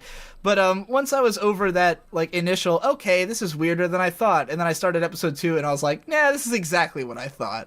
Well, I didn't the watch OP episode was 2, so cute. maybe you're right. And the So, opening ruled. It was great. Yeah, I ended up overanalyzing it because thanks to Jeff, now I analyze OPs apparently, and it had lots of little things to notice. The opening but was fun. Yeah. Whatever. Yeah. I got sick of the show very quick, and I Yeah. expected to, and I just dropped it. Nah, I can't do these shows anymore just because of the meandering between jokes. Like, Yeah, I would, This show I is would definitely much, that. much rather just read the manga because I'll get through a full volume of the manga in what, like half an hour. Right. Yeah. And the voice acting is not very good. No. The main Ann girl, she's annoying. Yeah. I like she her. I really don't know what is. you guys are talking about. You're She- all a bunch she- of fucking See, I can misogynists up in appreciate here. You this just show, hate women. but- That's what's going on. I mean, if our discussion of girls on the internet didn't make that clear, yeah. Hey, Callum, what were you saying? Yeah, I can appreciate this show, but in a seasonal context, it's got so much competition as far That's as true. comedy slice of Yeah. life goes. And we're gonna get to one that I like a lot unfortunately, more. although I think it's eventually. alright, it's on the lower spectrum. All right, well, that's All enough right, about that one. Moving on. Yeah. I think, Callum, you requested to introduce Bungo Stray Dogs. So Oh yes. shoot. Bungo Stray Dogs is the newest show by Takeya Igarashi of Soul Eater and On High School Yeah. Host Club fame. It's about a supernatural detective agency, and all of the members of the detective agency are based on figures within classical literature, and they have powers based on that. Which I did not know And I until really, really they It's like talked not about really the show much of later. a hook that if you don't understand that. If you don't know Yeah, who that- Rampo Edogawa is, yeah. I know who That's- he is because of anime. that's I the don't. Yeah. he's the most obvious person in this cast. So Okay, You're so I in didn't know that, trouble. so yeah. Even wears like a Sherlock Holmes outfit as a reflection of his most famous character being a rip-off of Sherlock Holmes. yeah, So our main... like Yeah. Okay. Was that not the guy who wrote Ungo? Yeah. Or am I thinking of someone else? no, I think it might have been, but yeah. So like Or the story Ungo is based on. the main character is Nakajima Atsushi, and that's a big deal. Yeah. And if you don't get why Yeah. that's a big deal, you are going to come into this pretty confused. And I I don't don't get why know what that's a that big is. deal. I don't get why Yeah, I that's a don't- big deal. So I came into this pretty confused. But he's a tiger. Yeah, I mean, that's cool. That's cool. Yeah. I like that. But I kind of appreciate shows that are going to make me want to find out something about something I else. suppose. Like even with Rambo Catan Game of Laplace, which ended up being a bit shit. a bit the fact shit? that A bitch. yeah, but the fact that you could see that the reason why there was so much dichotomy within itself is because it was trying to adapt both Edogawa Rampo's pre-war and his post-war work, which is entirely And it was- different. And I think the fact It's also trying Okay, to so it's the Rampo you can Catan learn author that. who's in this show then. yes. Yeah. yeah, so Edogawa Rampo. Well, not the author not- of it. Well, I'm the trying to guy it figure was out based how on. many of these Yeah. authors have had anime adaptations made out of them, because that makes it exponentially easier for me to figure out who these people There's are. only one, and that is what's his name? The guy at the very start. Atsushi? Did the guy don't who know. wrote like The guy who drowned himself. That he's got an adaptation Oh. from the Aoi Dai- Bungaku. Dai- okay, yeah, did he do No Longer, No Longer Human, Human. or one of the other ones? Yeah, no longer Okay, human. so he's that guy, And that's it. You know, for and that guy straight-up did anime kill himself, so adaptations. that is important to his character. Yeah, Yes. I'm not surprised. So much so that Yeah. it's his only trait. Okay, but you know, this show was not very That kind of great, was his only in my trait in opinion. life I was as pretty well. bored. I liked the one fight scene at the end. I thought was well animated. But the only thing that makes me even want to watch anything more was that girl who showed up at the end, who had a super appealing character design, who I want to make my waifu. But other than that, not impressed. It's a Bones show. See, I really like it. It's one of my favorites. I loved it. I of the thought season. here's the thing. I Yeah. loved this episode. I don't expect to love this show because I saw that it's, tiger twist coming a mile away. Oh, It yeah. well, was, you were know. supposed to see the tiger twist coming Oh, a yeah, mile yeah. away. Well, then And the why show's- did I watch the Anyone episode who's then? read What was the his books will tension? Go, oh, It was just introducing the character to Well, it so you know fucking what did the it like show's shit. about. And then you learn who the other guy is, the guy who's drowning. It's like, oh, why is he drowning? Blah blah blah. Well, blah, I didn't blah, get blah. any of those references, so that was all thought lost it was, on me. I thought the show was super. You didn't have to get I didn't the get shit. I didn't even references, know that the show had references. Like nobody Yeah, told me yeah. that before I watched it, so I didn't know about that until you guys said it in the chat, and I was like, oh. I was in the same boat where I had no idea about that, and the characters all came off as, like, the show didn't come off as terrible, but all the characters came off as like trying really hard to emphasize how unique and interesting they are. Yeah, now that I but they're know just that these are all based on really- characters, it really feels like they're caricatures of the people that well, they're based on, kind of. I was talking to Jeff last night about how Yeah. if I ever see another Sengoku era anime, I will just die. I will kill myself on the spot. Right. And so I have to I have to tread carefully because Mitsuhide is the betrayer. Nobunaga should die or will. And Yeah. Hideyoshi's nice, and he's probably the main character. It's always the same thing, and it's always just, as far as I can see, even like Fate falls into the same issue where they handpick a bunch of characters and they look for their hearsay traits on Wikipedia, and they say, okay, I will build it around these one or two pillars of what people say their character was. And so you get to this anime, and whether or not you know that they're based on real people, the main character, who is so beyond down on his luck you can't believe it, saves guy who actually wanted to kill himself. Like, this is already really, really typical. And then guy who wanted to kill himself is being taken care of by, like, responsible, upstanding guy. And then guy who wants to kill himself takes guy out for lunch on the upstanding guy's dime. Like, this is all so unbelievably typical. And typical doesn't right. mean it's bad. I thought it was perfectly passable, honestly, but it did not strike any chords with me whatsoever, and Same. Well, the thing completely about shows like this is I completely agree with you feeling that way about the characters, and that's why I don't think I'll like it in the long run, because I don't see it going anywhere, because it's like a magical detective agency show, so each episode is going to be they have to solve something, and they're all going to use their powers, and they're going to kick ass, and they're going to look pretty, and they're going to look cool, and they all have amazing character designs, I thought. The the girl's power is thou shalt not die. I want to know what that is. That's the bait that the show is setting for me. I want to know what that means, you know? And it's like, they're obviously going to use their powers to fucking fight enemies and stuff, and it's going to be probably mostly episodic, and I don't think that I would be shocked if the episodes were really interesting. But the show is a blast to watch because the directing is so fucking strong and it's so pretty to look at. And because And I Studio think that's Bones just tosses Right, money and at the I screen think to that's make what, like, animation happen.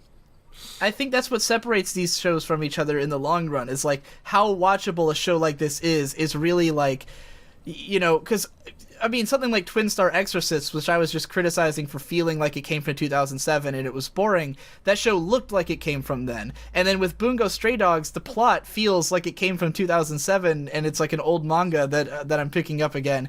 But like, the show looks amazing, and it's got Igarashi using all these techniques that he used to use in like Uran High School Host Club, of like the little arrows pointing to important things and the really funny way that characters are portrayed. There's like a scene where they're on the riverbed and they're like arguing back and forth, totally ignoring the other guy, and then you just get like this long shot of the guy standing there on the riverbed with an arrow pointing at him, like, don't forget this guy's here. I thought that stuff was funny. All the facial expressions were great, and it felt like, we've taken this guy's directing style that he used to use in Uran and Soul Eater and like updated it to this modern visual look that feels extremely current and cutting edge with great digital post-processing. The only show with CG water that wasn't distracting this whole season. Oh, I didn't even know. Like, I didn't notice until well into the scene that it was CG water, and I was like, it looks good, unlike everything else I watched. So, yeah, I don't know. No, the I thought it CG's was becoming bearable. I thought it's like when a show for me, like a lot of people will talk about how like plot is the only thing that matters in shows to them, and I think what matters to me is if it's satisfying to watch. And like, while this show didn't really give me anything on a moment-to-moment basis, I was entertained by the things happening. So if anybody wants to say that classic turn your brain off, man, this is a show I could do that to, because it's entertaining to just look at the things happening, because they're paced well and timed well and edited well, And they sure are pretty. They sure are and they're very pretty. nice to look at. But again, I can't see keeping up with it because I'll completely forget it ever happened and never watch it again. Yeah. See, I think it's probably going to be one of the series that for me is going to be the easiest to keep up with, because it's got such an energy to it, and it's so like, I never feel like I'm going to it's going to be a bit of a drag with like, there's some shows here that I know I'm going to get better payoff with. I know I'm going to reflect on it in a better way. But with Bungo Stray Dogs, I can jump straight into it and go, I am going to have a good time. Now let's move on to And the I next think- I think episode if- because I love that show. Well, hold on. I think Okay. if I was watching Bungo Stray Dogs week by week, it would be entertaining. I don't generally watch anime week by week, so that's why I think I'm going to forget about it and never get back to it. Oh, yeah, Like, yeah. I'll just totally blank on it.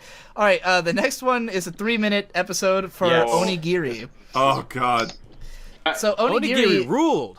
Oh no. Onigiri was like Oh no. Can I just It's funny, preface 'cause last- this? Are you guys aware this is an anime based Yes. off of a terrible Yes. MMO? Okay. I- A okay. terrible wanna talk free about that I MMO. gotta play that game now. Okay. in our last seasonal recap thing, or our last seasonal introduction thing, we talked about there was that one show that was like based on the card game. Yeah, And yeah. I was saying how that show looked like a Japanese free-to-play MMO. I was specifically referring to Onigiri Wow. because I had just played that game Nice. like a few days before. And so I thought it was hilarious that they then made an anime out of Onigiri. I didn't realize it was going to be 3-minute episodes of really bizarre, spastic nonsense. Yeah, but and you that know is what? exactly There's appropriate. There's one joke I absolutely loved in this episode because there's like 5 main girls and one Yes, guy. yes, this is and the the best guy part. is not given Yep. a voice actor, and it literally says like he'll talk and it'll just be a text box, and it says There are no male the title voices card in said Onigiri Online. yeah, there's no male Dude, that voices is in Onigiri. absolutely That was fucking brilliant. I hilarious. couldn't love it more if I tried. That was the best part of the whole episode. Other than that, it left no impression on me, and I didn't give. Well, a fuck, you know what so I I'm liked? not I liked much that more. one of the characters was just literally Moetron, and I thought she had she brought a lot to the show. I don't know, there wasn't a lot great about it. I liked Moetron. I liked that thing with the dude. But aside from that, it was 3 minutes of my life that I don't regret spending watching it. I would rather watch more Take You. Yeah. I can never get is enough much Take You. funnier. Yeah, all right. There's a TQ spin-off Yeah. right now. Yeah, so we skipped that one. the TQ never stops. Yeah, I Take mean- You is eternal. At Take- 3 take minutes, you it's is- not the worst thing you can do, but you know. I don't recommend No, it. No, no. exactly. I recommend it. Go watch it. I mean, now that you know the joke, Onigiri is but terrible. It's not Onigiri terrible. is terrible. All right, let's move on to one that I don't know how many of you guys watched this, but I was really surprised that I kind of really liked the first episode of Shonen Maid. We Did watched. any we of you watched guys it, watch- sort of. We watched Oh, like yeah. half of it. Nate and I watched. I watched it and I What read it the is, manga I see. read the before, wow. so Okay, Yeah. it I knew it was seemed to gonna me be like a good. poor man's Super Lovers. You know, Yeah. I just want Well, to that's see. the thing. Uh-huh. I thought this was just gonna be like yaoi bait show, Yeah. and I mean it obviously is a shoujo manga adaptation. I don't think it's got any real sexual undertones though. Yeah, Like, yeah. Oh yeah. They're obviously yeah. baiting it, but I don't think it feels naughty. Like you Super can- Lovers, you watched it and you were like, "These guys are gonna fuck. Like, So- this is Yeah, gonna happen." yeah. So you the first thing I concluded is that nobody's gonna fuck in this, and the way that I concluded it is because their hands The are character too small. designs. Their hands Oh, are too right, small for any fucking to Yeah. happen. That's the one Yeah, no. hard rule. You've done the Shonen analysis. Maid is kind of like a shoujo version of Hayate the Combat Butler. Yeah, exactly. And it's like this kid, it starts off, his mom just died. They were like poor. He's obsessed with cleaning and stuff. And he's like, he's going through this emotional time and he gets picked up by, it turns out his mom had like come from a rich family who had disowned her because she got pregnant out of wedlock, I guess. Yeah, something like that. And so he's like, well, I don't need your help if she didn't need your help. And they're like, well, you got nowhere else to go, and we'll hire you as a maid and clean up the house of your eccentric uncle, who's like a guy who designs costumes for plays.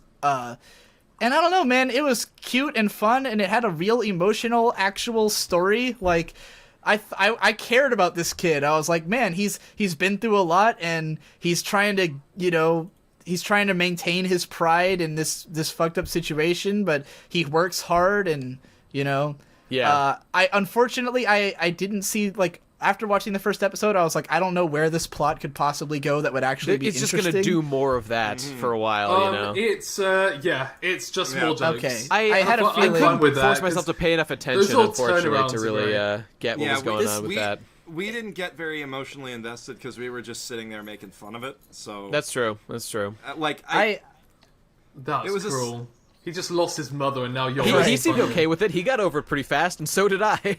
Yeah. Well, he was saying how he couldn't, like, he didn't know how to respond to it. It was kind of like the feelings hadn't come yet. Like, he's waiting for the cry to happen. And then I don't remember if it did exactly, but it kind of happens where the other shoe drops and he realizes. It did just before he got to cleaning. I don't know. I thought it was really solid.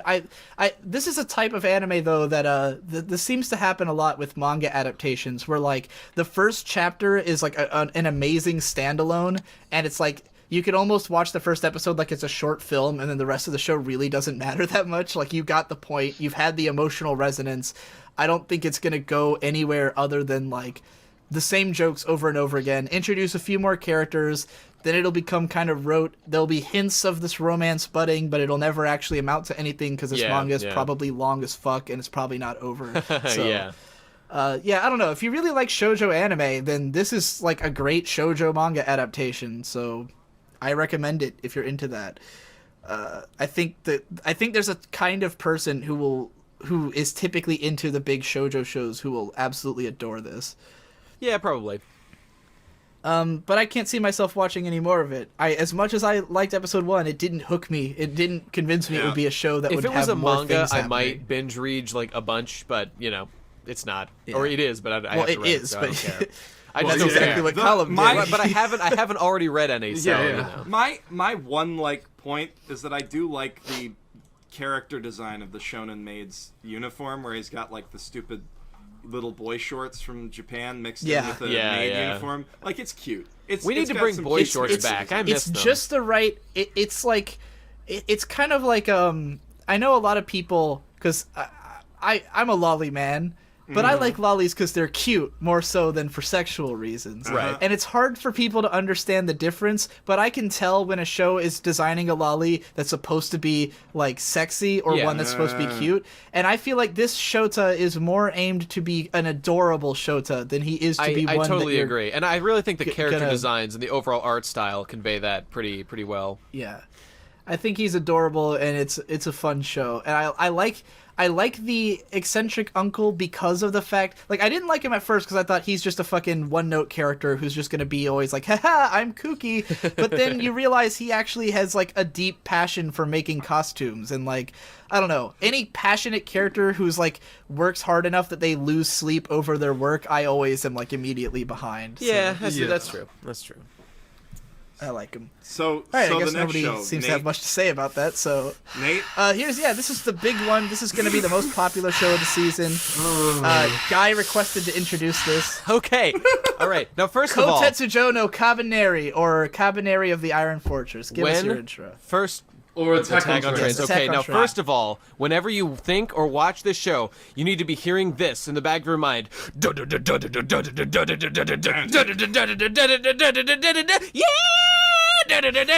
Okay, this is the most metal show I've ever seen in my entire fucking life. So it's a zombie show, but they treat it really realistically. So it's got the whole tropes of, like, zombies are infected, we have to deal with the whole infection thing going on. We've rearranged our civilization to deal with the threat that the new zombies have posed. And the main character is very similar to a lot of people have pointed out, Eren Yeager, in that he's got a strong passion for destroying this threat against humanity. But he's the different. thing that makes him different, and it's so much different, he's like a combination of Eren kind of, and Guts, and almost Edward Elric, I guess, because he's an inventor. That's what he does. And so he's been working on technology to help them. I like that people. Edward Elric comparison. I hadn't thought about it, but that's true. That's kind He's of, like Guts combined with Ed, combined with Eren, and so he's a scientist, and he's made. I mean, he's an engineer, really, and so he's rigged up like new ways of combating them, and it's just like I only watched episode 1, but he's That's just the only one that was developed. subbed by the time we did this podcast. Okay, there you go. The Cabane, they have big. The Cabane are the zombies. The Cabaneri are what the main character. So the Cabane are heavy metal fire zombies, basically, who have molten metal in their veins that makes their heart super duper hard. So he needs to build a better steam gun to punch through their hearts and kill them. The one thing that confused me was that you can just cut off their heads, so why don't they just do that? Just aim for the head. Like, if you used a sword... They're pretty bitey. Yeah, I mean, Don't okay, don't all think right. about it. Don't think about it. Yeah, don't think You know, about it. Nate, Also, Like, I enjoyed this first episode, but Yeah. now that you've put in my head that this show's really metal, I've just been sitting here, like, thinking, like, playing Master of Puppets in my head Yes. to scenes of this show. Yes. Yes. And I'm like, I want that AMV more than I want, like, the show itself. Well, that's fine. That's totally fine because that's what the show. Oh my god, guys! Yeah. Not to say, Holy no, shit. but not to say that the soundtrack isn't fucking awesome. 'cause Yeah. It's amazing. Okay, epic first of as all, we shit haven't Hiroyuki even Sawano talked about how the soundtrack. animation is like classic Ninja Scroll 90s. It's fucking Oh, God, gorgeous. it's so It's pretty. by far the This best looking show of the season. This show was I made by love it. people who took everything Ota King said to heart about shading. Like that, It's that, a- that oh. good anime has to It's- have 5 layers of The shading. That's lighting what they... is incredible. And, like, the- like I was so taken It's- aback Yeah. actually seeing 2 grades of Yeah. lighting in a show. Like what the? Yeah, I know, that right? actually never happens. That's crazy. It's Yeah. really cool. I know. And you It's- see this like show details really on stands people's out. foreheads at certain angles, like on your forehead. Like foreheads aren't fucking flat, but anime would make you believe so. It's crazy. That's right. And they've all got... and the mashup, like the world design, the mashup of like big steampunk metal shit and classic turn of the century Japanese architecture is so satisfying to just look at. And we haven't even talked about the best thing about the show, which is the main character's That all the like girls his are hot? obsession with. I mean, all the girls are super hot, but All they're the girls are, they're yeah. hot in like a cute sort of way. But whatever. The main character is so fucking devoted to his to the idea of wiping out these dudes and developing this new technology. And like the great it's his conflict with like the superstitious retarded like masses. He's like the only one who's like actually thinking about, okay, this is an infection. This isn't like an evil curse we can't do anything about. We have to use our brains and defeat it on, To be that clear, kind of yeah, basis. So we people can't do just be think it's a killing curse in people, this we universe, think. Yeah. Right, Yeah. but he's I mean, which kind of is sort of understandable because this looks like Yeah. magic, but I guess it's not. but- But the like, oh my god, at the end, when he uses his like he gets bit, and so he's getting infected. And this is a fast infection. He's gonna die in like seconds. Oh my god, that whole part where he's fucking like chaining shit to his arm, trying to cut off the spread of the cauterizing infection. the wound He changes with- his fucking. He sticks that hot ass thing attached to his arm, and he bolts it up, and then he fucking rigs himself up to that. He bolts a giant belt to himself to try to stop the blood flow to his body, and then he fucking puts a noose around his neck. He pulls himself up as the infection's spreading up his neck. Oh my god! And then it goes away. It was the coolest thing I've ever seen in my was- entire it fucking was really life. cool. It was so It was metal. really cool. Jesus Christ! It was fucking badass. It was literally the coolest thing I've ever I- seen in an anime. Literally, it was so goddamn and he- awesome. I didn't He like. he keeps that shit on. It's just really It fucking. was It so. was It wasn't. It was really awesome. Why cool. would- He had to do. It was It really was cool. so Dude, just the stupid. escalation of things he was willing to do to stop that infection from spreading I will was say, so awesome. I didn't understand how it worked in the end. That where it should just, not It kind work. of felt That like at should an never arbitrary work. moment. And also, why did it just go back? Why did All the right, dude, infection that's then the that's the regress? one. Because Everything he I just said, cauterized the everything I wound. just said is predicated on the idea that he had an understanding of the virus and had an expectation that the steps he were taking might, cause this effect. So if we find out that that wasn't the case and it was just magic, and even worse, if it turns out that gem in his hand was like somehow saved him, then it's garbage. Then the whole show I is think garbage. it was the gem in the head. But I don't think that's where they're going. But so many He's been shots set up like as like a that. scientist kind of guy, so I think I'm optimistic. I will say, I absolutely loved that scene up Yeah. until it didn't turn out he was cutting his arm off, Yeah. and Yeah. it turned out that the I infection thought he was. just I went thought he was away I know going what to you're use his saying. gun. I on agree. him He right cauterized away, the yeah. wound. I thought so too. But instead, look what happened. We get an engineer guts. He's literally got the guts hair because he did all this shit. And like, as long as it makes sense in the universe, as long as it's eventually explained as it, okay, he knows that it's like an infection that if it doesn't hit your brain in a certain amount of time, it reverts itself. So this If show we is find like that really out, teetering on the edge between the best thing ever and the worst thing that's ever. In entirely your mind true. right That's now. entirely I- true. Like, I was now. thinking One about sentence it. will Well, make I was or thinking break about this. It. And if you, all they have to do is if you explain were that. to just like change the animation and the music and the production quality, which I know is a lot, but if you were, it would just be Yeah. another Black Bullet. It would just be another, Yeah.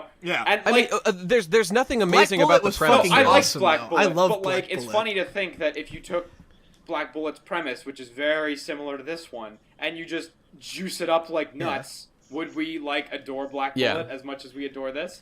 But I you know, really I mean, like this this isn't one. a novel. You know, this is an anime, so we're judging it on those Absolutely, standards. absolutely. So it is like the most stellar anime of the season, Yeah, as far as totally. I'm concerned. As Now, long I as have- it doesn't fuck up the I'm writing. gonna say, like, all right, this show, everyone, immediately when this show was announced, everyone had the exact same impression. It's Attack on Titan again. Same exact director, same music, It's the same same team, director? same Oh. animators.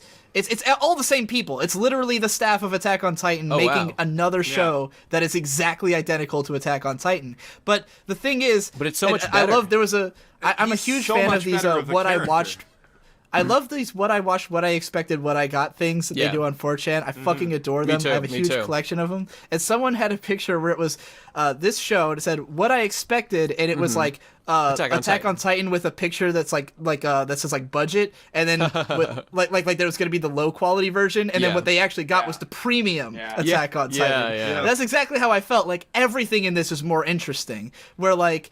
It's like obviously the concept of the walls is exactly the same. This unstoppable force they're fighting against, that they have to come up with crazy steampunk technology to fight them. But like the technology makes more sense. It's and not they like even flying have those machines exact that, same like guns that use steam or whatever to like fight them with. Yeah. It's like the exact same shit. The technology makes more sense, and the character is like related to it in a way where it's like Yeah. he's trying to improve it. Oh, it's I love the main amazing. character way more because Eren was like he wanted to kill Titans, but he was basically fucking useless aside from the fact that he then could turn into one. Yeah, like yeah. the first 3 episodes is all him going, I hate Titans, and then just being completely useless, and then he suddenly because he has a power. He now I is think the best. Eren's rage was really endearing, but whatever. This guy's obviously better. I found him lame, and this guy was mad equally at the zombies and at the people around him it's for just not not only was he what they mad should as be fuck, doing. he then used that anger to do insane mad science on Right. himself, Yeah, and it was so fucking awesome. cool. Like, Yeah, no, as soon as I like- realized, like, because you could have this character, and if he never did anything badass, he would be totally boring. 'Cause Yeah. he'd just be mad at everything. He'd be But like, in oh, whatever, episode he's angsty. 1, he But does the literally fact the that most metal thing ever in anime.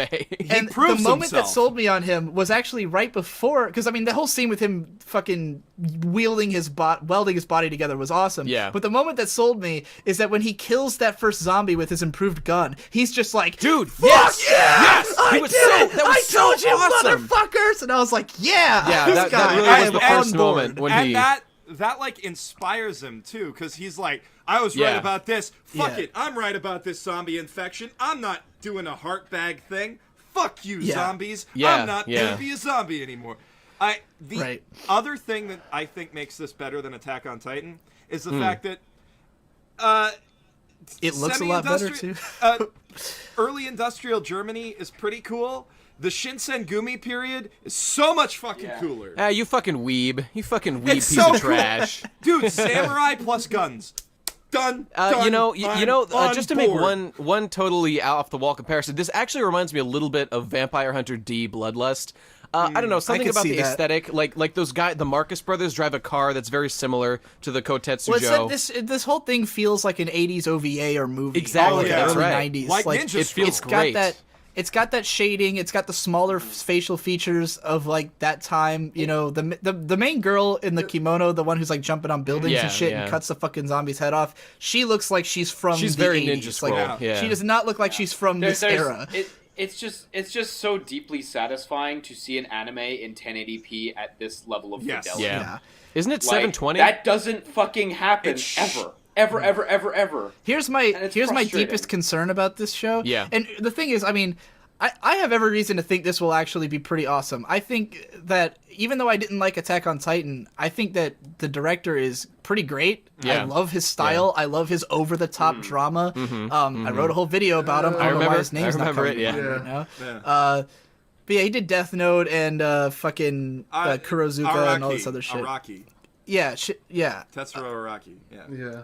Tetsuro Araki, that's right. Yeah, Tetsuro Araki's a great director, and I'm excited to see him working on an original show, which is pretty rare. Oh, this is original too. Awesome. Yeah, it's totally original. Oh, It's so obvious to metal. me that they literally made Attack on Titan. They saw what made it work, and they said, "What if we made like a better show?" Oh, You know? yes. Like God. that's Oh, exactly God. what I think this was. I think they took all the ideas. It's all the same fucking people, and I they get- just made it more interesting. I get happy and just they thinking weren't about tied this to a show. manga that turns to total shit as it goes.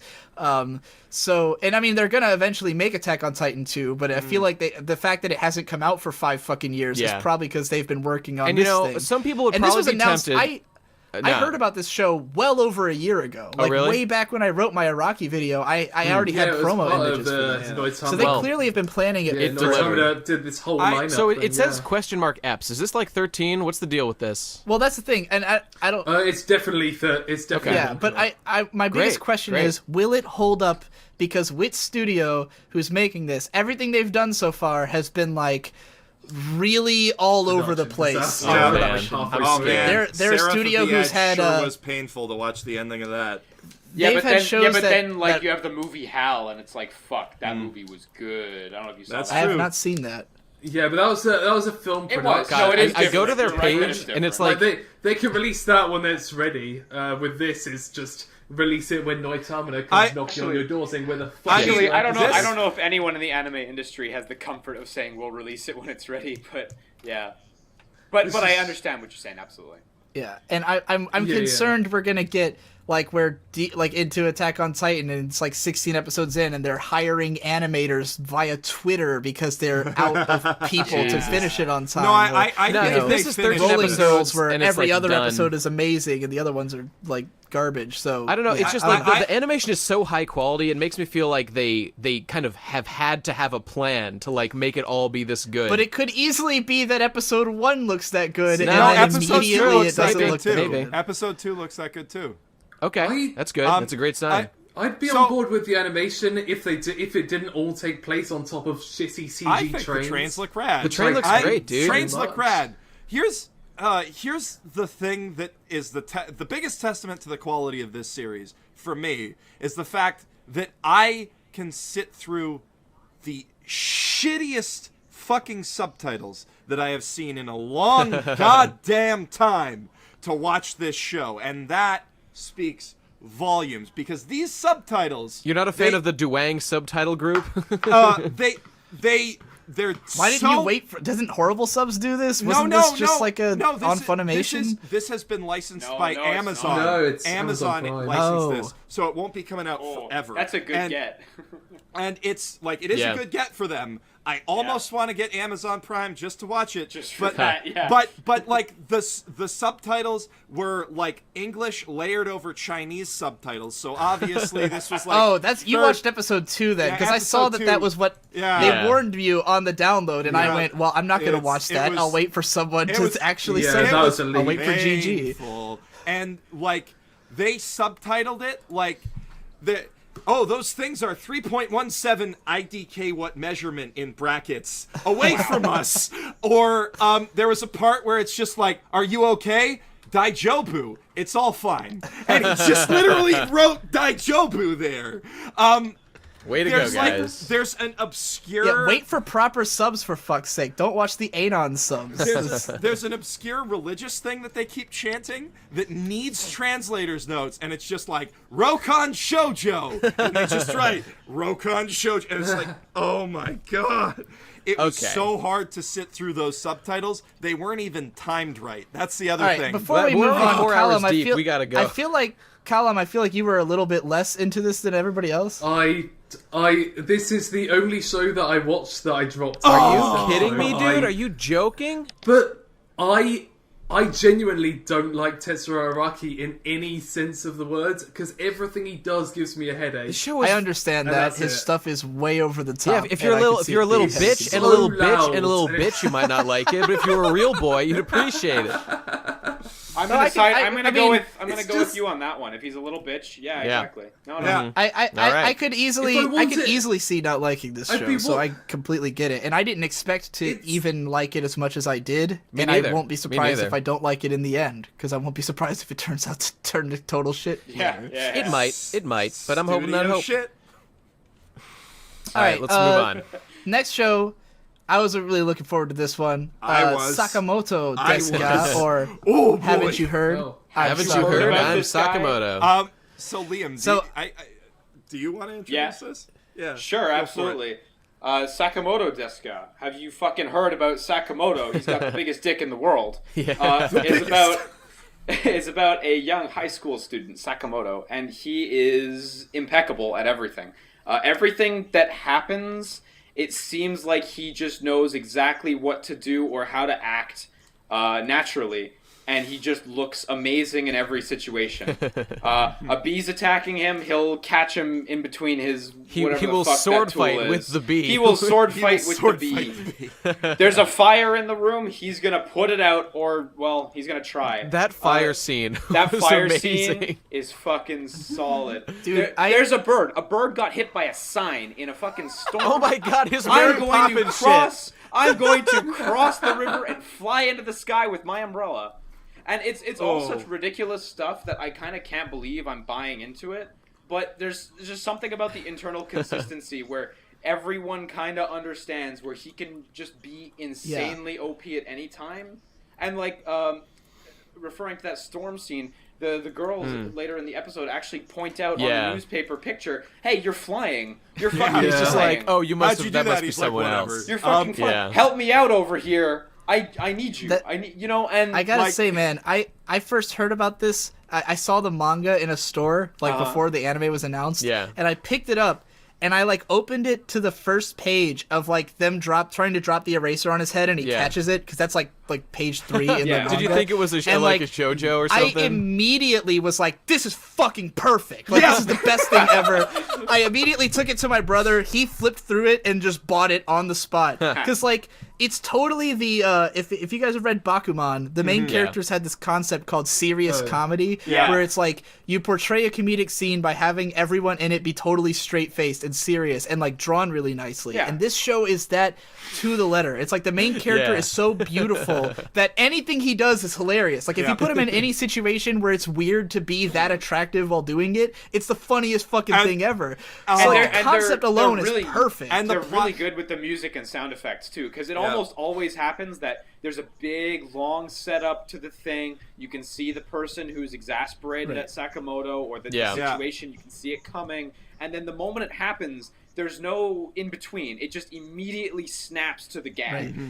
And it's if you read the solid. manga, it's very Pacing's much really like good. it's in the manga. It's always you turn the page and it's like a huge splash of the ridiculous thing. Yeah, So it's like yeah. so translating that into anime, I was a little worried, and I still am a little worried because it's not as beautiful as the manga, which I expected because Studio Dean, the character art's never the best, and like the character art in the manga, like the what sells the joke is how detailed the picture will be of him doing the funny thing. But I think the sound it was effects still and stuff hilarious. The convey show that. still did it a What, good job. what put this on my radar was Studio Dean's April Fool's jokes, where they tweeted out pictures of Sakamoto, and one of them was just him as a character from Rakugo on top of like 50 pillows doing just perfect Rakugo. That sounds amazing. That's I brilliant. didn't even see that. And, like Sakamoto styling on everybody. Sakamoto, it's got such a perfect plot structure of just you roll out a new character who thinks that they're hot shit and thinks they should be the main character, and then you just have them get pissed off at Sakamoto, and then Sakamoto just water off a duck's back or water off a umbrella in the stall in the bathroom. Yeah, he can do anything. It doesn't matter. It's always going to be amazing. That's very true. But the thing about this show is there's actually something going on beneath the surface that you might not notice at first, because the main character of the series is not Sakamoto. It's, for example, those 3 guys who tried to beat him up. And furthermore, it's not even them. It's them as an extension of us as the audience and us as human beings, because the 3 thugs, all right, they're going to...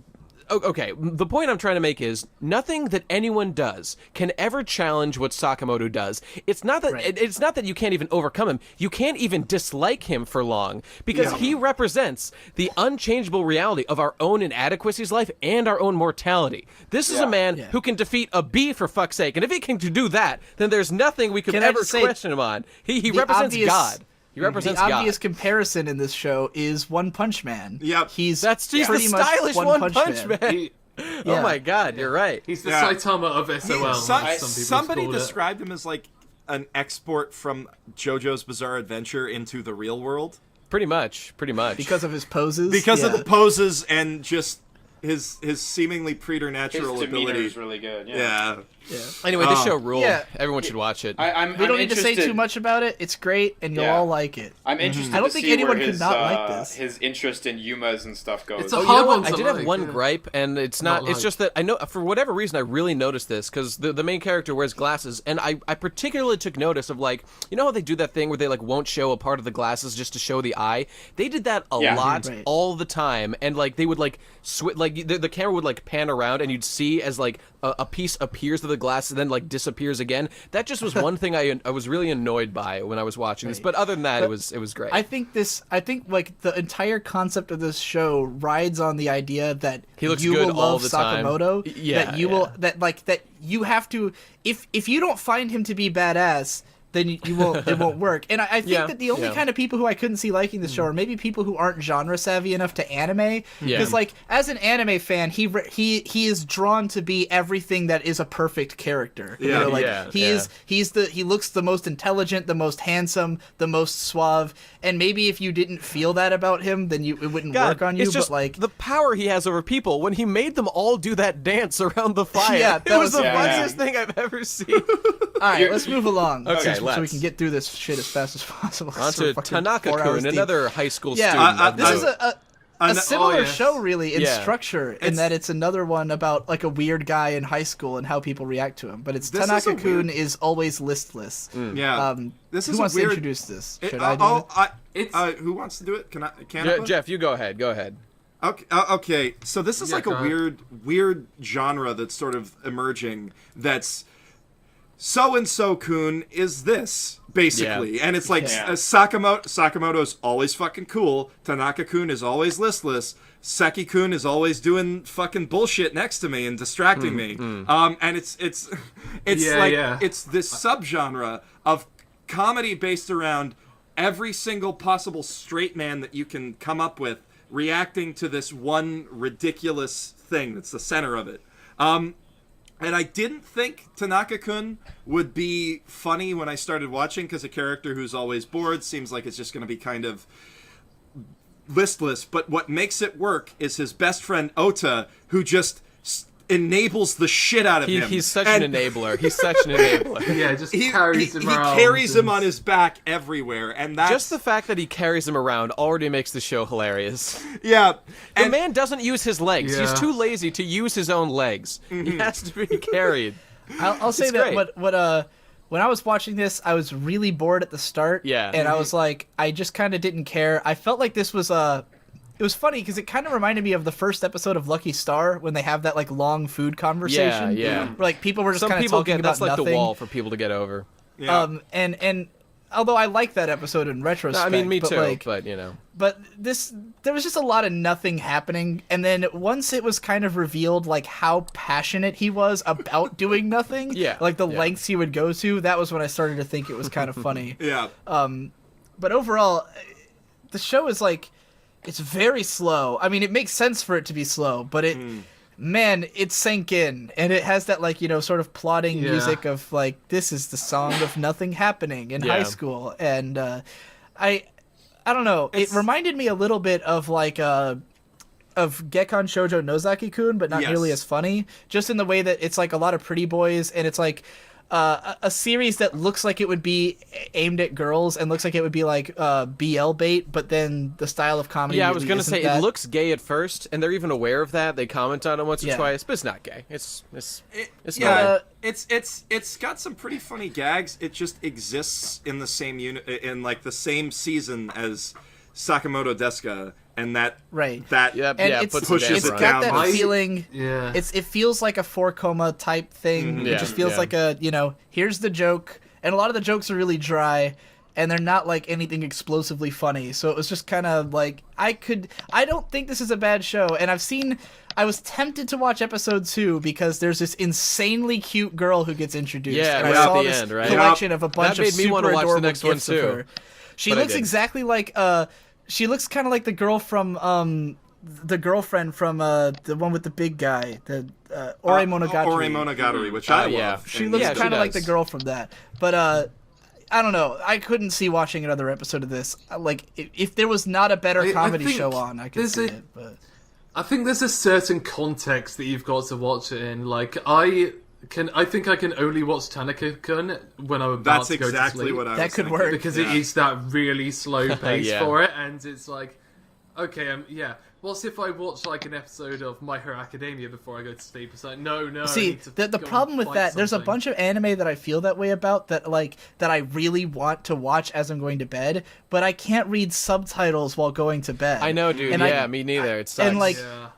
I hate dubs, and a lot of those shows don't have dubs, so it's like there's no way. Like I've always wanted to pass out while watching Hidamari Sketch, and I Yeah. can't do it because I have to read the subtitles, and it's like I it's like this show is never going to reach its full potential for me or something. Yeah. My bedtime ritual when I'm like feeling like I can't get to sleep is I watch an episode of Mushishi with the dub, and that's a pretty good way to do it. Just that quiet. That's a tolerable enough dub, I guess, that you could do that. Yeah, There's not a lot of so talking. much Well, Hidamari it sketch. kind of is. All right, here's another big show Ah, a lot yes. of people are going to be talking about. Absolutely. The new original anime from Studio Trigger, Kisniver. Yeah. Yeah. I'll yeah. introduce this one because I fucking love Studio Trigger, and I've been looking forward to it because they've only done one big original anime, which was Kill La Kill, which I fucking adored, and I've been waiting for them to do another one because it's been about 2 years, and it's finally It's about here. time, yeah.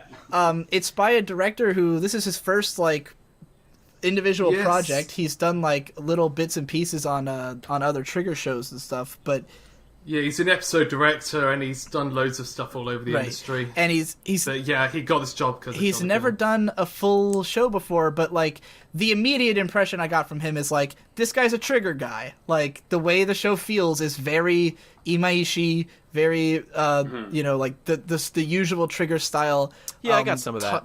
There's lots of movement, lots of animation. The show looks fucking incredible. Can we agree on this? Yeah. This show looks Absolutely. amazing. Oh, yeah. I don't like This the has main some of the character's most- hair very much. I find it This show has annoying some of the looking. most I love the- striking designs I've ever seen. Wait, Groose what about is in designs? it. It's got Groose. It's got Striking. Groose done.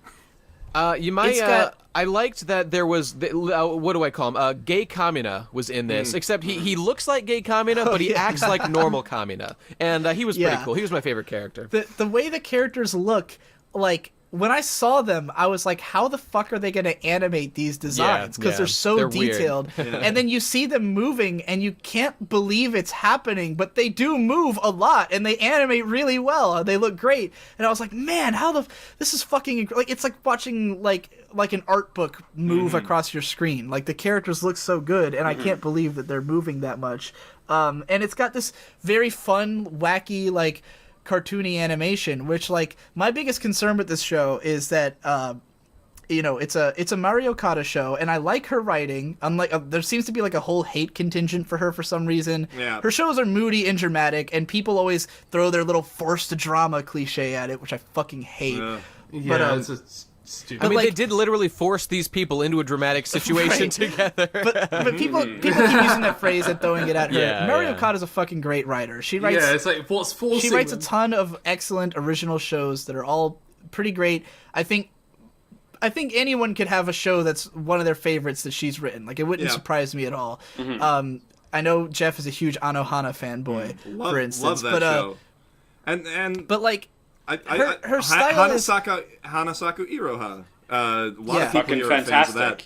Yeah. the way she writes is very dramatic, and she writes teenagers in these like, you know, dramatic scenarios, but she can do it well.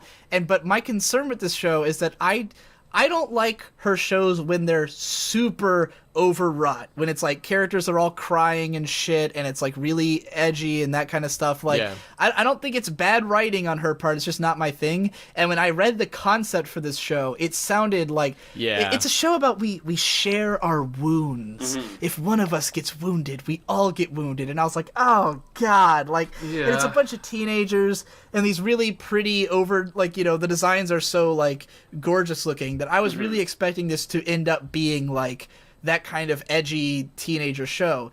And then I was shocked that it's a ton of fun. Like the way, and I don't even know if it's really the writing or if it's just the animation, but it's so much fun to watch these characters bounce around and everything that yeah, I I was just love like, watching yeah, the main I'm character having a get great beat up like time. 5 times in episode 1. That was fun. Yeah. That was even fun. even though some of the I'm being characters are sarcastic. even though some of the characters are like pretty clearly gonna be somewhat tropey, you know, you have the snide guy, you have the like super cutesy girl, etc. Right? I felt like it was similar to Bungo, except they didn't try super hard to make the characters unique. They just were. Yeah. Like the guy who's Yeah. the that's the entire point. Bruce The guy. Bruce. The Goose. He has like such a decent premise where he just comes out and he's like, "Yo, you want to pay me? I'll beat these guys up." Yeah, I love that guy. Man, Hey- was anyone else hey, me, pissed off when fucker. that fucking high and mighty blue-haired bitch was like, "Hey, you know about the 7 sins, don't you? Let me tell you about the new 7 sins. Yeah, the fuck cunning, that. normal, high and mighty, goody two." Okay, she insults the redheaded girl for being goody two-shoes when she's telling on the 2 fucking people who are beating the shit out of her friend. I'm sorry, if that's a sin, I don't know what it's like to be a good person. Yeah, Fuck yeah, this yeah. bitch. She's an asshole. Well, and then I she love pushes him blue-haired down girl. the stairs. So there you I go. love her She was because hot, she's but- she's fucking insanely beautiful. And Man, whatever. She's an asshole. And she's insanely insane. Yeah, like, that's why I straight up- love her, because she's scary, and I like that. I like that she makes me worried about my health and safety while talking to She her. almost commits like a hard murder, like right off the bat, and then it's just Yeah. like, oh, hey, this thing worked. Yeah. That's great. And by the way, is anyone else annoyed by, okay, like, if this was a system in which when a wound is inflicted on someone, it also inflicts a wound to other people, I could, like, maybe get behind that, but, like, if you die, it just distributes the damage to... I know it's magic, but it's just like, what is even going on here? I have So- no idea. Yeah, no, the plot, the Well, yeah, concept of the story, I think, is fucking stupid. Yeah, But, yeah. like, but the thing is, it's out the gate with it. Like, Yeah, 'cause that's true. There's certain concepts that, like, you have to just buy into it or else the story's just not going to work. And it's Yeah. like, they had this idea, and it's like, all right, here it is. Take I it or don't leave even- it. I don't like, even you know, hate the like, idea. I'm sure they can do some interesting things with it, and that's Yeah. what I'm willing to look for. The you know, drama like, seems like it why could be go pretty for, cool. Like, if it Yeah. really Like, is a why story of couldn't these, like, introduce 6 a people concept that's really stupid getting unless to you're know gonna each do other something? and, like, developing as people, I don't know, that could be good. being forced 7, to yeah. know each other. Yeah. 7. Yeah, there's a 7th Ranger. Yeah, and I do. It makes somewhat sense in the story, not in the real world context, Yeah. of course. But the idea of if everyone shared the same pain, then we'd have world There's an peace, idea 'cause everyone behind it would that's punch not each terrible. other, That's true. because they'd be punching themselves. Someone hasn't told them about masochists. Yeah. Yeah. No. yeah. Oh god, yeah. I really, really like this show. I came away from this, like, I have this and Camboneri as, like, my 2 Yeah. favorites, aside, like, and Luluco as well, I guess. The only thing that kind of... It's such a minor quibble. It's like, I wouldn't even call it, like, a valid complaint. Is, like, most shows are so overloaded with fan service that it's just a part of the show, right? Right. Most shows are just have that all over. Kisniver is so close to having none that I was bummed. All right. when it Well, had to say the that 2 to say most that minor no things. fan service is the objective best way is not true. There's nothing wrong. That's sorry. To be clear, I never said that. yeah, You that's said true. that. But Yeah, you yeah, sounded yeah. like you were implying it. The closer to 0, the better it is. No, not at all. No, he's Just- saying that he's no, not at all. disappointed Just because when I He was watch saying he it- wanted when something I watch so anime, different. 95% of what I see has fan service 80% of the time, and that's fine. I watch a lot of anime and I like it. I play a lot of shitty. Games I like reject the Senran notion Kagura that it are needs back to. I front. don't. I mean, okay. He sure, wasn't you saying could, it needs to. He's No, saying no, he's I didn't say disappointed that. that No, it he didn't was turn out to saying be as that- different But as why he would it be expected. better? Yeah. I don't understand why it would be better. It's not that it would be better. I It's didn't that say It would I be didn't say different. it was It would be that- different. Nate, Yeah. you're the one who's saying I would say it would be better. I didn't say that. I just Okay. it just happened twice where he got pushed down the stairs, his lips didn't animate, and he said the word pennies. Sure. Okay. And then right at the end where the guy says, "I'm gonna grab your boobs." I mean, I Man, agree. if only Tonally, I don't those think two that matched little what they were things, going like- for in the scene. I agree on that count. Yeah. I think you'd get a similar problem if High School DxD had an episode with absolutely no fan service. It'd be the same Yeah. dichotomy. It's like, Well, oh, sure, what? based Why- because what's you've got happened? expectations of what the show That's should not be. what this yeah. was. Okay. Yeah. Well, it's, Yeah, no, and like I Well, love expectations that I so love set up. tons of shows that are back to front with fan service, and it's totally not like this show is better than this because it's like got less fan service, but it was so close to having 0 that I was like, if only it had 0, that would have been interesting. But that's Okay. fine. Like I said, it's such a minor quibble. Well, don't even I'll just tell consider you, it I a didn't valid really like the complaint. show very much, and probably won't watch much more. I mean, the drama between the 6 might That's be fair. interesting, but that's like a bet I don't really want to take. Just don't feel. Yeah, I don't I- know. I like the girl with the twin tail. She was cute. I liked her. equally believe that it's a bet, but I am well willing to take it because the show is so fucking beautiful that it could be Yeah, about okay. anything and Yeah. I'd watch it. Because that was the thing I didn't really expect. Like, I know I love the look of Trigger shows, but I'm used to them being not that animated. Yeah. Like, being fun to watch because of the way they're directed, Yeah. but not necessarily that animated. And like watching this first episode, so much stuff was moving in such cool Yeah. and fun ways, and it was just like, This man, is- I could mute this and it would be Well, great. This you is know? like Yeah. this is like I've said this before, and like, this is what happens when you put Hiroyuki Imaishi, tell him to go make a show about a space patroller, and everyone else gets to work Yeah. on some bigger Imaishi project. gets to do his fun stupid thing where he gets to do whatever he wants, and the people who, by the way, made Little Witch Academia, that Yeah. talent is here. There's a lot of those people. They out know here, how yeah. to make shit look real pretty if they have the money Right. to. But episode 2 of yeah. Little Witch Academia wasn't So even many that people good. are like And getting a it's a promotion 12 with this. No, it and was it's 12 it's 12 episodes, which is a really good sign for this not Yeah. having that uneven Oh, kill yeah. to kill. One episode's gonna look just straight up Well, like Inferno every Cop. episode of Kill la Kill is perfect, so we won't get into that. But, Yeah, right. Oh, I right, love let's those move on to the like next- 4 Absolutely. episodes about that one fight scene. That was great. But speaking Now, of It was Let's move that was on. never the case, and you're full of shit. It wasn't one The- fight. That tournament arc has no place. It was a waste of everyone's The time. tournament goddammit. arc Perfect. had a point, and it was only 3 episodes, and she fought 5 different people. It should have been so- half of one episode. But anyway, let's move on. It was sick, and there were fights. it was great. it was excellent. But speaking of pretty shows, because we've got a really good segue here. Yeah. All right. So the next Yeah, one is okay. Flying Witch. You want to Yes. introduce this, Jeff? I Since you're excited about it. I did think the Flying Witch was It's very the best very thing ever. pretty. Like people were tweeting this at me before I watched it, and that was where I was like, oh, I definitely got to prioritize this. Yeah. It's a very simple show, premise-wise. It's about this girl who moves in with her cousins to spend, like, the next year or two there. She's kind of a freeloader. She's got a bad sense of direction. It's very much a combination of anime tropes that you know and tolerate, or maybe like. It's a very chill show. Very It's a very, chill. very chill. And the thing is that she's a witch. And it's not a big deal that she's a witch, and that makes it Yeah, so not much a big more deal. of a big deal. Like, she's just out with her cousin looking at brooms, and she's like, yeah, this is pretty good. And then she flies like 20 feet up into the air, and her little Yeah. cousin's like, what? And the whole first episode, her little cousin's been suspicious of her talking to her cat.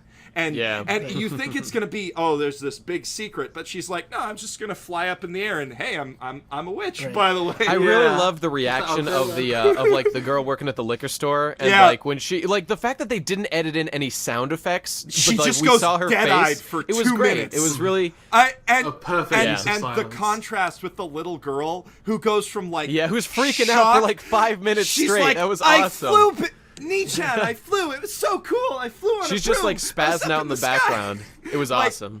Like it's got such endearing and great And you know characters. that's and totally what, true. Yeah. And what really sells how wonderful it is it's got that JC Staff 100% awe-inspiring animation magic that they sometimes just nail. When that girl starts flying, the animation is just so good. They go full 24 frames per second for a little while with her hair blowing. And I just love how slowly she's flying. It's so comfortable, you know? It's Yeah. so cozy, this show. It's great. It's Yeah. great. And by the Yeah. way, Everything and the about it just soundtrack makes you is feel good. fucking dude, incredible. Oh, when God, she yes. flew, the soundtrack blew with that plays when she starts to fly for the first time. Man, it was amazing. And by the way, because the show is so beautiful all the time, when that fucking Mandragora face gets shown, and it's Oh, that- so fucking Yes. horrifying, It's a it was top-notch like joke. perfect. It was perfect. Yeah. I gotta say, man, only once in a blue moon do I actually want an OST from a show to listen to, and Yeah, this was yeah. one of those where I was like, I would play this, like, going to bed and It stuff. Super chill. I don't know if any of you ever Yeah. seen a show called Some Days Dreamers. Nope. I think so, yeah. It's ancient. It's from like the mid 2000s. There were 2 different shows, but both of them Is that were ancient now? Mid 2000s? Well, Ancient yeah. constitutes 16. early 2000s is Okay. ancient by fucking talk to somebody who watches go on. anime now and ask them if they've seen something from Yeah, 2003. yeah. It's another No, Tennessee you're, Stat you're show. absolutely Fucking right. talking You're totally right. Yeah. But yeah, the Some Days Dreamers shows from the mid 2000s were literally this premise. It was like a girl who's training to become a witch, super laid back shows. And usually it was about like a girl from the country going to the big city or vice versa. So this is like almost the third season of Some Days Dreamers. And Some like Days- if Some you were a Days fan of those shows, if you're one of the 10 wow. people who remembers them, this is like the spiritual successor And to if them. you're a fan of Flying Witch, Some Days Dreamers, also made by JC Staff, a lot of the Yeah, same and shit. well, I wouldn't recommend going back because of the fact that Some Days Dreamers' biggest problem was that it was ugly as sin. Early JC It was stuff. not very good looking, especially the second series, which all of the backgrounds were literally photographs with Photoshop filters on them. Yeah. Which was interesting, and it was definitely a stylistic choice, but it was all photographs. It was very odd, but That's like cool. this show is much better looking, Yeah. and the fucking scene with the Mandragora, like, because at first I was just Man- kind of like, man- whatever. Did you, this I'm is sorry, did you slow- just say Mandragora? It's a Mandragora, for Christ's sake. whatever? Mandragora. The scene with the No, it's Mandragora. actually a Come mandrake, on. I think. Yeah, they actually said the part where Mandrake, she, yeah. Yeah, the- Ma- when she Mandragora pulls is a it out of the different thing. ground, the way they animated that thing to be like so fucked up and creepy, and Yeah. she's just smiling, holding it. I laughed through the entire scene. I Yeah, thought that it was the ruled. funniest thing that happened all season. Just It just fucking like ruled. that, and then she gives it to her as a present. She's like, "I don't want it. I I don't, don't want that, it." Yeah. Yeah. Why would you want And the pause before that Oh is god, amazing. that is such a perfect joke. The Yeah. comedy Yeah. in this is really strong, and on Yeah. top of that, it's on top of having a great soundtrack. It's one of those shows where you can just close your eyes, hit print screen, and you have a new amazing wallpaper. It's All right. it's If anybody has any closing comments on that one, Oh, I want to fuck that brown girl watch that we it. haven't seen yet. Oh, She the looks brown pretty... girl looks tight. My comment on it is it's a low key show. People aren't going to get super hyped about it, even though it's really really good. It's 'cause true. It's true. actually, you know what? You know what I'd say if you want something like Moyashimon, this is like that. That was a low key show. Oh god, all of these are fucking old. I just Moyashimon's from like 2007, but it was this exact feel. Usually when people make Yeah. comparisons, it's about something really popular that it's like, oh Well, yes, I was everyone's thinking, seen I that. thought for sure I was gonna say Moyashimon, and all four of you were gonna go, "Oh yeah, no, like yeah, no, that one," no, and nobody no, said anything, no. and I went, "Oh god, I'm an old man." No. Some of our audience will hear that and be sold immediately. 'Cause Yeah. that show was like a cult hit that everyone who watched it really loved, and this is the same feel I got from that. All right, anyway, next show, High School Fleet. Callum, you want to introduce this one? Yeah. A show that was once marketed to be a slice of life series about environmentalism quickly revealed that it's essentially Girls and Panzer with ships, combining a form of slice of life comedy with actual naval Yeah. warfare. And its new name is High School High Fleet. Foodie. Originally High Foodie, which High Furry to High School Fleet, and it changed all of its marketing overnight. is really interesting, and I don't know why they did it. It sounded like you guys like there was like some sort of misdirection intentionally going on by the it seems studio. that way. Is that that correct? they marketed it to look like it was about like a high school show, like just to cute girls Yeah. in high school.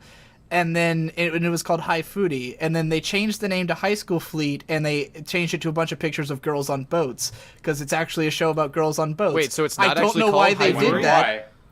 No, it's called High School Fleet. It's High not High Foodie Furry, is yeah. just the shortened name that they'll toss on a bunch of Right. products. I mean, High So I School can call it that if it's Fleet. yeah. Yeah. Okay, just checking. Yeah. Yeah. But But it was weird. I could not. And I don't know why they did that. I couldn't. This show, I couldn't I get liked over it. how much of like a contrived Cancale Yeah. thing they were going for. Like I couldn't get over it. Like Kantai Collection is still huge. It hasn't gone away. I just got the game recently. Like it's still big, and like I couldn't get over how much of they're just getting the Cancale audience. Well, like, I don't know. It just Oh, it yeah, stuck that with was- me I don't so know. much, I just thought couldn't this see was going to past be it. more. That's a personal sentiment. I don't think that reflects I don't really its know how. quality, I haven't so. watched that or played or whatever. I don't know how slice of lifey That's that fair. is, but this I expected to be very slice of lifey, and it was at first. But then at the end, there's this twist where it's like there seems like there's an actual plot where like maybe there's a conspiracy theory to like because like it sounds like the captain of the boat was put there because she's so incompetent, and so it sounds like there's something going on where they're trying to like get rid of someone involved here. And so, like, it seems like it might actually go serious. But the thing is, plot's getting interesting. Yeah.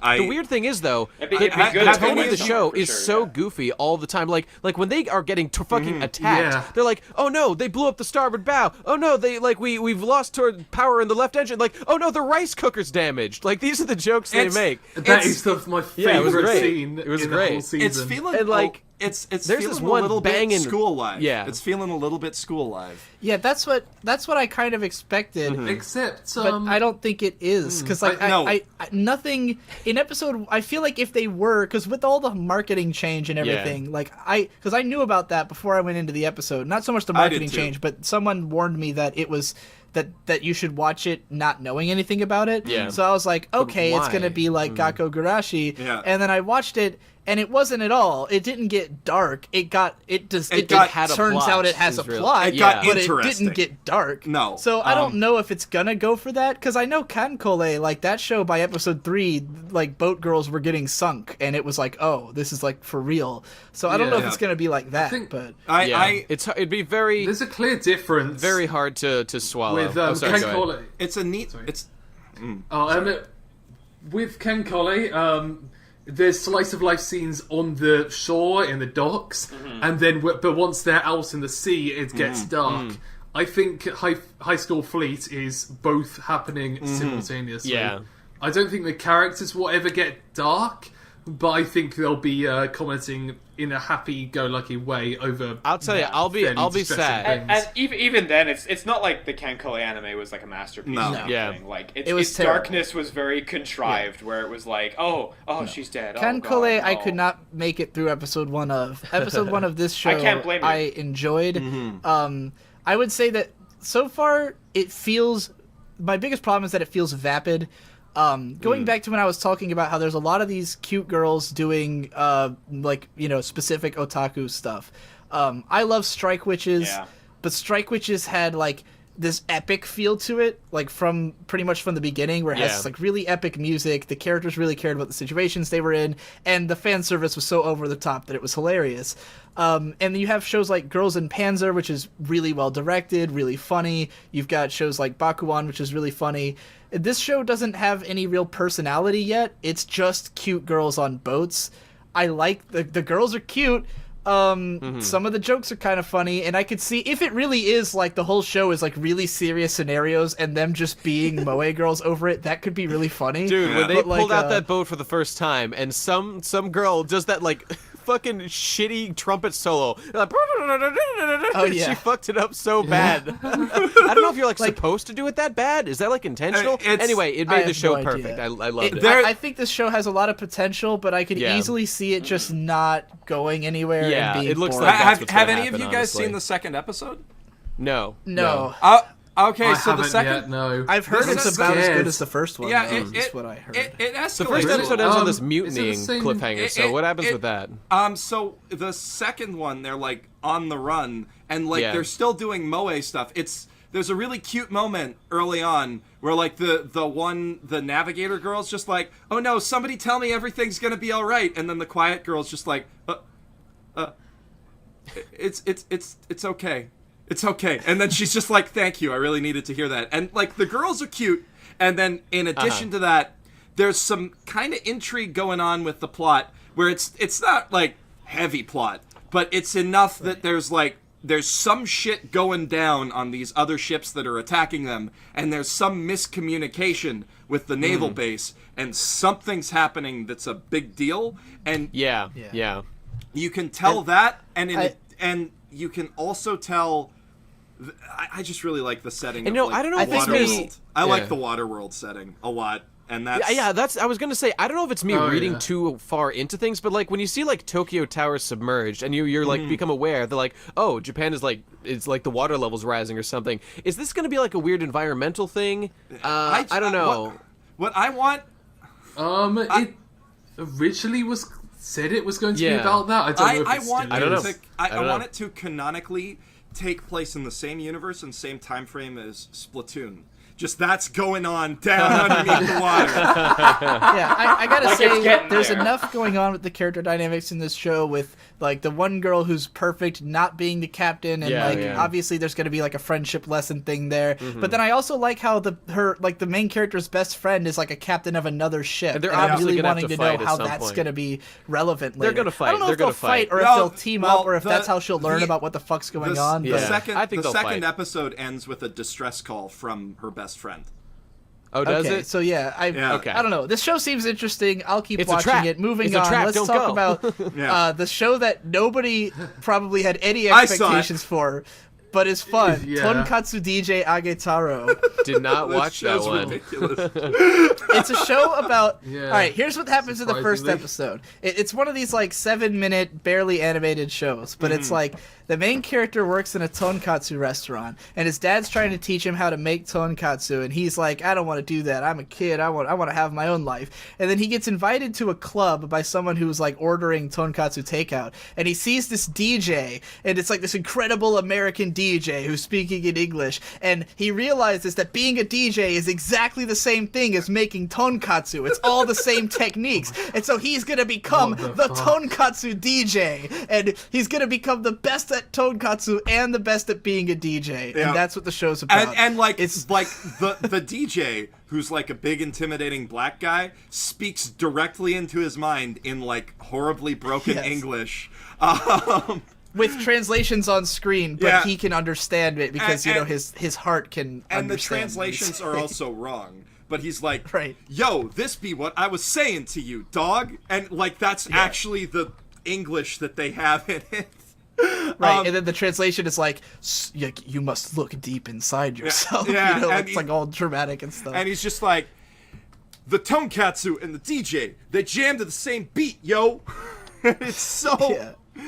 oh god. What the I- It's pretty Fuck. ridiculous, but it's pretty fucking entertaining, and I would like to watch more of it. yeah, and, Oh god. It's incredibly stupid. It's so but- stupid, but it's stupid in a Yeah, I didn't fun have it on the way. list because I didn't catch on to it until people were talking about it on Twitter, and that when people start talking about like a 7-minute show that looks like nobody's gonna watch it, that's when I know I have to give it a look. Mm-hmm. And I was not disappointed. I don't know if I'd watch the whole thing, but it was entertaining. That's Yeah. fair. All right, the next one. This is actually, I don't know how any of you will feel about this, but this is probably my actual favorite show of the whole season. Is Sancha Sanyo.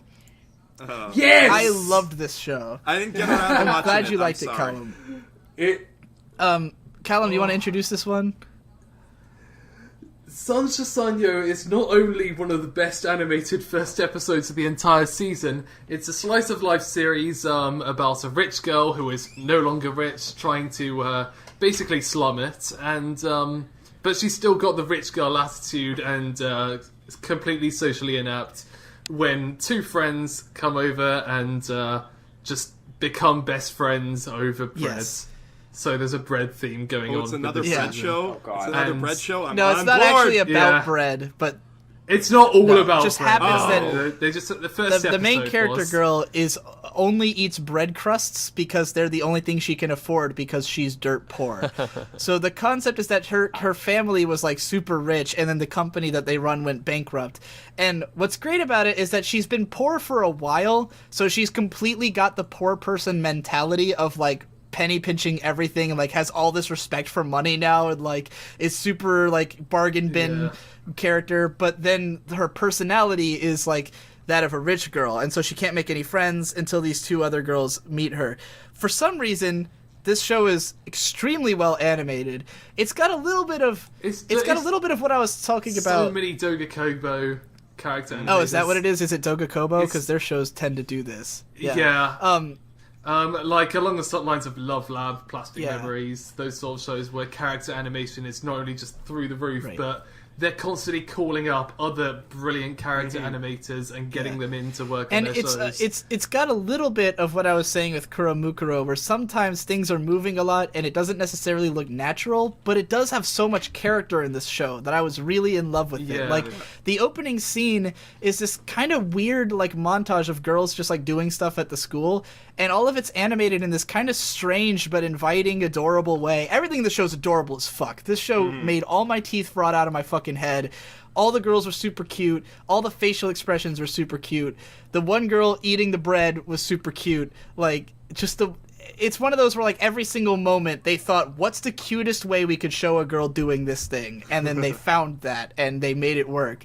But more importantly, and I was saying this earlier, that, like, I've seen so many of these slice of life shows that I now have, like, a hierarchy for them, right? Where, like, I can't watch Unhappy because I have this show and I can watch this instead. Yeah. Because the main character girl actually has, like, pathos and, like, a reason to be sympathetic for her, where, like, she's really desperately wants friends and she doesn't understand humans at all. She's, like, you know, not quite like autistic, but she doesn't understand why people do the things She's they socially do. inept. Yeah, she doesn't understand, Yeah. like, when people ask, like, there's a scene where the other characters ask her, like, what's your favorite food? And she's, like, scrambling to try to think of an answer that commoners would accept, and she, like an answer that won't make them hate her.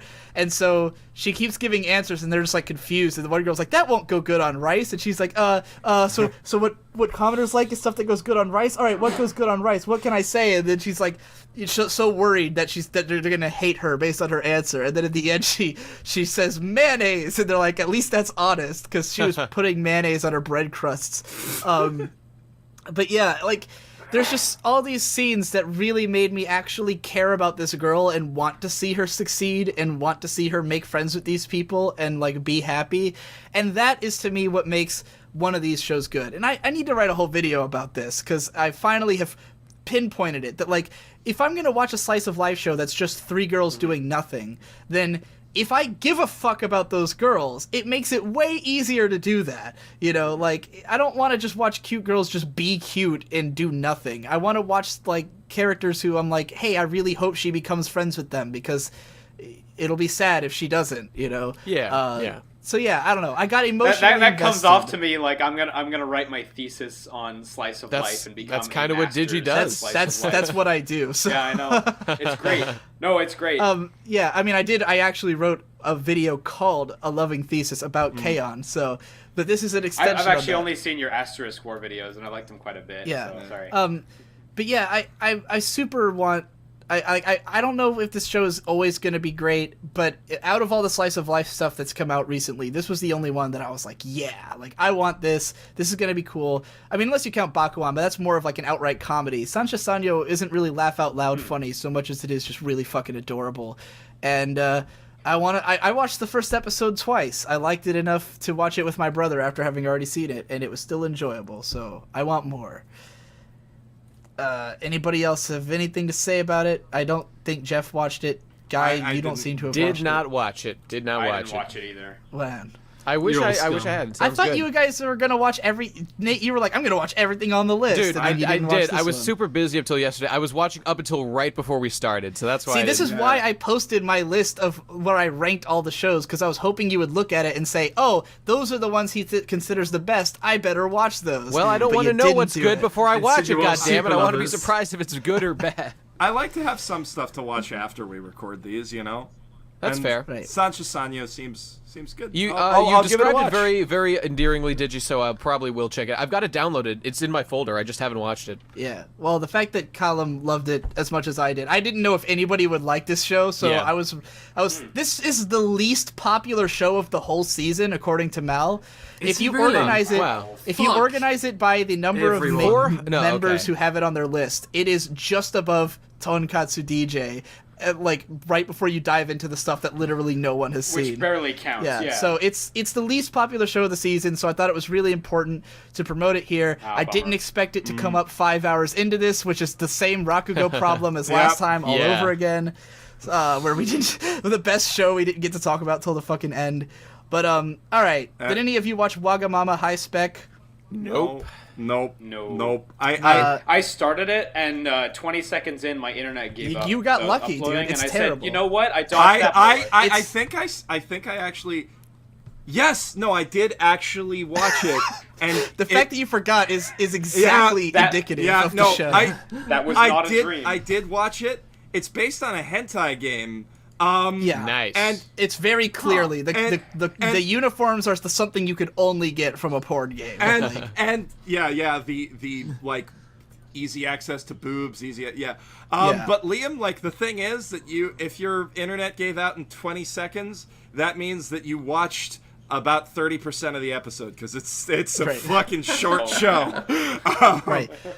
This episode, this is what I got happens in enough, the first episode. There's 4 girls in a club room, and it's really hot, and it keeps getting hotter, so they all just decide to take all their clothes off. Oh my Here's God. the weird... There's only one notable thing about this show, and then we'll skip past it, but this was so weird to me.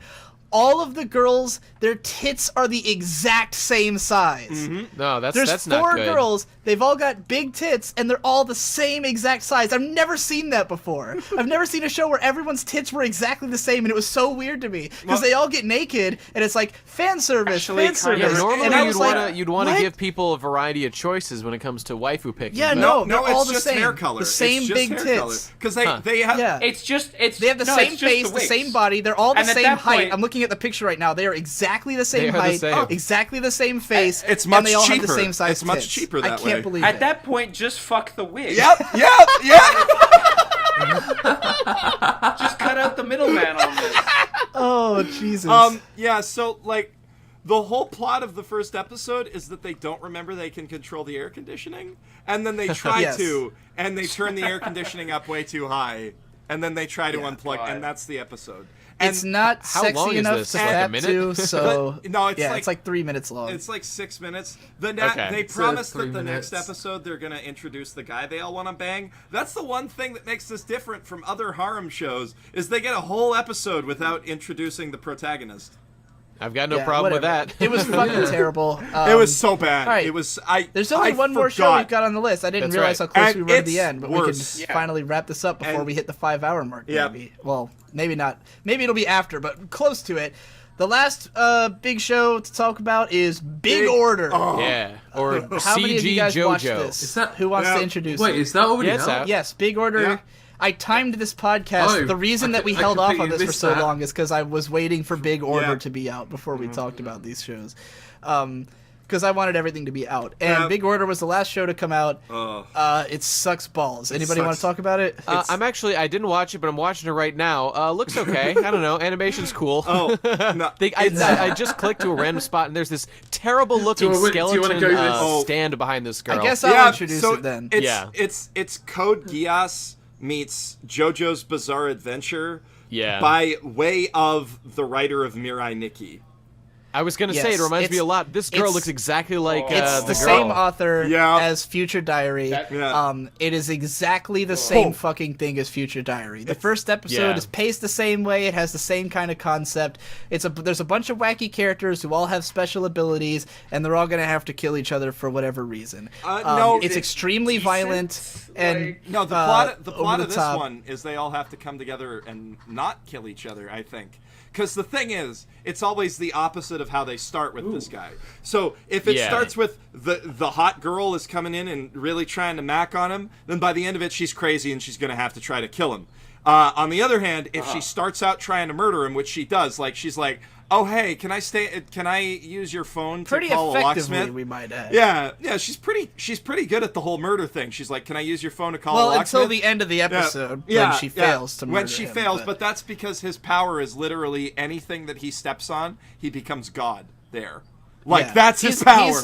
This main character apparently literally caused the apocalypse when he was like What? 8 because everyone in this world has special powers that let them like basically they make a wish and their power will make that wish come true. He when he was a kid accidentally wished for the end of the world. He wished, and so he wished the for world domination, but Yeah, he he thought, wished he interpreted it as destruction, and it's Yeah, so he ended up accidentally destroying the world when he was a kid, and some people know that, and they're after him. Jeez, I'm But watching this dude stab a he's bitch in the forehead he's right so now. overpowered that the way that because he doesn't want to use his powers because he thinks it'll cause too many problems. So the girl who gives him his powers is like, I'll limit your power to a certain area, Oh my God. and then you'll be able to use it. To So 1/10,000th of your power. if he wanted to, he could literally do anything. Yeah. But because he's so magnanimous, he's let her limit his power Dude. so that if he's in a place, then he has damn it. complete control You know, over you know everything what that in reminds that me place. of? No, That's it- like the opposite of that. You remember that old show? It was like it was a manga. I think it got adapted into an anime. It's about a dude who one day he wished he could turn trash into trees, and there's like a fight that they have based on this. There's like a tournament arc going Never on. heard of But the that. point is, like, it's a shonen battle Oh wait, is that series. Law of Ueki? No, What is it?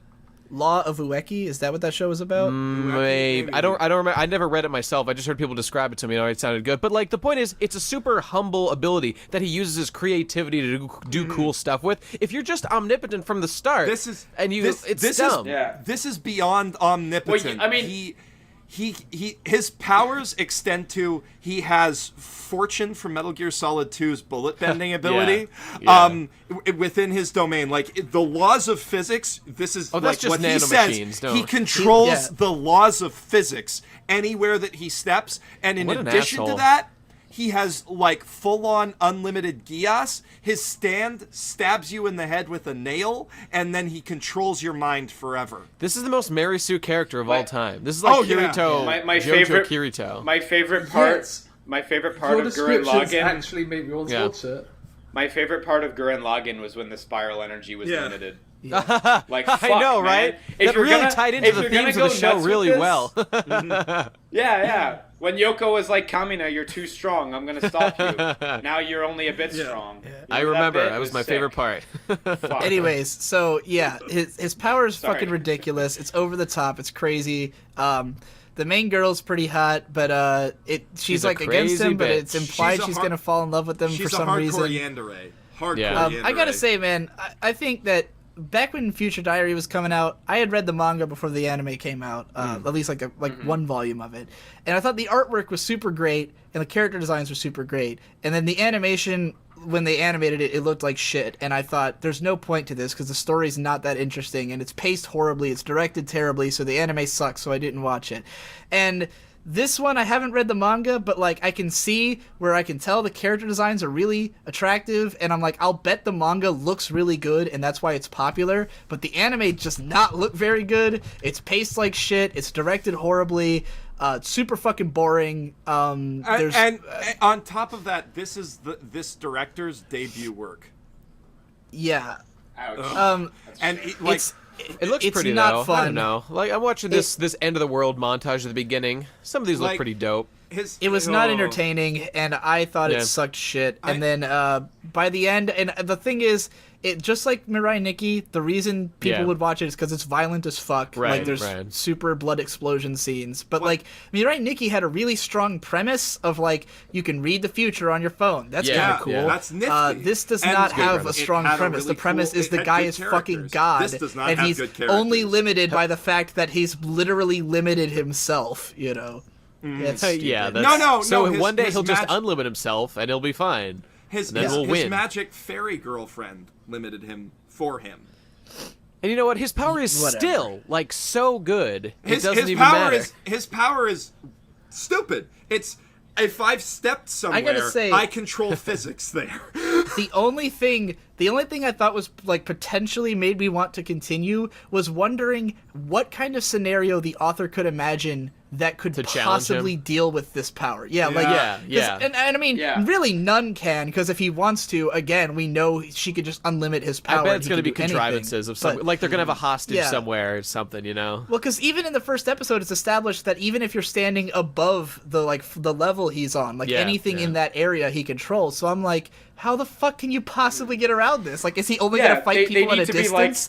You know? They need to be like There'll be equivalent. someone No, to like, Please, like God, somebody's gonna humanity. be like using their stand power from literally the other side of the planet. Like, haha, I've got him Yeah. now. I'm on the opposite side of the world. I mean, There's then no he'll turn and then upside he's- down. He'll yeah, just turn upside down. and then he'll just be like, he'll do a handstand, and he's like, now I control everything. oh my god, that's brilliant. What is that? What's that old browser game where like you play with two players and you're like an archer, like a stick figure archer, and you have to try to shoot the other guy by like judging the you shoot the distance? other guy, Yeah. yeah. That Yeah. This is like a whole.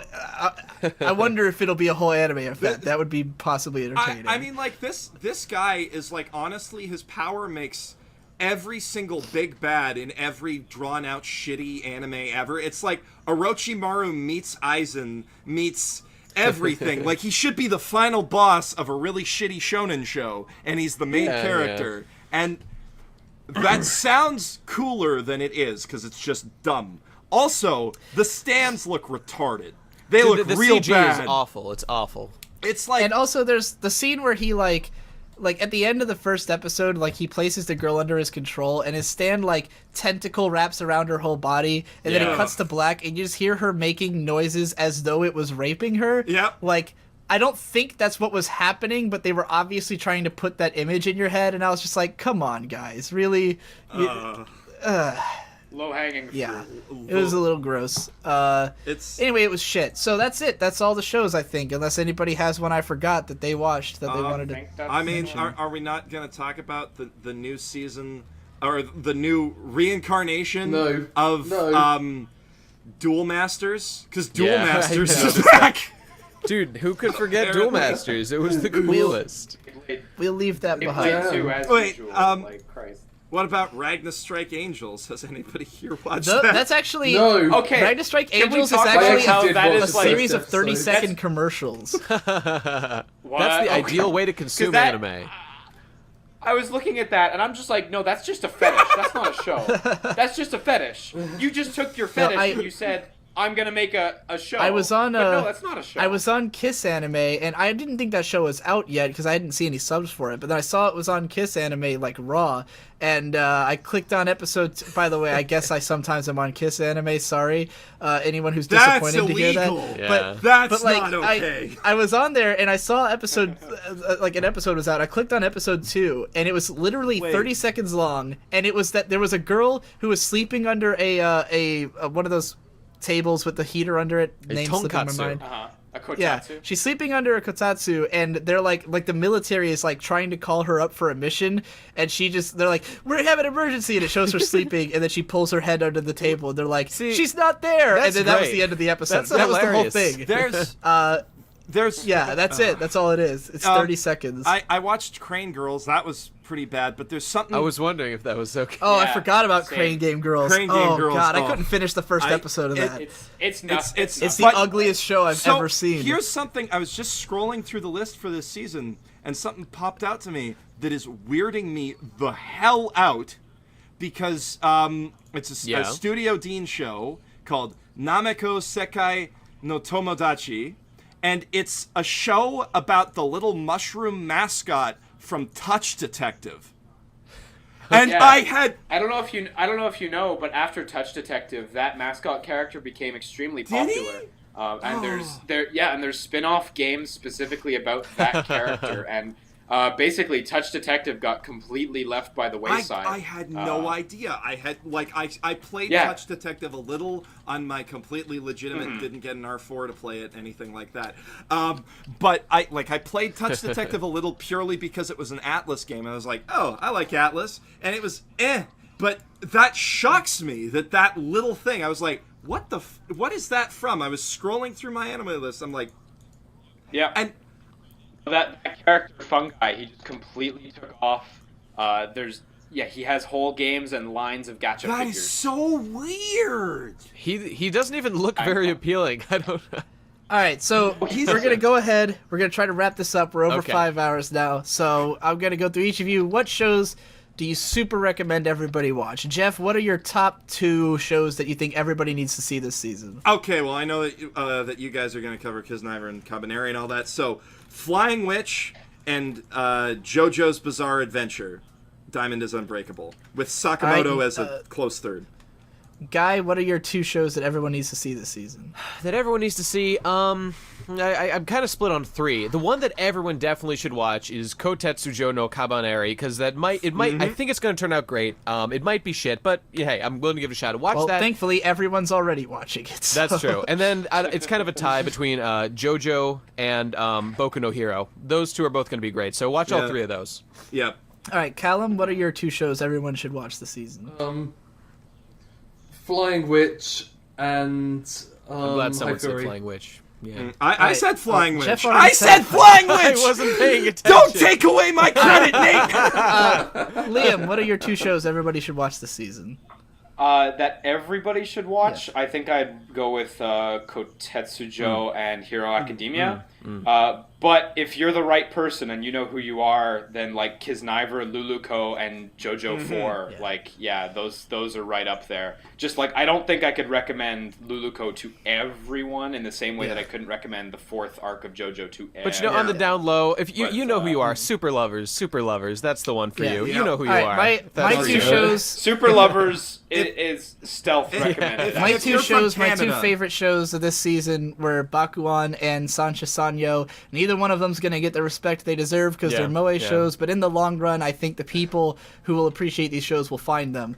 I'm concerned about Sancha Sanyo because nobody's fucking watching it. Like, Bakuan had a little bit of hype before it came out, so I think people will find that. But if you haven't given Sancha Sanyo a try, because it just, I mean, for the record, it looks like it's nothing. Like, if you look at the art, it just looks like some... I wrote it off, but your recommendation's like so glowing. Yeah, that I'm gonna it looks really great. It's got amazing animation for what it is, and the characters are super cute and fun, and I love it. So go give that a watch.